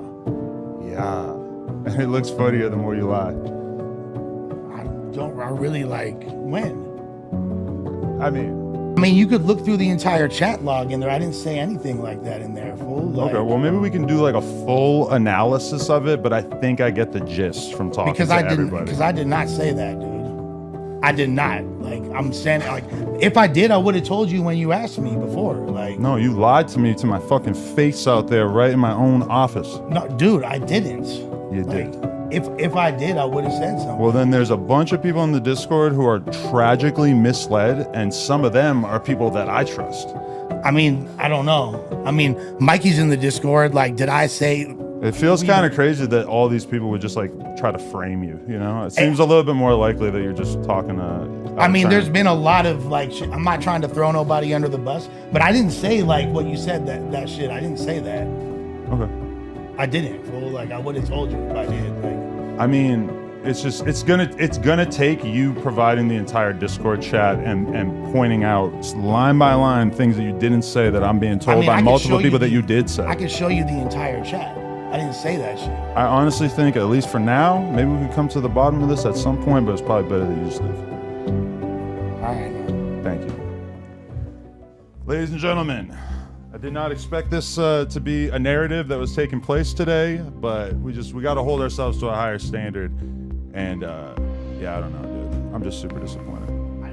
Fans already hated Adam for disregarding his friends and employees, but the worst was yet to come, as by the 15th of March 2023, the seeds of Adam's downfall sown back in 2018 would finally bear fruit, when the Pervbusters brought up the allegations of Adam being a pedo live on stream. So what's up with these allegations of Adam fucking with a 16-year-old? Nah, come on, bro. We can't do that, man. What you mean we can't do that? Come on, but bro. wait, no. I'll be a hypocrite if I don't address it. Man, come on, but I'll be a hypocrite if I don't address it though. Especially with. Oh man, like this come on, bro. We can't come on. Man. I'm just saying. I would. Hey, Flacco. Wait. Flacco. I'll be a hypocrite if I don't address it. When you know what I do. As soon as the question was brought up, the stream was ended. Not long after, Adam would enter the studio and confront the Pervbusters, calling them liars and kicking them out of the studio. I'll be a hypocrite if I don't address the situation that happened with you. There is no situation with me. The one where you was messing with the 16-year-old girl? What do you think happened? The article says I'm going on 19 when I met her. She was 19 when you met her? Yeah. The article says it. So, but what did you say? I said that I spoke to her on the phone when she was 16 before I realized that she was. Alright, she was that's how we catch him. Canadian. She didn't even know that she was doing something fucked up. But It don't even matter, but that's how we catch him. You felt like you were gonna come on my platform and expose me though. Like, why? No, it was just in the midst of the conversation. It was in the midst of he didn't. Hey, it's not on him on nothing. It was in the midst of the conversation. But you came on my platform and spread lies like that. Lies? Lies. Is it lies? You could have done some research and figured out any. Did you talk to her when you were 16? For like 5 minutes when I was 21. I'm 39. You wasn't 23? I was. I might have been 21. Right? How you don't know? How you don't know if you was 21? It was 20 years ago. It still happened though, but we can't take that jacket off. Wait, right? We can't take that jacket off for nobody. Right? You gotta go. Hey man, let's go. This reopened a lot of old wounds in Adam's career and gave the growing mob of haters more fuel against him. From their perspective, Adam was a predator that would sell out his friends for views and ran no jumper like a reality TV show rather than a podcast. Even Lil Pump would come forward and make some shocking claims about Adam and their time on tour. I'ma beat up that pedophile. Cause folks is a pedophile. I was underage, so how you gonna fuck the same girls that I was fucking when I was 16? Yes way.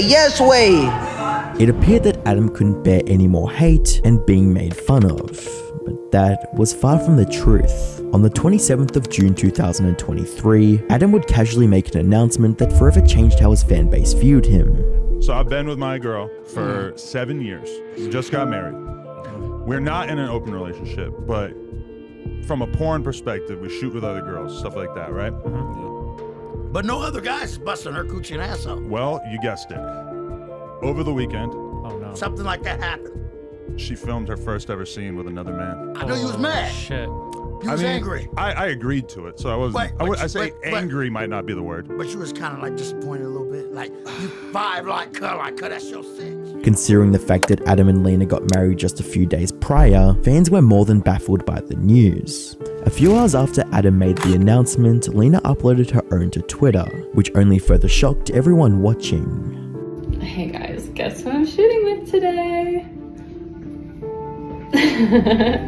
It's finally happening. Adam had only ever made OnlyFans content with Lena and other female performers for the past 7 years. Adam was the type of person to profit off the drama in other people's lives and never allow the same to be done to him. So what led Adam to go through with this new development? Was it an elaborate joke set up for attention and views? And what did this mean for their relationship and brand going forwards? Initially, only a handful of people were aware of Lena's new production, but Adam wanted to change that by promoting it on every subsequent No Jumper stream.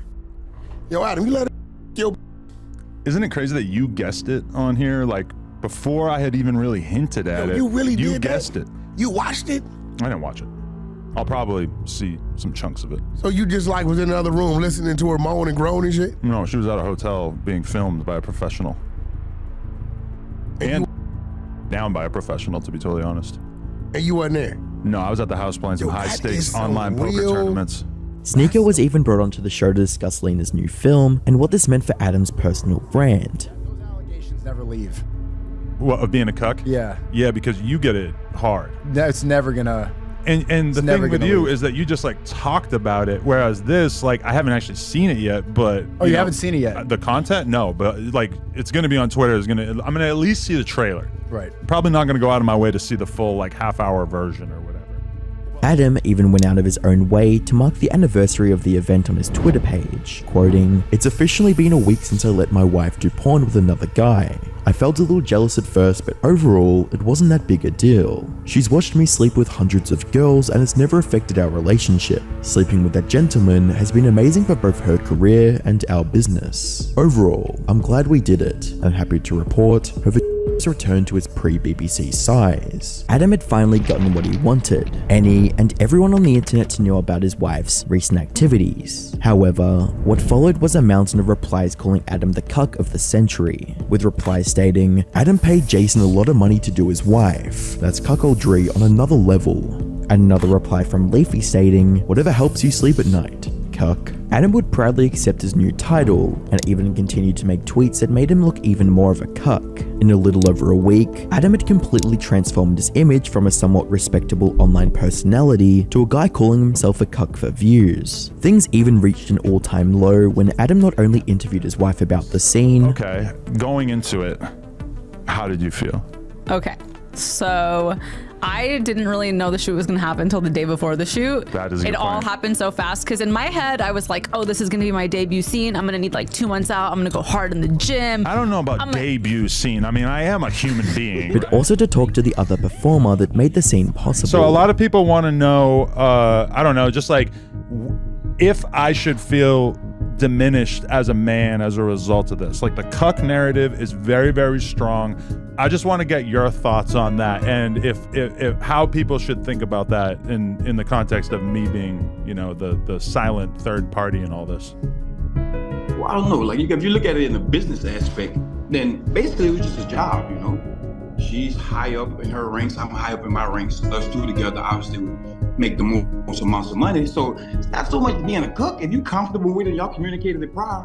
Obviously she said y'all did, so it's not really a cook situation. It's more of like two people coming and making an understanding.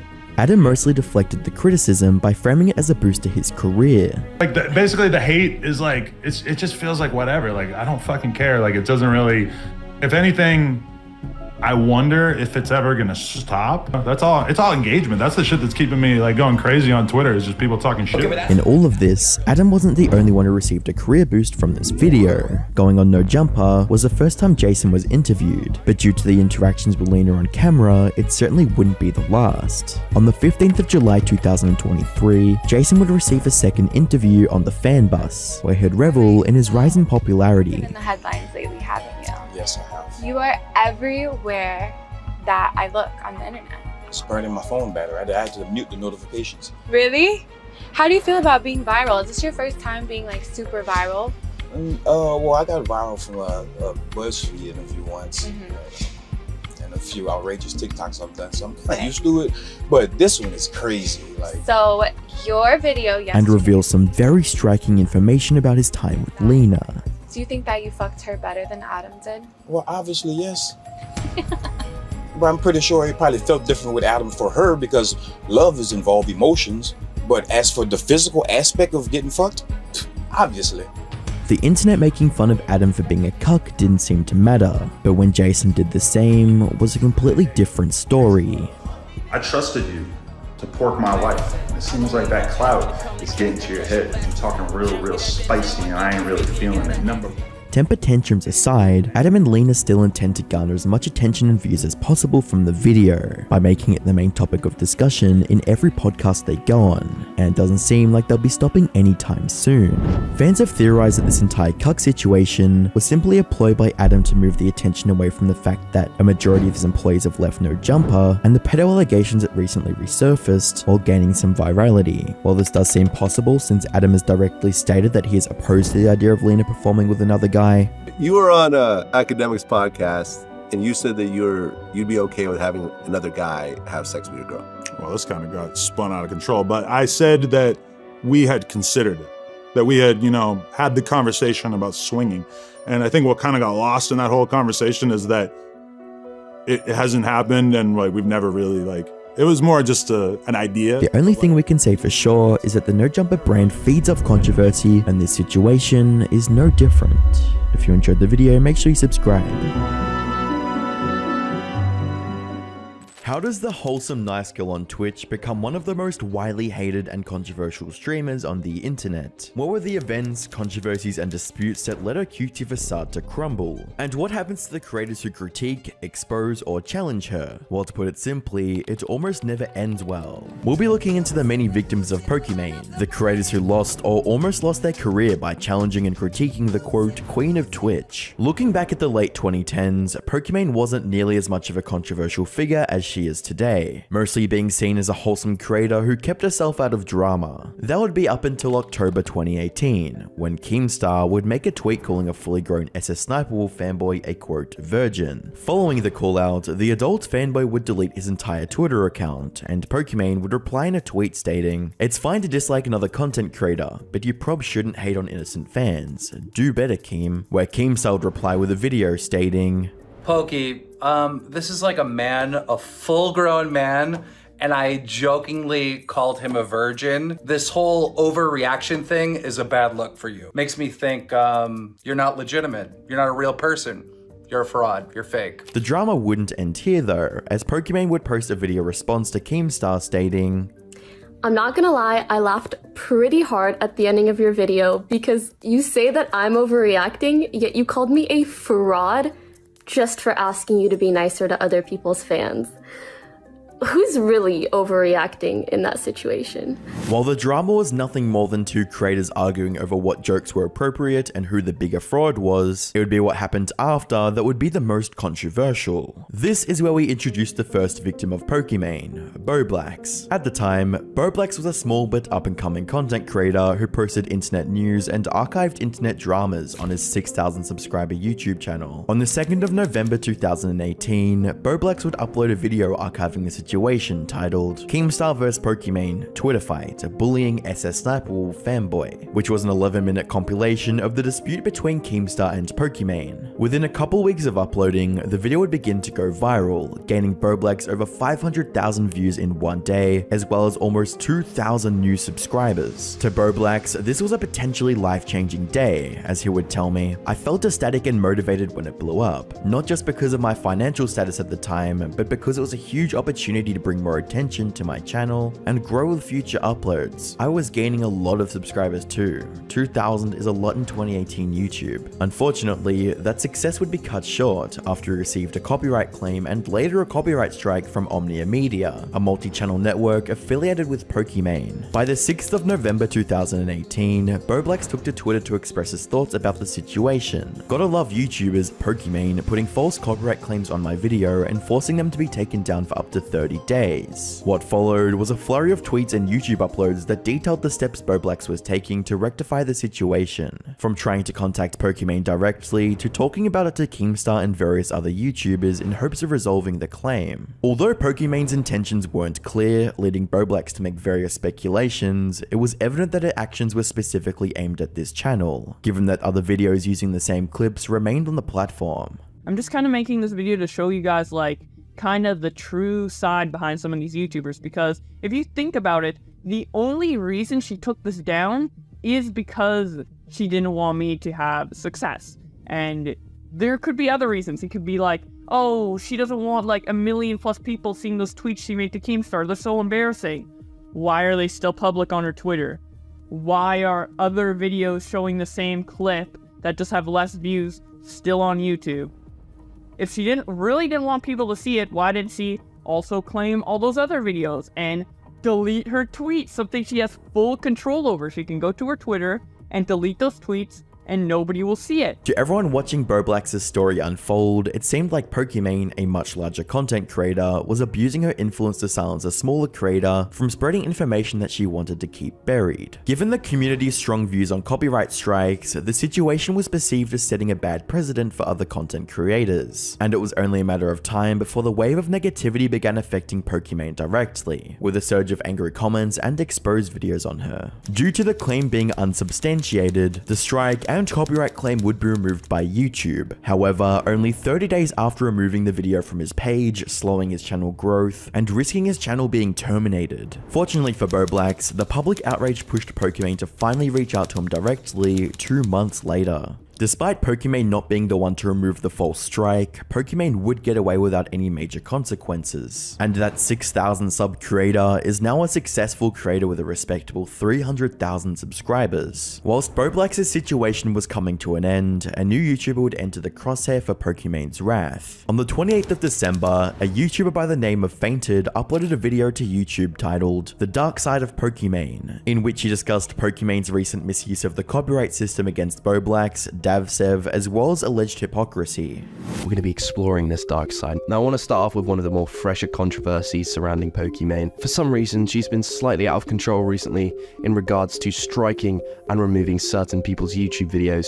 A lot of people don't like this because it comes off honestly as her having some kind of superiority complex. She's using her power to just go ahead and strike people's videos whether it's fair or not. A YouTuber called Blasphemous took some clips from her Twitter where she was having an argument with Keemstar regarding SS Sniper Wolf, and it turned out into one of those crazy Twitter feuds. Literally Pokimane and Keem were both firing selfie videos at each other. So this guy took all the clips from their argument and then uploaded them into a YouTube video, and Pokimane saw it and wasn't a big fan of the fact that he'd taken her tweets and then put them onto a YouTube video.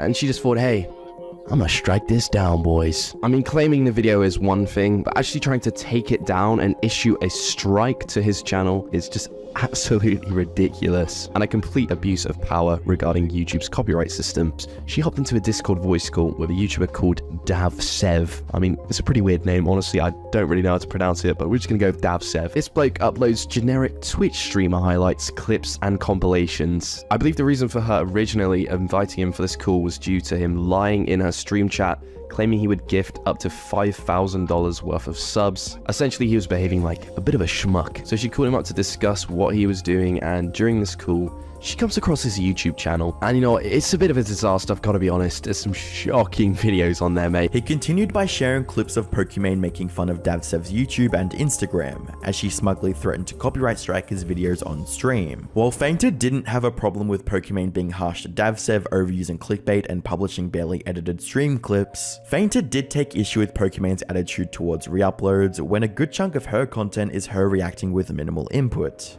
I'm so sorry that it takes you so much time to go to the top clips on Fortnite and then just right click and save all of them as, and then just like put them all into Premiere and then just like export it. I'm so sorry.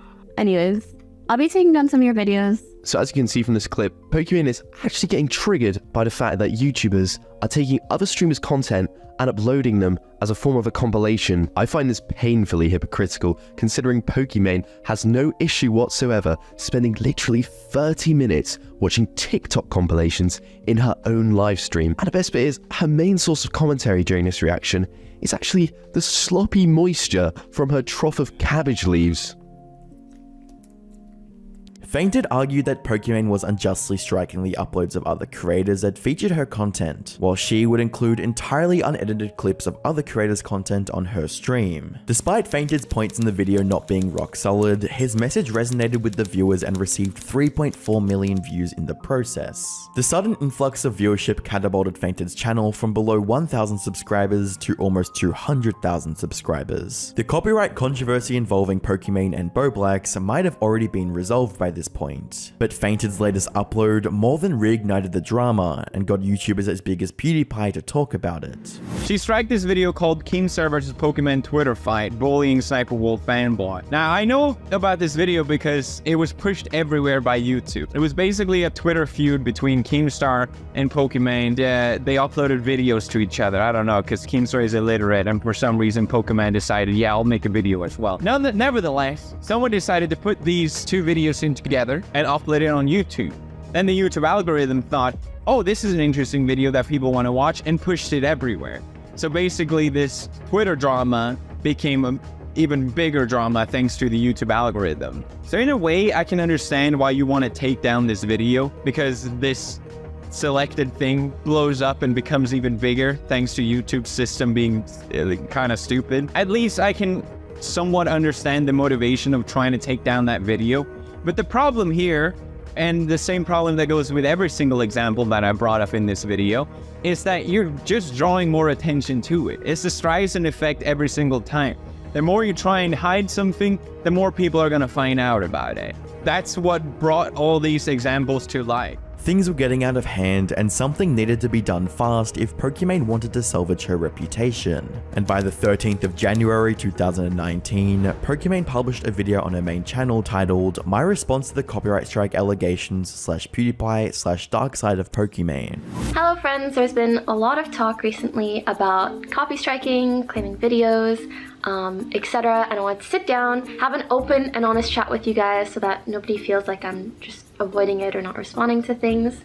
And regardless of whether you're a subscriber of mine or you come from another channel, I hope you watch the full video. I want to try to give you guys my point of view, the facts from my end, and give any type of clarity that I can, because I do think that there are some really important points for me to hit on and own up to, and there are also some misconceptions that I would like to clarify. The video was mainly Pokimane responding to the point PewDiePie made in his video, talking about her live stream with iDubbbz and justifying her copyright strikes on Boblax. According to Pokimane, she thought it would lessen the drama around her and Keemstar if she suppressed Boblax's video, also stating that she was within her rights to do so. Unfortunately for Pokimane, hiding the drama only made it worse. And with regards to the iDubbbz stream, she recognized that she, quote, shouldn't have had that conversation on stream. The point of this is just to say that was an entirely different scenario and situation where I was well within my right to take down his content, but also in that moment and on that live stream, like, I shouldn't have had that conversation on stream, and it definitely was a moment of frustration that shouldn't have been like publicized in that way, for sure. As you'd expect, viewers weren't all too pleased with the way she deflected the main issues people had with her use of the copyright system, as well as the fact that a response only came out 2 days after PewDiePie talked about it, with comments stating, "Summary, it wasn't my fault. Imagine being a hypocrite and not bringing up your worst parts," shaking my head. "I didn't attack the way he looked. You cut out the part where he pretended to vomit after he asked you, do you like what you see?" Since making a pseudo-apology didn't work, Pokimane took a different route to resolving the drama by getting Boblax to arrange a Discord call with him, her, and Fainted. So, as a lot of people already know, streamers will claim videos that use their content very frequently, like the biggest streamers, Ninja, Shroud, Daquan, whoever else, right? And they will claim not only like full re-uploads, but also things where there's like compilations where it's just like partially their content. They will claim part of that video or the whole video, even if it's just like 1 to 2 minutes and a compilation, but it is using their content. That is a very common thing. Now, under that assumption, if that video is not fair use and they can claim it for revenue, even though it's a compilation, the same thing would apply to Boblax's video. So if compilations are fair use, then literally all the top streamers and what all the MCNs are doing is incorrect. So that's what what pushed me to think a compilation like that with no heavy editing and no commentary is not fair use. Okay, but you didn't obviously claim it just for monetization. You striked it, which is a different situation. Yes, but at the end of the day, my point is just whether or not it's fair use. Pokimane might have been able to put an end to Fainted's critique of her with an interview, but the approach she took to silencing It's a Gundam was vastly different. On the 14th of May 2020, It's a Gundam posted a video titled "Simp Willingly Goes Homeless for Pokimane." The video mostly consisted of It's a Gundam reading tweets and making light of Pokimane's fans who seemed overly dedicated to her. I saw your 1K donations to our last stream. That's crazy, bro. I'm still below the top 10 donations. Poke Squad donated a little less this month because 4 months of rent were overdue, but still gotta do it. Poke Squad. Oh yeah, Poke. Oh, I love, she's amazing. What does this one do? Poke is kawaii. Then the next guy goes, yeah, man, I get it. My wife's been bugging me about this holiday I promised her like 8 months ago, but the squad comes first. Devoted hashtag Poke Squad. Think about the state of mind you have to be in, where basically you're married, and instead of paying for a vacation that would probably get your wife off your ass, you gave it to Pokimane. Even though the video was very well received by viewers and everyone managed to get a good laugh out of it, Pokimane was far from amused. In situations like this, I don't want to keep letting false things run rampant because most people will not go through the effort of looking up the tweet like I did.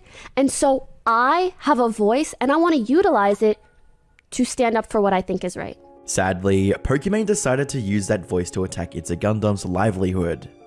To be fair, I actually can't believe anyone would sponsor these shenanigans. And I will say, for this company to sponsor a video that's literally 20 minutes of talking shit about me, but if you ever reach out to me, if I ever see you in my inbox, on site, on fucking site. Like, no company should do that just about ever. Oh, is this a video where some random dude behind a VR machine calls a girl a thought for 20 minutes? Really want to put my logo on that one. Ha ha! Complaining about another creator making a video about you is one thing, but attacking their sponsorships for it is a completely different story. Pokimane's reaction to criticism has always been disproportional from the actual critique itself, and it was full on display with how she was willing to treat It's a Gundam. But in the end, Pokimane got what she wanted. And the sad thing is, I didn't walk away from this unscathed. I had a sponsorship kind of lined up with like a big video game company.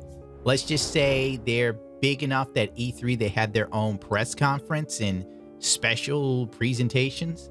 Yeah, that kind of went. So I hope you're happy, Poke. While losing a major sponsorship was a devastating experience for It's a Gundam, it was nothing compared to what happened to Leafy after he crossed Pokimane. It's a well-known fact that Leafy has always been a controversial figure on YouTube, from Twitter beef with Keemstar to entire videos dedicated to insulting iDubbbz. Leafy forged a career for himself around mocking other content creators and thriving off the resulting drama. However, these controversial tendencies would soon become his undoing. On the 30th of July 2020, following a 2-year hiatus, Leafy released a video with the title Content Nuke Pokimane. On the surface, the video was just Leafy criticizing Pokimane for being a popular streamer with lackluster humor, lazy reactions, and horrible responses to any form of criticism. But around 11 minutes into the video, Leafy would make a statement that would spark one of the wildest debates in internet history. And if you ever happen to come across one of her big time fans, you know, one of those tier 3 subs, just on your way to the grocery store or whatnot, be sure to remind them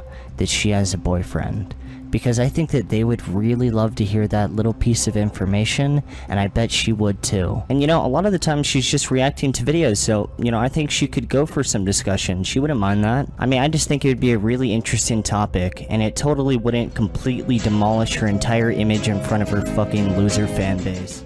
Now, it's important to remember that Pokimane had kept her relationship status a secret, and to the 2 million people who just watched Leafy's Content Nuke, this revelation came as a complete shock. In typical Leafy fashion, he created the hashtag Pokimane Boyfriend to further upset Pokimane and her fanbase. Following the video, it immediately went trending on Twitter with almost 10,000 tweets in the first 6 hours, making jokes about Pokimane's tier 3 subs. The hashtag also rekindled hate from other controversies involving her brand. boyfriend, and simultaneously created a feud between YouTubers and Twitch streamers over which job was easier. Although Pokimane tried to play off the drama with tweets like, "It's time to come clean, #Pokimane boyfriend," it was obvious the drama was getting to her, and by the 5th of August 2020, she decided it would be best to take a break. Hi friends, since quarantine began, it's been hard for me to find the same joys and motivation for creating content. The things I look forward to the most, like visiting my family, traveling, going to conventions, and meeting some of you, aren't possible right now. I hope you use this message as a reminder to take care of yourselves, disconnect from social media, go outside, pick up a new hobby, and hang in there. See you soon. Love, Emane. However, that didn't stop Leafy from making several more videos revolving around Pokimane. Leafy had brought Pokimane's cutesy image crashing down and forced her to do something she rarely ever did: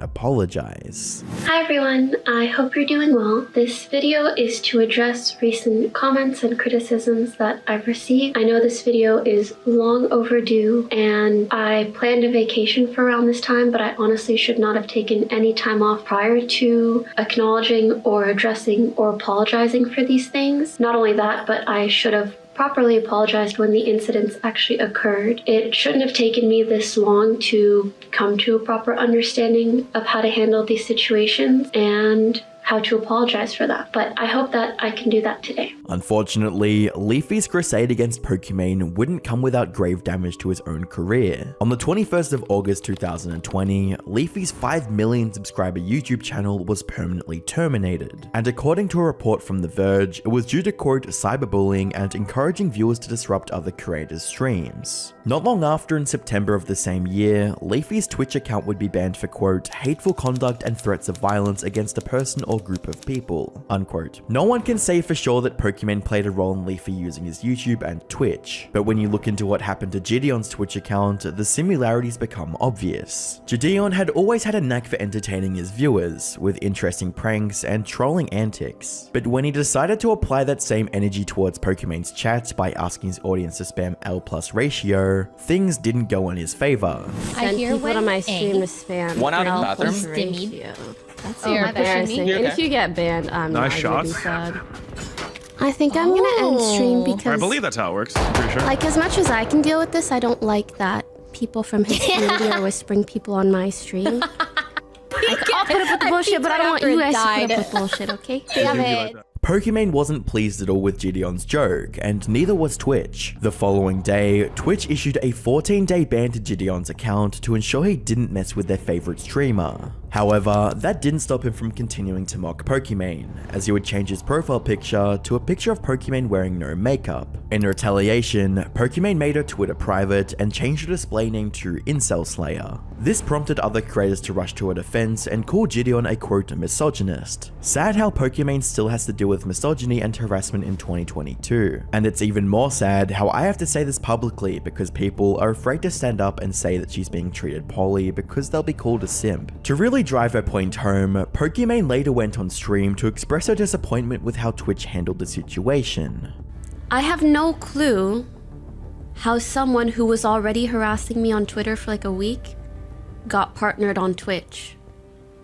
And then during their first stream continued to do that for like an hour and then got a 2-week suspension. Like, is that really the kind of partners you want, Twitch? I don't understand. I feel like that's embarrassing, bro. Oh, and the other thing that really disappointed me, seeing him on a call with Ninja and Ninja like allied with him and saying, oh, like, I'll try to make sure your ban isn't too bad. I guess the reason I bring up the whole Twitch thing is that if you're going to allow this kind of behavior to one of your most prominent streamers, I can't imagine the type of shit that other female streamers get that might completely go unnoticed, or like no action is taken, or like little to no action is taken. I obviously like greatly stand for BLM. I don't want that to be up for debate at all, so I want to make that very apparent. And if we ever do get to a point where we have to block that term, just know it's because it's getting spammed and spammed with inappropriate things and not at all representative of my personal sentiments towards the movement. I'm literally out here just wanting to play Valorant or Minecraft on random evenings, and my existence is turned into like a gender topics debate. didn't ask for this. Like, even taking myself out of the equation, that's what I find so embarrassing for the platform. Like this is what you allow? No. This is what you want a partner? You could do better. Like, we as a collective can do better. Pokimane has very thin skin when it comes to any form of criticism or jokes that are thrown her way, and is even more than willing to use her privileged position on Twitch to take down anyone that offends her. However, Gideon did recognize that he stepped out of line and released a statement to share his thoughts and apologize, quoting, "Looking back, I did do certain things completely wrong. My ideal content is to always put the joke on me, but I put the joke instead on others, which is going against what I stand for to begin with. I'm not too stubborn to sit back and listen to genuine criticism. It will make me better moving forward." Unfortunately for Gideon, he wouldn't get the chance. Following Pokimane's stream, Twitch changed Gideon's 2-week ban to a permanent one, and there was no doubt that Pokimane had a hand in it. I was good with y'all boys, bro. So, a lot of you guys already know, I got banned on Twitch. My first day being partnered. If you don't know, go look it up real quick. It'll be really easy to find out why. But I'm not here to talk about why I got banned, because I deserve to get banned. It is what it is. I broke TOS. But what I am here to talk about is I'm here to ask Twitch to make it fair. Because when Twitch first banned me, I got a 14-day suspension. But after other people reacted to my ban and voiced their opinion of that not being severe enough, my 14-day suspension went to a permaban, which I feel isn't fair. I feel that Twitch should keep my 14-day suspension, especially for a first-time offense, and not let outside factors determine, me being permabanned. Despite how bleak and unfair the situation seemed, Gideon wanted to put an end to the negativity, reaching out to Pokimane directly and collaborating with her. Yeah, it doesn't matter how much beef you have with a person, like, you can always just squash it. Like, because I don't want the channel just to be about pure beef unless it's about Tyrone. There's just so much more in the world to be worried about than just, like, negativity and stuff like that. So, Pokey kept on calling me Dijon Mustard. So, at first I thought it was, like, a little shot at me, but then I was like, maybe you're just obsessed with it. So, I got you a lifetime supply of Dijon mustard. Thank you so much. This is gonna be our first, trust test. No, yeah. You know? Stand up. Oh, trust fall? Yeah. Are you really gonna kiss me? This is our first trust fall. I'm 250 pounds of pure muscle. Please don't drop me. Oh, okay. Pokimane has a history of overreacting when it comes to criticism or trolling. She deemed it necessary to copyright claim a video that featured drama she was involved in and showed little remorse years later. But I was like, maybe if we kill this, because Scheme had deleted his tweets already. And I was like, I just want this whole drama to be over. Yeah. And I made not the right call, in hindsight, to have that video removed. Attacked fellow creators' sponsorship opportunities over a joke and manipulated Twitch into banning someone permanently because she thought their initial punishment was too light. It's safe to say that Pokimane has a tendency to take advantage of her position as Twitch's top streamer, to censor or take down anyone she sees as a threat or nuisance.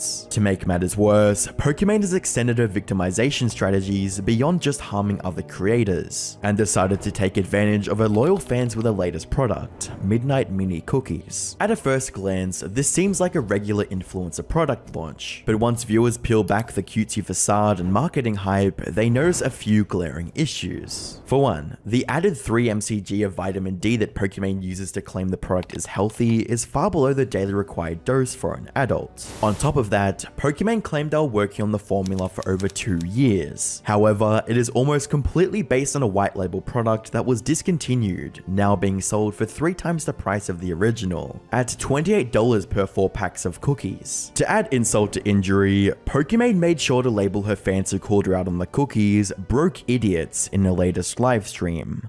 When people are like, oh my god, $28 for cookies? It's 4 bags. That's $7 a bag. I know math is hard when you're an idiot, but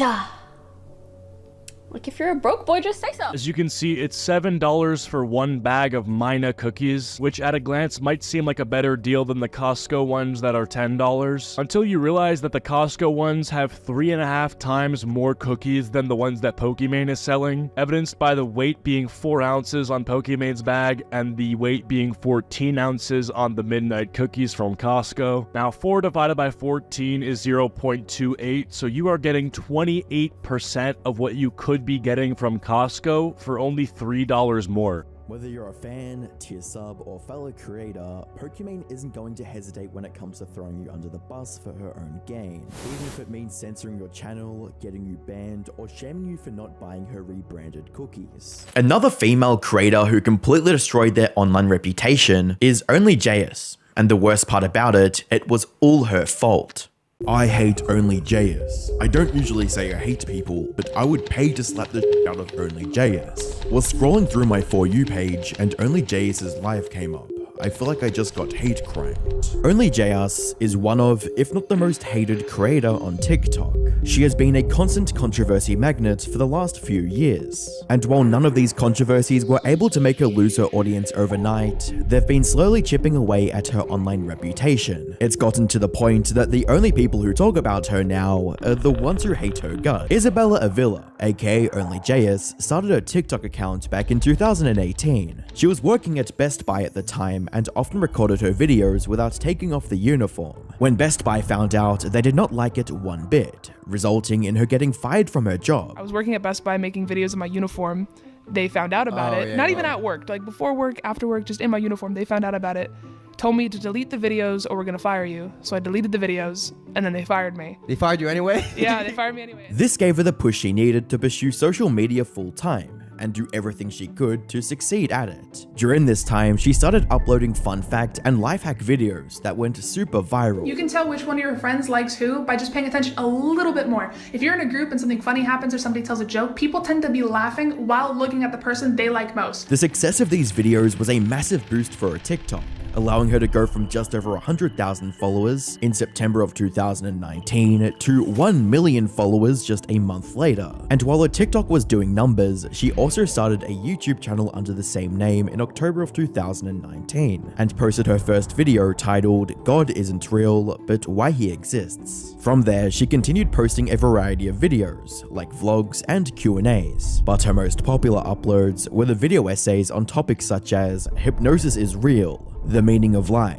and where are the aliens? The audience loved the deep yet entertaining discussion of these fascinating topics from OnlyJS. But hypnosis, while it can be described as such, is so much deeper than mind control. It's real and it's not a hoax. The future of hypnosis will be to fully realize the incredible potential of our natural hypnotic abilities. It allows us to open up, relax, change, laugh, and it teaches us to have a little bit more fun. With one commenter under this video writing, "Please don't stop making these videos. They are so interesting, I love them." What fans didn't know at the time was that these videos were hiding a terrible secret that ended up being a major reason behind OnlyJS's downfall. We'll get back into this later in the video.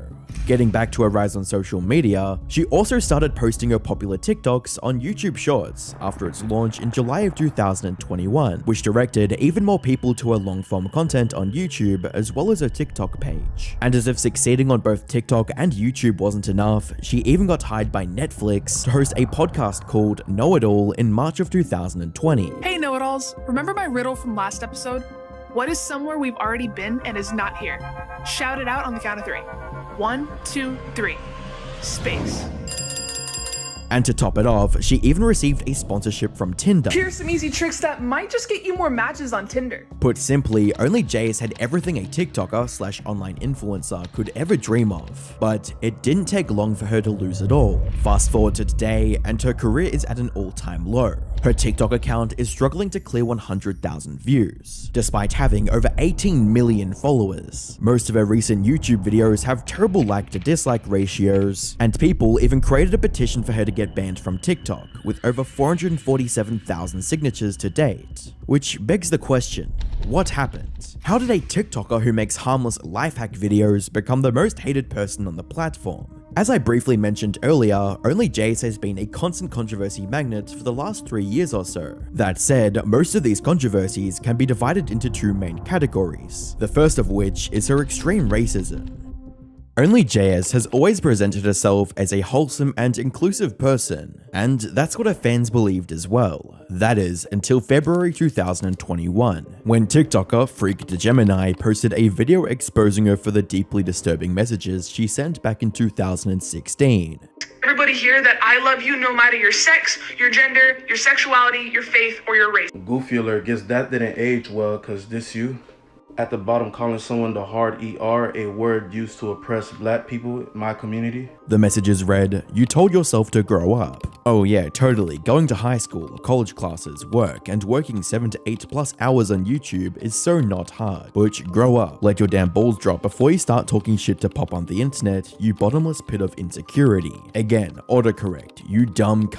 And yes, you're right, the abortion didn't work, which is why my parents hate me and why I've been in foster care for the past 2 years. So congrats on that. Go F yourself, you piece of... I honestly hope your parents get cancer. I hope everyone you love dies, and most of all, I hope Trump gets shot, so your dumbass self gets to live in a world with Clinton as president. While all of these messages were extremely inappropriate and disturbing, they would pale in comparison to her last message, which read, "I'm done talking to a hard R-loving ads hole, have fun with sucking."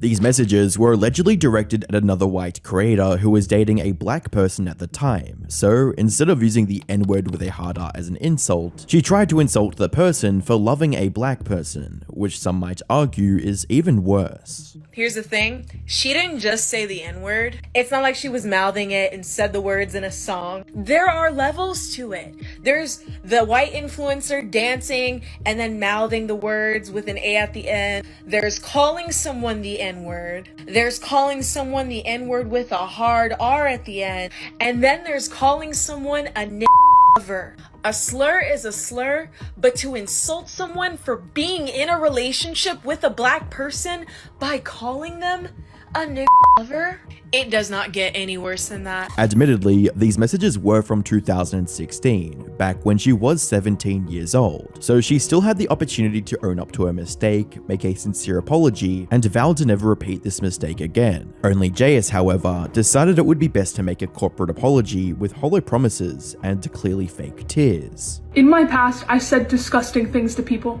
and I am so ashamed of myself for using racist rhetoric and derogatory language to hurt others, because I knew what that word meant, and I understood the power behind it, but I said it anyway because it was the meanest thing that I could think of, and I am so sorry to everyone, but especially to those in the black community, because only you guys can forgive me for this, and there is no excuse, and there are no justifications for what I said, and you guys deserve better. Some people did try to defend her, like this one person who wrote, "You asked for an apology, you got an apology. Take the apology." Most saw this whole thing as fake and insincere, with one comment stating, "This is so upsetting. I want to believe she's a good person since I like her content because she has reflected anti-racist rhetoric in past TikToks. But she just keeps digging her grave deeper and deeper. First, she takes a long time to respond to this problem. Then she thinks she can redeem herself by following lots of black creators. And then she makes a response video that looks really quickly thrown together. It's also clear that she hasn't been crying, but rather that's the face of someone who's been having a panic attack. That leaves me to believe she is more worried about her follower count / popularity rather than her quality as a person. She's panicking to save her spotlight, but she's doing all the wrong things. Hopefully she can take a step back and address this properly after she's cleared her head, because I want to see some more of her content. Other creators on TikTok were also calling her out for trying to seem like she was deeply hurt and crying during the video. Everything I hated about Only J's apology. Number first is the fake crying. I don't know what Miss Little Thing thought she was doing, but she was like, like she was crying when we all know she wasn't. Stop. Put simply, the whole apology was completely rejected by the internet. Making more videos, crying on camera, and pleading for forgiveness would have only made the situation worse, and only JS knew about this. So instead, she tried to show her audience that she was improving as a person. The first book that I decided to pick up was How to Be Anti-Racist by Dr. Ibram Kendi, and this will push readers that think that they're not racist into being something better. Regardless of her intentions, this came off as extremely performative, with even Charlie mocking her for posting this video. You need to buy a book on how not to be racist. You've already failed.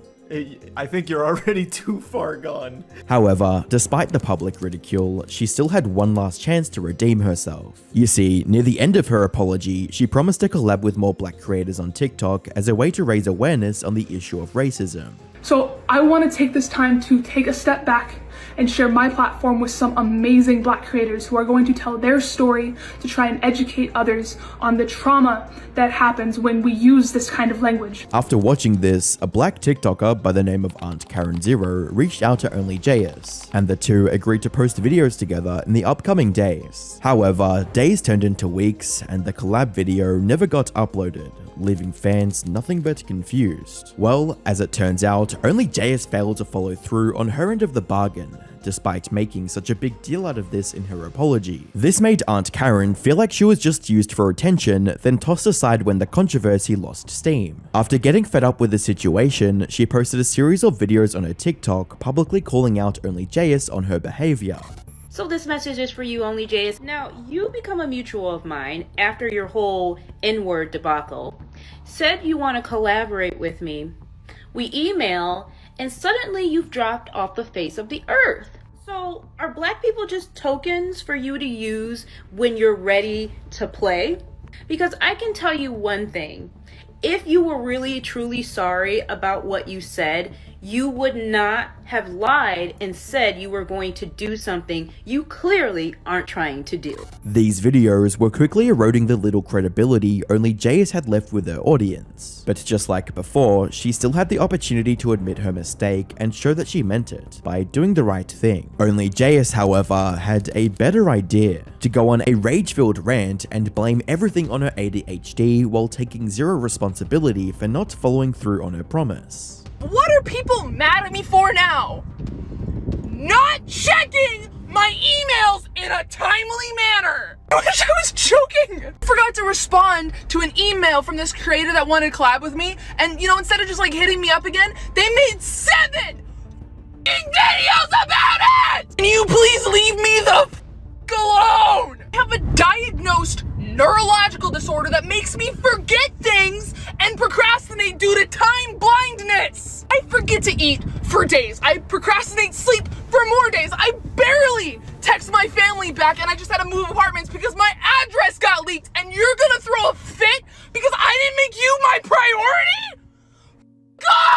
But this wasn't even the end of the controversy. The thing is, people always suspected that OnlyJS's apology was scripted. That much was clear. But here's where it gets insane. Isabella didn't even write her own apology. Instead, it was ghostwritten by a TikTok user, @JustXander, who later posted a video exposing her lies. I had someone ghostwrite their apology so that they didn't lose their brand deals. The person that helped you write the apology is me. Hi. I've already talked about it once before on my channel, but immediately after they confirmed it was true with me over text message, I then tried to help them to the best of my ability while still being extremely angry and frustrated. Helped with a good bit of the apology, especially the part about Black creatives.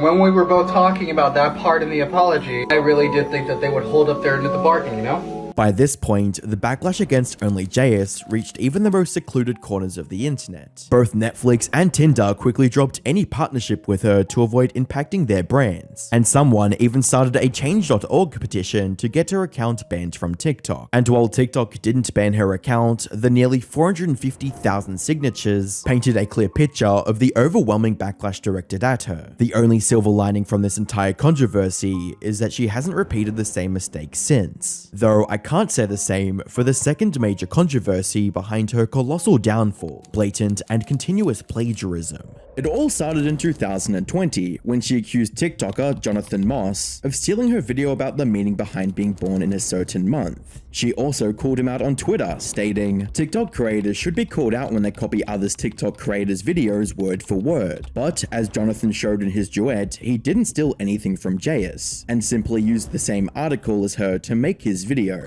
I do not own information. I think it's okay for other creators to do fact videos. It literally does not bother me. I just think it's really weird when other big creators think it's okay to copy my video word for word and act like you didn't. Did you know that your birth month actually has a huge effect on who you are as a person and the things that could possibly happen to you?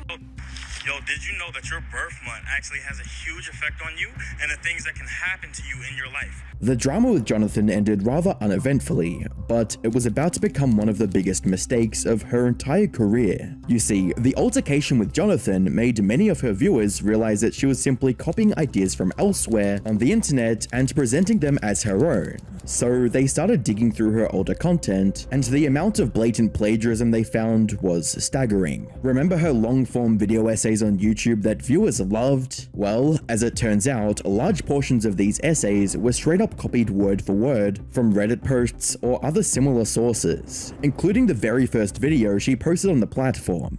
I have absolute proof that God does not exist. This proof is absolute, but immaterial.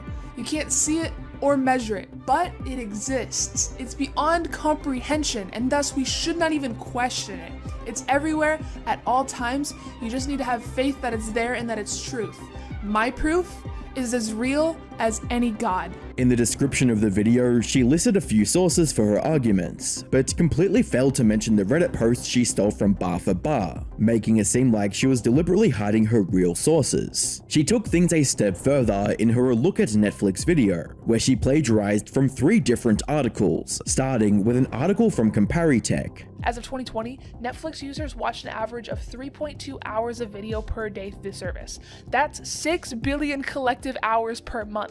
If we assume that each hour of streaming services use 3 gigabytes of data, this means that we're using around 288 gigabytes per month of Netflix alone. Of course, this is assuming you're using HD video. If you prefer 4K, those numbers are far higher. Before moving on to Forbes. Netflix is facing some seriously steep competition with new powerhouses such as Disney Plus and the soon-to-be-launched Apple TV. And even stealing an entire passage from a post on LinkedIn. In 2013, Netflix required massive amounts of fast storage and fast networking for streaming. At the time, it had 100 to 150 terabytes per server, which has grown massively since then. Netflix CEO Reese Hastings stated in 2015 that users have streamed 42.5 billion hours of video through the service. And it wasn't just YouTube videos either. Viewers found that many of her TikToks were also word-for-word recreations of things that already existed on the internet. Just trying to confirm, everybody's tired all the time, right? No matter how much sleep we get or caffeine we consume, but also we have a lot of trouble even just falling asleep, and we're constantly hungry, but also kind of always nauseous. We're spending every waking moment either working or cleaning, but feeling like nothing ever actually gets accomplished. By this point, most of her fans were seeing her for what she truly was. A prolific content thief. There was still an argument to be made that she was simply converting text into video format, and that didn't count as stealing. However, this flawed argument quickly falls apart if we consider the fact that Hollywood producers still need an author's permission before adapting their book into a movie. So just because she was changing mediums didn't mean she could copy someone else's work word for word. Well, at least she wasn't stealing other TikTok creators' videos word for word, staying true to the standards she set in her own tweet, right? Sadly, no. I'm going to be teaching you how to fake your own death. How to fake your own death. Immediately start paying off all your debt. You're also going to want to pay off all of your debt. This ensures that no debt collectors will come looking after you. It's going to ensure that no debt collectors come looking for you. No one will report you to the police for unpaid debts. We're calling the police to try and get their money back. This wasn't an isolated incident either. Okay, boom, the bomb exploded, you have to act immediately. First of all, don't look at the flash because it's going to blind. Boom, the bomb went off, you have to act fast. Okay, first things first, don't look at the flash, it'll blind you. You don't have a chance to get to a shelter. Your safest bet is to lay down face down and cover your head. If you can't find shelter, your best bet is going to be to lay down on the ground, face down, covering your head and ears. Fact number 1, Wikipedia articles can be super long, right? Well, did you know that if you replace this word en with simple, just delete this en dot and type in simple. It'll simplify the entire article for you? Wikipedia will dumb it down for you. Enter the name of your class, file type, and then 2 dots PPT. And the subject you need to learn about, followed by file type : PPT. You will find tons of slides and PowerPoints on the subject that you're studying. And a bunch of different PowerPoint presentations on the subject are gonna pop. Only JS's blatant thievery was too much for even her most loyal fans to defend, resulting in most of them turning against her. The fact that she did this and earlier called someone out for quote copying her, people who only copy others are not only lazy, they have absolutely no personality. That's why they can only mimic the creativity of others. Neither thing is something to be proud of. JS tried to ignore the drama and continued posting like nothing had happened. That is, until she copied from the wrong man.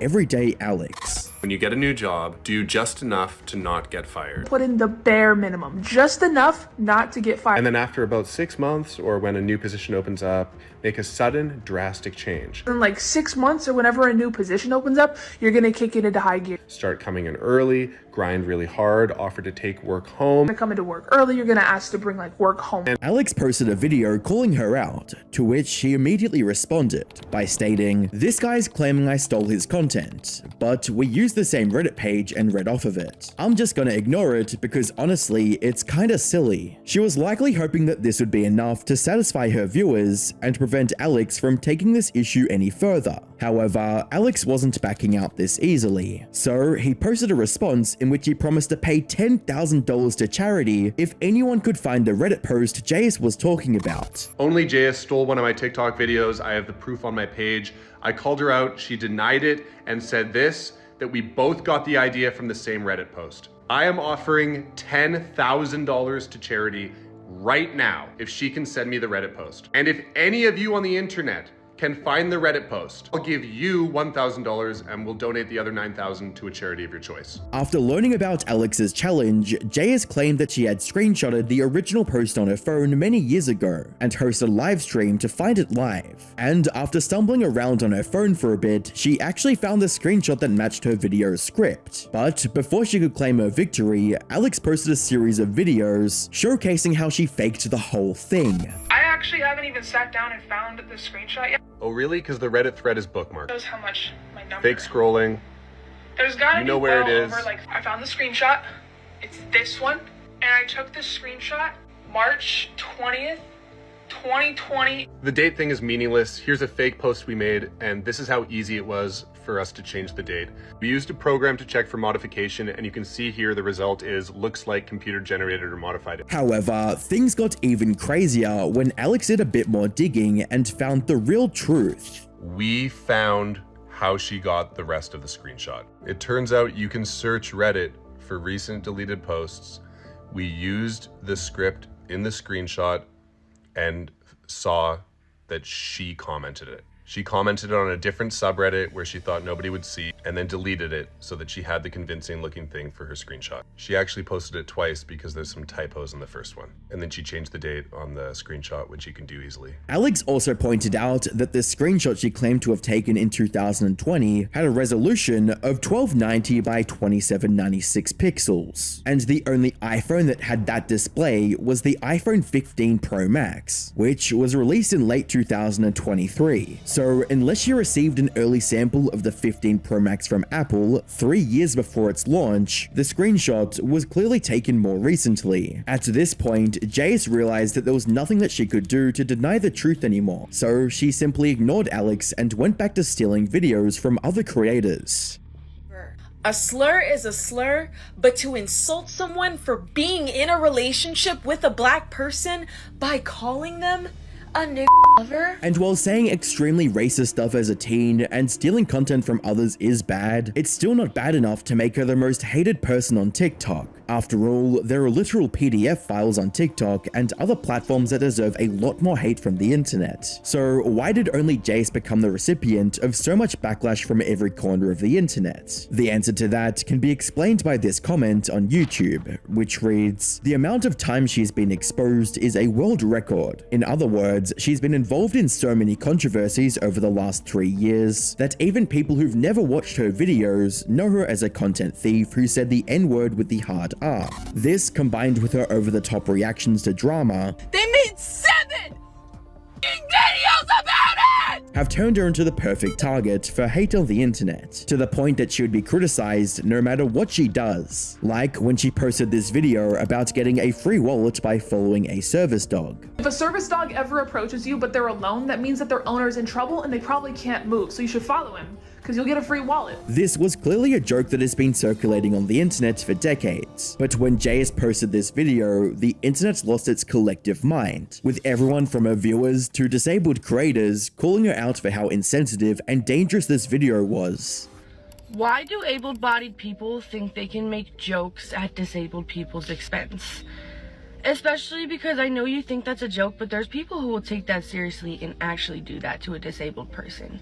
And as somebody with a service dog who's trained to go get somebody if I have a seizure, I'd be devastated if somebody was such a shitty person to steal my stuff when I'm unconscious and having a medical emergency. Some people did try to defend her video, like this one person who stated, "I'm sure she's an awful person or whatever, but I gotta say the joke about service dogs, and I say this being blind and a crippled person and working with a lot of blind people is not offensive. It's the kind of humor we tell each other all the time. I'm so effing sick of people telling disabled people how to feel about jokes and words, like we're not perfectly capable of knowing how we feel and speaking for ourselves. Honestly, out of everything that JS got called out for, that's the one thing that was genuinely just idiotic. The rest all seem pretty fair to me." Another commenter shared a similar sentiment, writing, "As a physically disabled person, people should always lighten up about dark humor. It was clearly a joke, and anybody who would be genuinely swayed to pickpocket from a TikTok are predisposed to heinous acts anyway."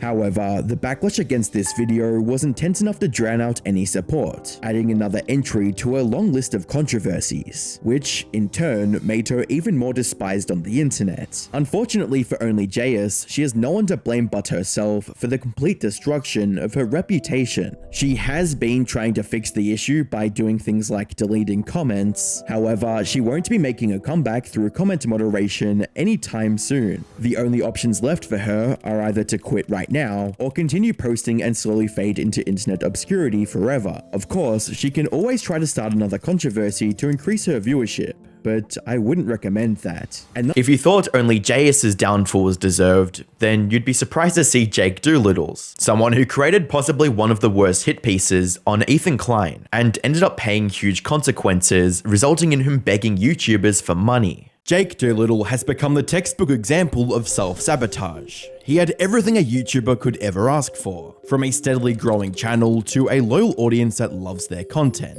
But it didn't take long for him to throw it all away. The moment Jake dropped his Ethan Klein expose video was the exact moment he made the biggest mistake of his career, with his video sparking questions such as, where do you draw the line between critic and hit piece? Is it when you blatantly accuse someone of lying to their audience? As a viewer of the podcast, if I were to stand back and watch Ethan lie, saying certain things about his health that are just straight up misinformation, then I would be doing a disservice to an entire community. Or maybe it's when you frame their medical concerns as tactics to profit from their viewers.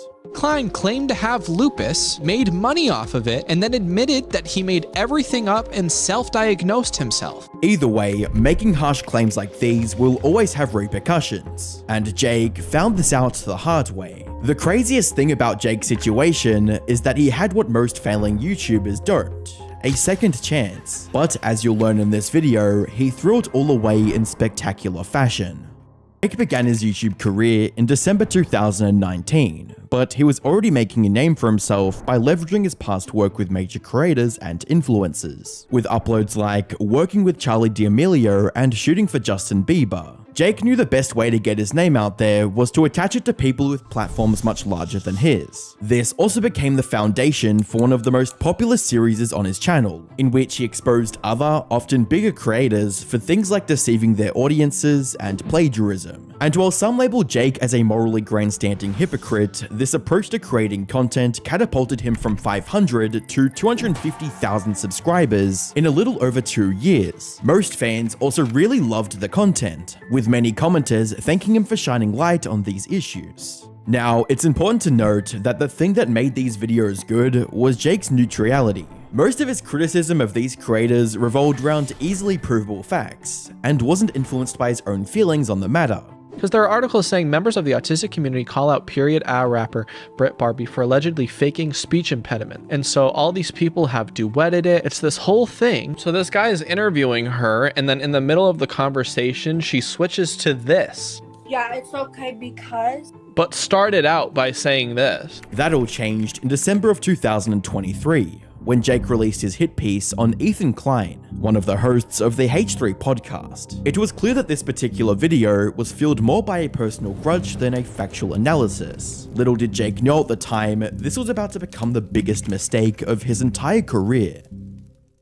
However, to fully understand Jake's reasoning behind uploading such a video, we first have to rewind to his first interaction with Ethan. back in 2021. You see, Jake was working as a photographer for influencers at the time, and in August of 2021, Jake released a series of now deleted tweets accusing Charli D'Amelio of making millions of photos that he wasn't properly compensated for, with tweets reading, "I can't think about anything but the millions you made off my photos. Lol, I feel like people are misconstruing what I'm saying. Nobody asked to use my photos. I was never told the photos would be in the book. A credit in the book means nothing when they don't have your permission," as well as "me when I never got paid for photos." The situation was only intensified by the numerous articles and Twitter pages covering the story, which eventually landed Jake an appearance on the H3 podcast. During their interaction, Ethan offered Jake a listening ear and $500 for the photos he wasn't paid for.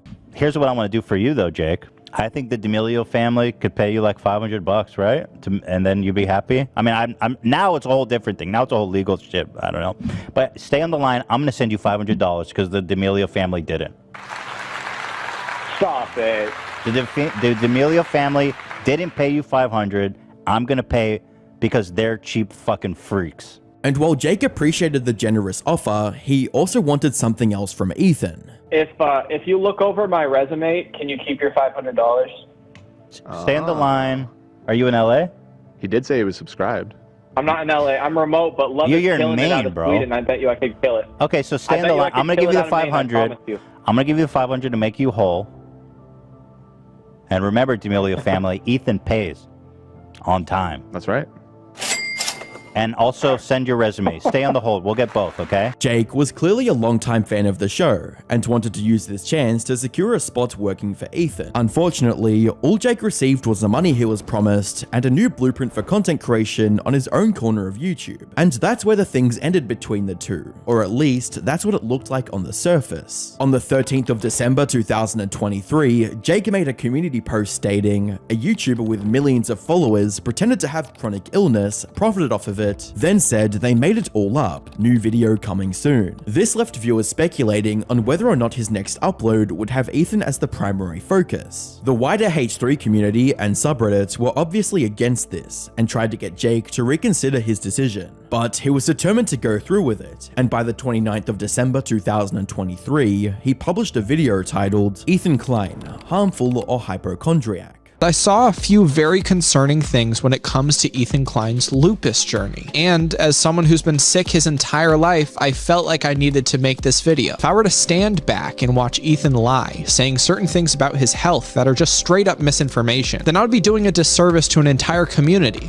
Ethan Klein claimed to have lupus, made money off of it, and then admitted that he made everything up and self-diagnosed himself. Right off the bat, Jake was framing himself as an authority on the topic of chronic illness and condemned the way Ethan went about his health inquiries. Jake went on to detail the various instances of Ethan referring to or sharing aspects of his medical reports and testing. At the same time, Jake berated Ethan for not pronouncing medical terms correctly and for using ChatGPT to further understand test results. Saying that an elevated tryptase relates to leukemia is like saying that sneezing relates to sinus cancer. Ethan states that he went to check on his cholesterol levels and then seemingly read his own lab results and self-diagnosed himself based off of Google searches. He goes on to talk about a more recent test result that came in. This test is the one that Ethan runs with throughout this entire journey. My Anna titer. This is also like leukemia and lupus and shit. First, Anna titer makes no sense. The part that Ethan calls Anna stands for anti-nuclear antibodies. It's an acronym that Ethan pronounces Anna instead of ANA like most every medical professional does. This also adds to my claim of Ethan searching his labs and not hearing the results from an actual doctor due to the mispronunciation. According to the Mayo Clinic, in most cases, a positive ANA test indicates that your immune system has launched a misdirected attack on your own tissue. In other words, an autoimmune reaction. According to Jake, the fact that there were elements of self-diagnosis in Ethan's approach to determining whether or not he had lupus, a disease that occurs when your immune system attacks your own tissues and organs, meant that he was spreading misinformation and harming others that suffered from chronic illness. The three main arguments that Jake Jake made in his 40-minute long video were that 1. Ethan was misinterpreting his health data, therefore spreading misinformation. 2. Ethan was profiting off the supposed illness by collecting $1,500 in donations during the stream. And 3. That Ethan was flat out dishonest about having any illness. Many viewers felt that Jake's arguments were made in bad faith, and the like to dislike ratio on his video reflected that. However, an unhealthy dislike to like ratio was the least of Jake's problems, because when Ethan and his team soon returned from their short break, they were more than ready to address the accusations being made. At the start of the new year, Ethan shared an Instagram story that foreshadowed his reply to Jake, reading, "My face when I'm excited to return to the podcast tomorrow." Not long after, Jake left his own Instagram story begging for the backlash to stop, reading, "I'll do anything to make this stop. The death threats, telling me to kill myself and saying that I was never sick in the first place is something I cannot handle. I was trying to make a video from the perspective of a sick person and it didn't connect with everyone. I was in hospital last week after posting the video. I legitimately cannot handle anymore. I apologize to everyone involved." Regardless of how much Jake wanted this to all be swept under the rug, he had already made his hit piece and was going to answer for it. Fans of the podcast were expecting a complete massacre from Ethan, and that's exactly what they got. On the 8th of January 2024, Ethan and other members of the H3 podcast went live. But before they could react to Jake's video, he set it to private. Oh, he just privated it. Well, it's too late, bro. Oh, is it now? That's true. No, it's too late. This was likely a last-ditch attempt from Jake to be spared from the consequences of his actions. Unfortunately for him, Ethan's team had already downloaded the whole thing, and they wasted no time tearing into every second of it. Ethan started off by giving viewers some background into who Jake was, and what he's been up to behind the scenes. The really interesting wrinkle is that this guy's been a huge fan of ours, and actually there's been a ton of interactions of him trying to reach out and get noticed and get attention from almost everybody on the crew. He also shared screenshots of Jake's repeated attempts to connect with various members of the H3 team. According to Ethan, Jake even went as far to approach team members of the H3 podcast in person and tried to pitch his ideas. Put simply, his video on Ethan was nothing more than a petty tantrum after being rejected from working on his podcast. Ethan also pulled up a downloaded version of Jake's video and began debunking each one of his points one by one. From dismantling Jake's arguments of self-diagnosis to pointing out the blatant bad faith at the core of the video, Ethan was presenting his side of the story and made it clear that it wasn't some joke or cash grab, but a man desperately trying to understand his health status. To top it off, Ethan possibly donated more money to the people suffering from chronic illness than the amount Jake claimed he took from viewers. By the end of this 4-hour podcast, Jake had completely shattered the trust and credibility he had built with his audience. This is the worst takedown video ever. I mean, dude, shame on you. And you had so many chances to not do this. The preview, AB, from us, saying, dude, this is not going to work out good for you. Trust us. Now, this could have been the end of Jake's future on YouTube. But after facing intense criticism from all corners of the internet, he did something that saved his career from total annihilation. He apologized. On the 18th of January 2024, Jake made a 3.5-minute video titled My Recent Video, which was intended to be an apology to Ethan and everyone affected by the video he previously made. My intention was to stand up for a specific group of people, but instead I came across as an asshole. I didn't consider how my words would affect others, and for that I'm very sorry. Now, this wasn't a perfect apology by any means. He left out a lot of things that should have been addressed. For example, Jake didn't acknowledge his accusation that Ethan misled the audience for personal gain, nor did he explain why he took it upon himself to act as the champion of the chronic illness community. But as a commenter pointed out, it was a step in the right direction, reading, "I think apologizing is a great step in the right direction, except you left out so much. Wish you put more effort into addressing specific things you said rather than general statements. Feel like that would go a much longer way." And while it didn't undo the damage that was already done to his reputation, it gave Jake another chance to prove himself. He had an opportunity to earn back his core fan base with quality content, and that's exactly what he did. He went back to his old factual self and started making videos on creators who deserved the criticism, like Sniper Wolf, Jack Doherty, and the vegan teacher. It seems like Jake took the time to reflect and learn from his past mistakes, and had finally reached a healthier mindset. He even proposed to his girlfriend in November of 2024.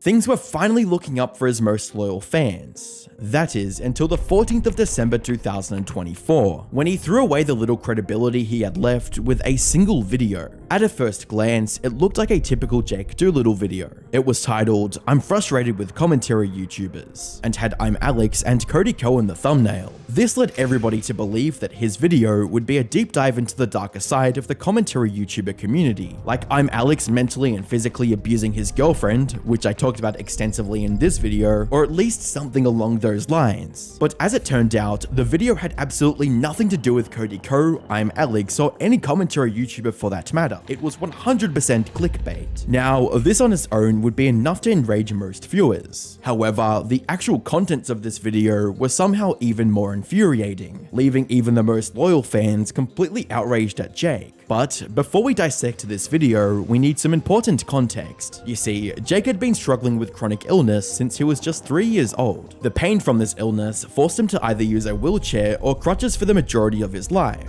He even raised almost $3,000 through a GoFundMe campaign to find a cure for his illness back in 2016. However, even worse than the illness was the fact that he'd been misdiagnosed multiple times, resulting in his condition getting even worse over the years. Eventually, his own situation inspired him to start a charity in September of 2022 called Never Stop, with a fairly straightforward mission statement. Never Stop is a charity for the diagnosed, the misdiagnosed, and everything in between. Our goal is to provide financial assistance to people in long-term financial and physical crisis. It has also raised over $12,000 for people in need. So, assuming the proceeds of this charity actually reached the needy, it was 100% a good thing and no one had any issues with it. That is, until Jake, in all his wisdom, ruined the reputation of his charity with his video titled, "I'm frustrated with commentary YouTubers." As I mentioned earlier, this video wasn't actually about commentary YouTubers. Instead, it was about his charity and how no one was making any donations to it. There has been no YouTuber who has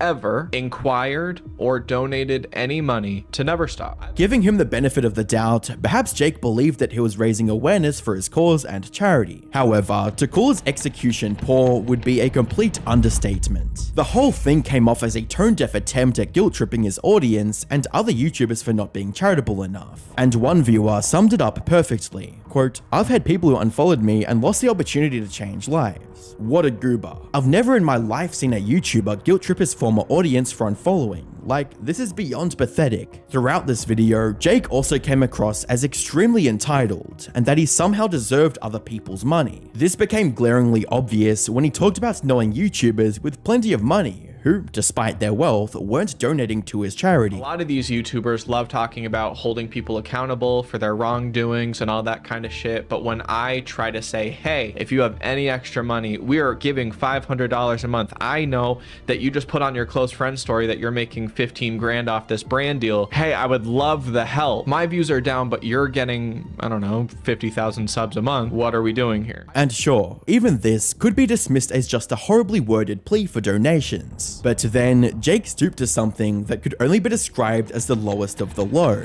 He tried to blackmail other YouTubers. I'm not going to name names, but I would like you to know that I am going to name names at some point, possibly next month or so, if my following up with these people amounts to nothing and I keep getting ghosted. In other words, Jake essentially threatened to publicly name and shame YouTubers who refused to donate to his charity. This, combined with the fact that his charity was only helping a single person at a time, made people who would have donated otherwise in the future turn their backs. The response to this was perfectly summarized by a commenter under the video, which read, "This is effing yucky. Donate to my charity or else." Like, does he understand that most people wouldn't be enticed by, we help one person per month right now, and they don't have a long history of running and navigating the challenges that come from these organizations? And as if this wasn't bad enough, he even tried to insinuate that the YouTubers who weren't donating to his charity were dumb, because they didn't know they could deduct the donation from their taxes. Within the last 6 months, how come other nonprofits that are doing between $10 and $30 million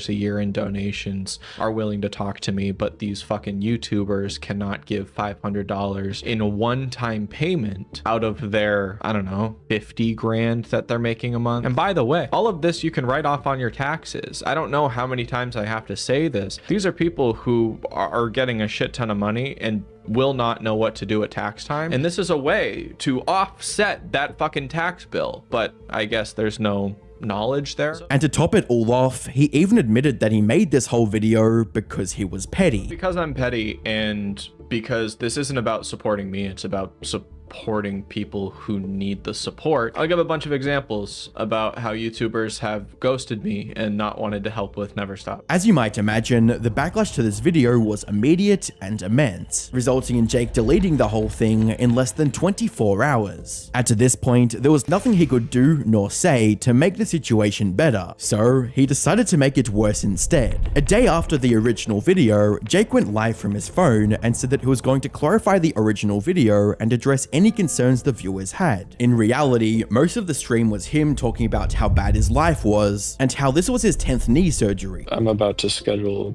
fucking 2 more knee surgeries. I have no.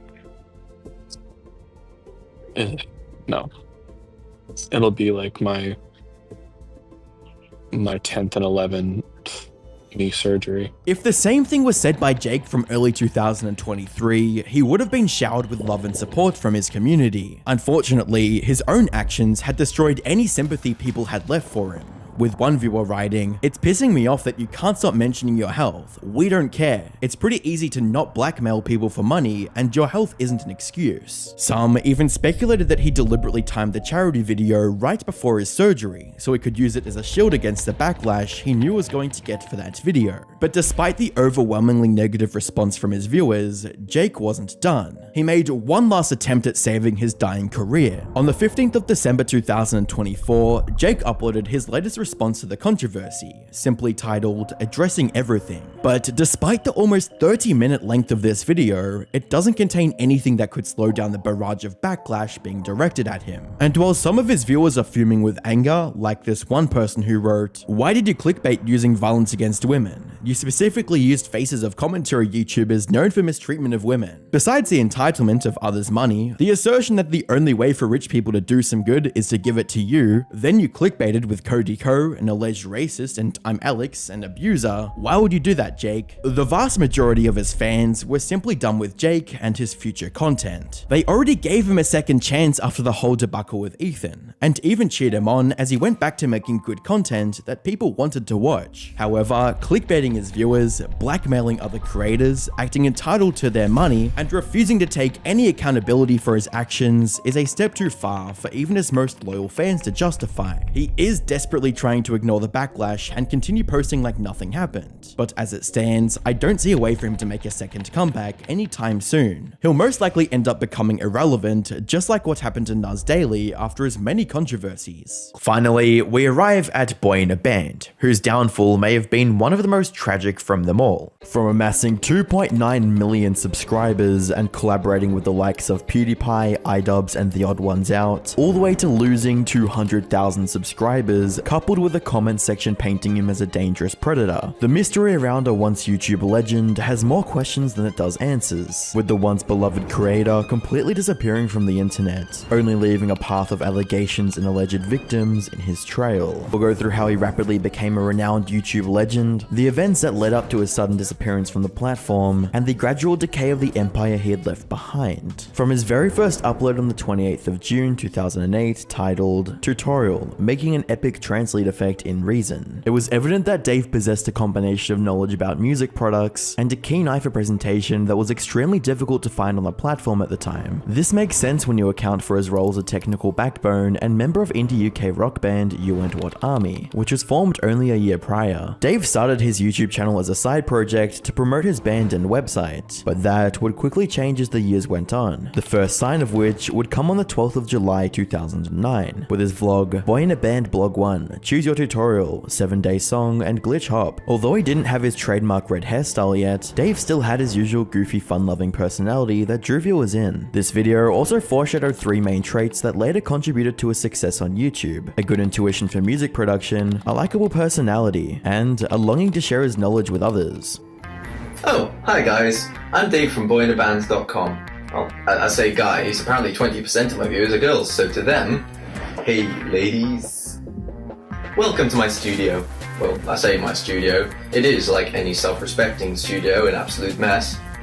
This is my real studio. As he continued to create more tutorials, he would gain a reputation for being a reliable source of musical insight on music-related topics on YouTube. It was this very reputation that earned him many notable collaborations, one of the first being a pop song with a fellow music YouTuber, Vila. The song was made in 24 hours and was posted on the 22nd of May 2013. Hi, I'm Dave from Boy in the Band. I've heard people say that they think music at the charts these days is really simple, and that a singer and a producer could get together in a studio and knock out a generic #1 hit single for the clubs in like a day. Let's see if they're right. Yo, we up in this club, we gonna get drunk, girls shake them arms, them lovely lady lumps, so put your hands up in the air. The video was a hit with fans and gained almost 2 million views. By the 15th of July 2014, Dave would be involved in another major music project, this time with Emma Blackery. It would once again surpass the 1 million view mark and begin the formation of what would later become his core fan base, emotional teenagers.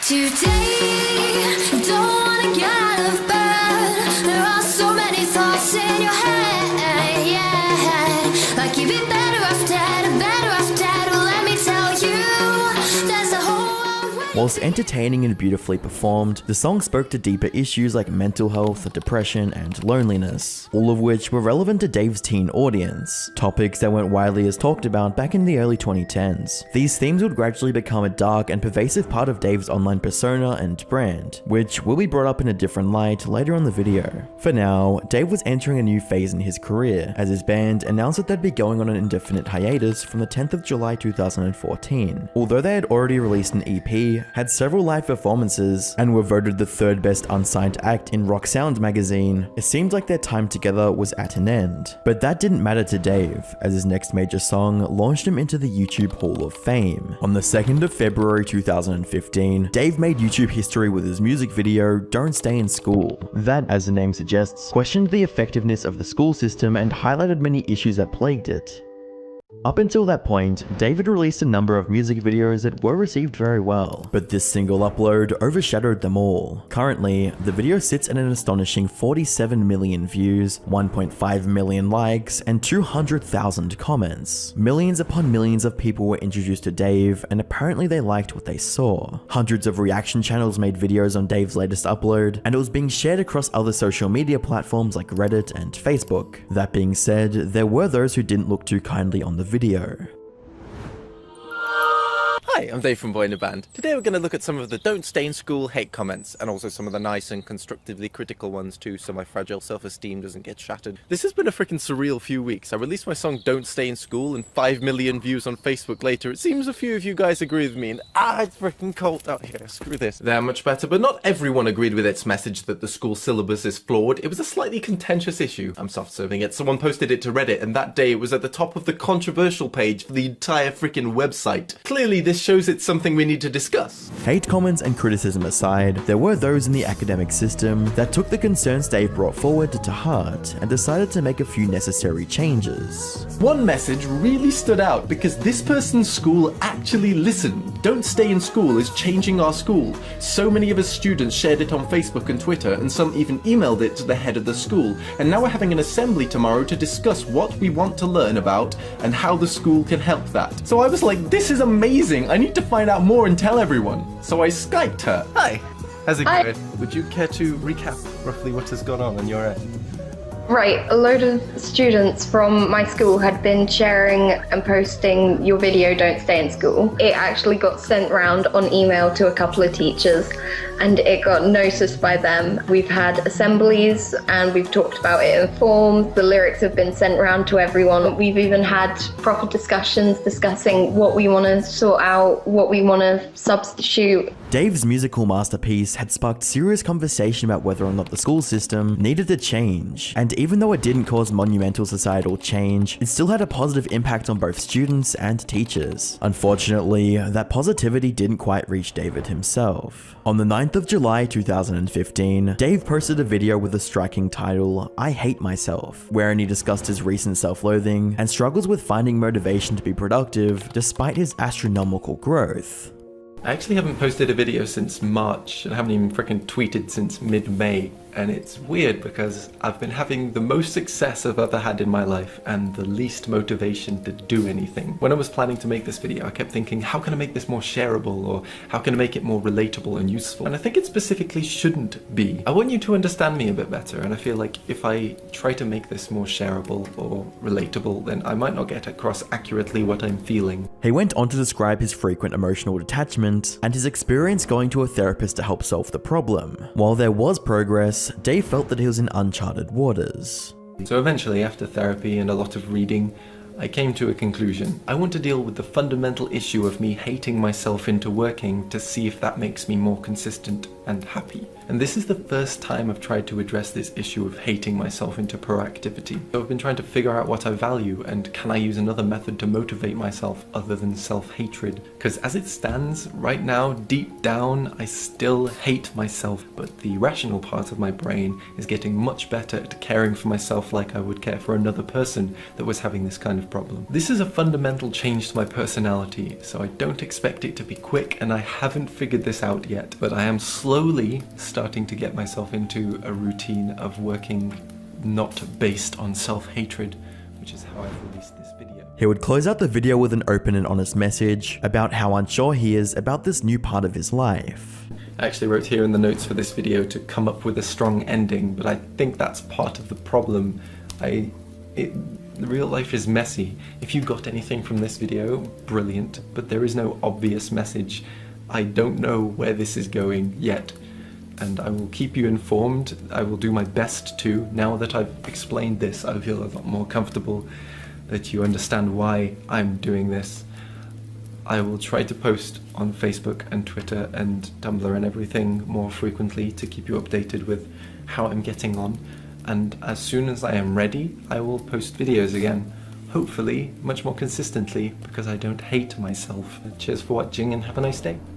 Naturally, his fanbase made their support for Dave quite clear, with comments such as, "Dave, you're a beautiful human. You're more intelligent and self-aware than most people are, even capable of comprehending," as well as, "Take your time, Dave. Being mentally healthy is way more important than videos for us. I'll wait for your content, whether your next video is next month or next year. I love you. Internet hug." Fans would certainly have to wait, as Dave made one more upload on the 10th of August 2015, before completely disappearing from the platform for exactly 1 year. This was the first time Dave had been off YouTube for so long, but it wouldn't be the last. By the 10th of August 2016, Dave made his return with a music video dubbed "I'm Not Dead," which was meant to express his mental battles that he'd gone through over the past year-long break. In the months that followed, Dave maintained a somewhat consistent upload schedule, and many of those uploads would do very well. Some gained a few 100,000 and others got several million views. Dave hadn't lost any of the momentum that he'd built up in the years prior, and in fact, his stability was increasing.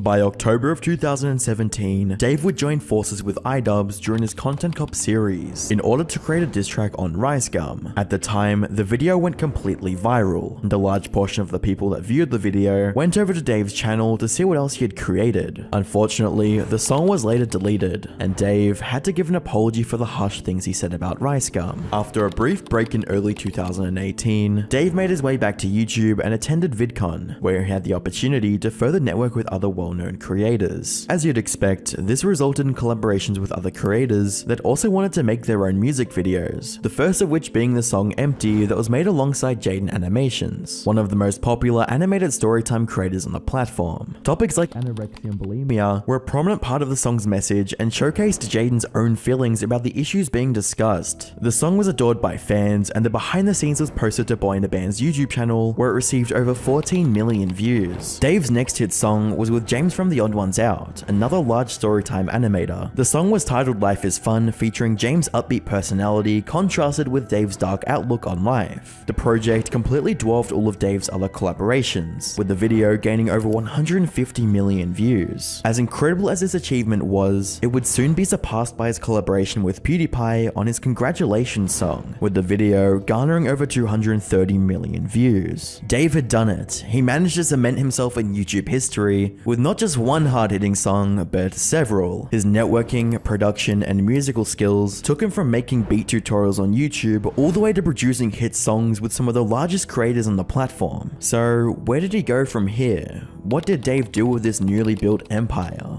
Well, not much actually. He was still fighting a war with his mind, and as the years went on, his uploads started to dwindle. Although he assisted in creating lyrics for PewDiePie's Mine All Day music, the uploads would stop in December of 2019. The last remaining interaction between Dave and his fans on YouTube was a community post where he asked his viewers to vote whether or not he should take all his medication at once, where 94% of the 170,000 votes told him not to do it. The last known posts on his Twitter and Instagram were made on the 7th of April 2021. If things ended here for Dave, it would have been perfectly fine. A well-respected YouTuber that left the internet due to mental strain would have been somewhat a good way to end things. But unfortunately for Dave, things weren't that simple. On the 7th of September 2022, an anonymous Reddit user made a post on r/boyinaband that brought some radically chilling allegations against Dave to light. Quoting, "Some time ago, a group of his ex-partners wrote a letter to his family in hopes of stopping the outgoing pattern of abuse."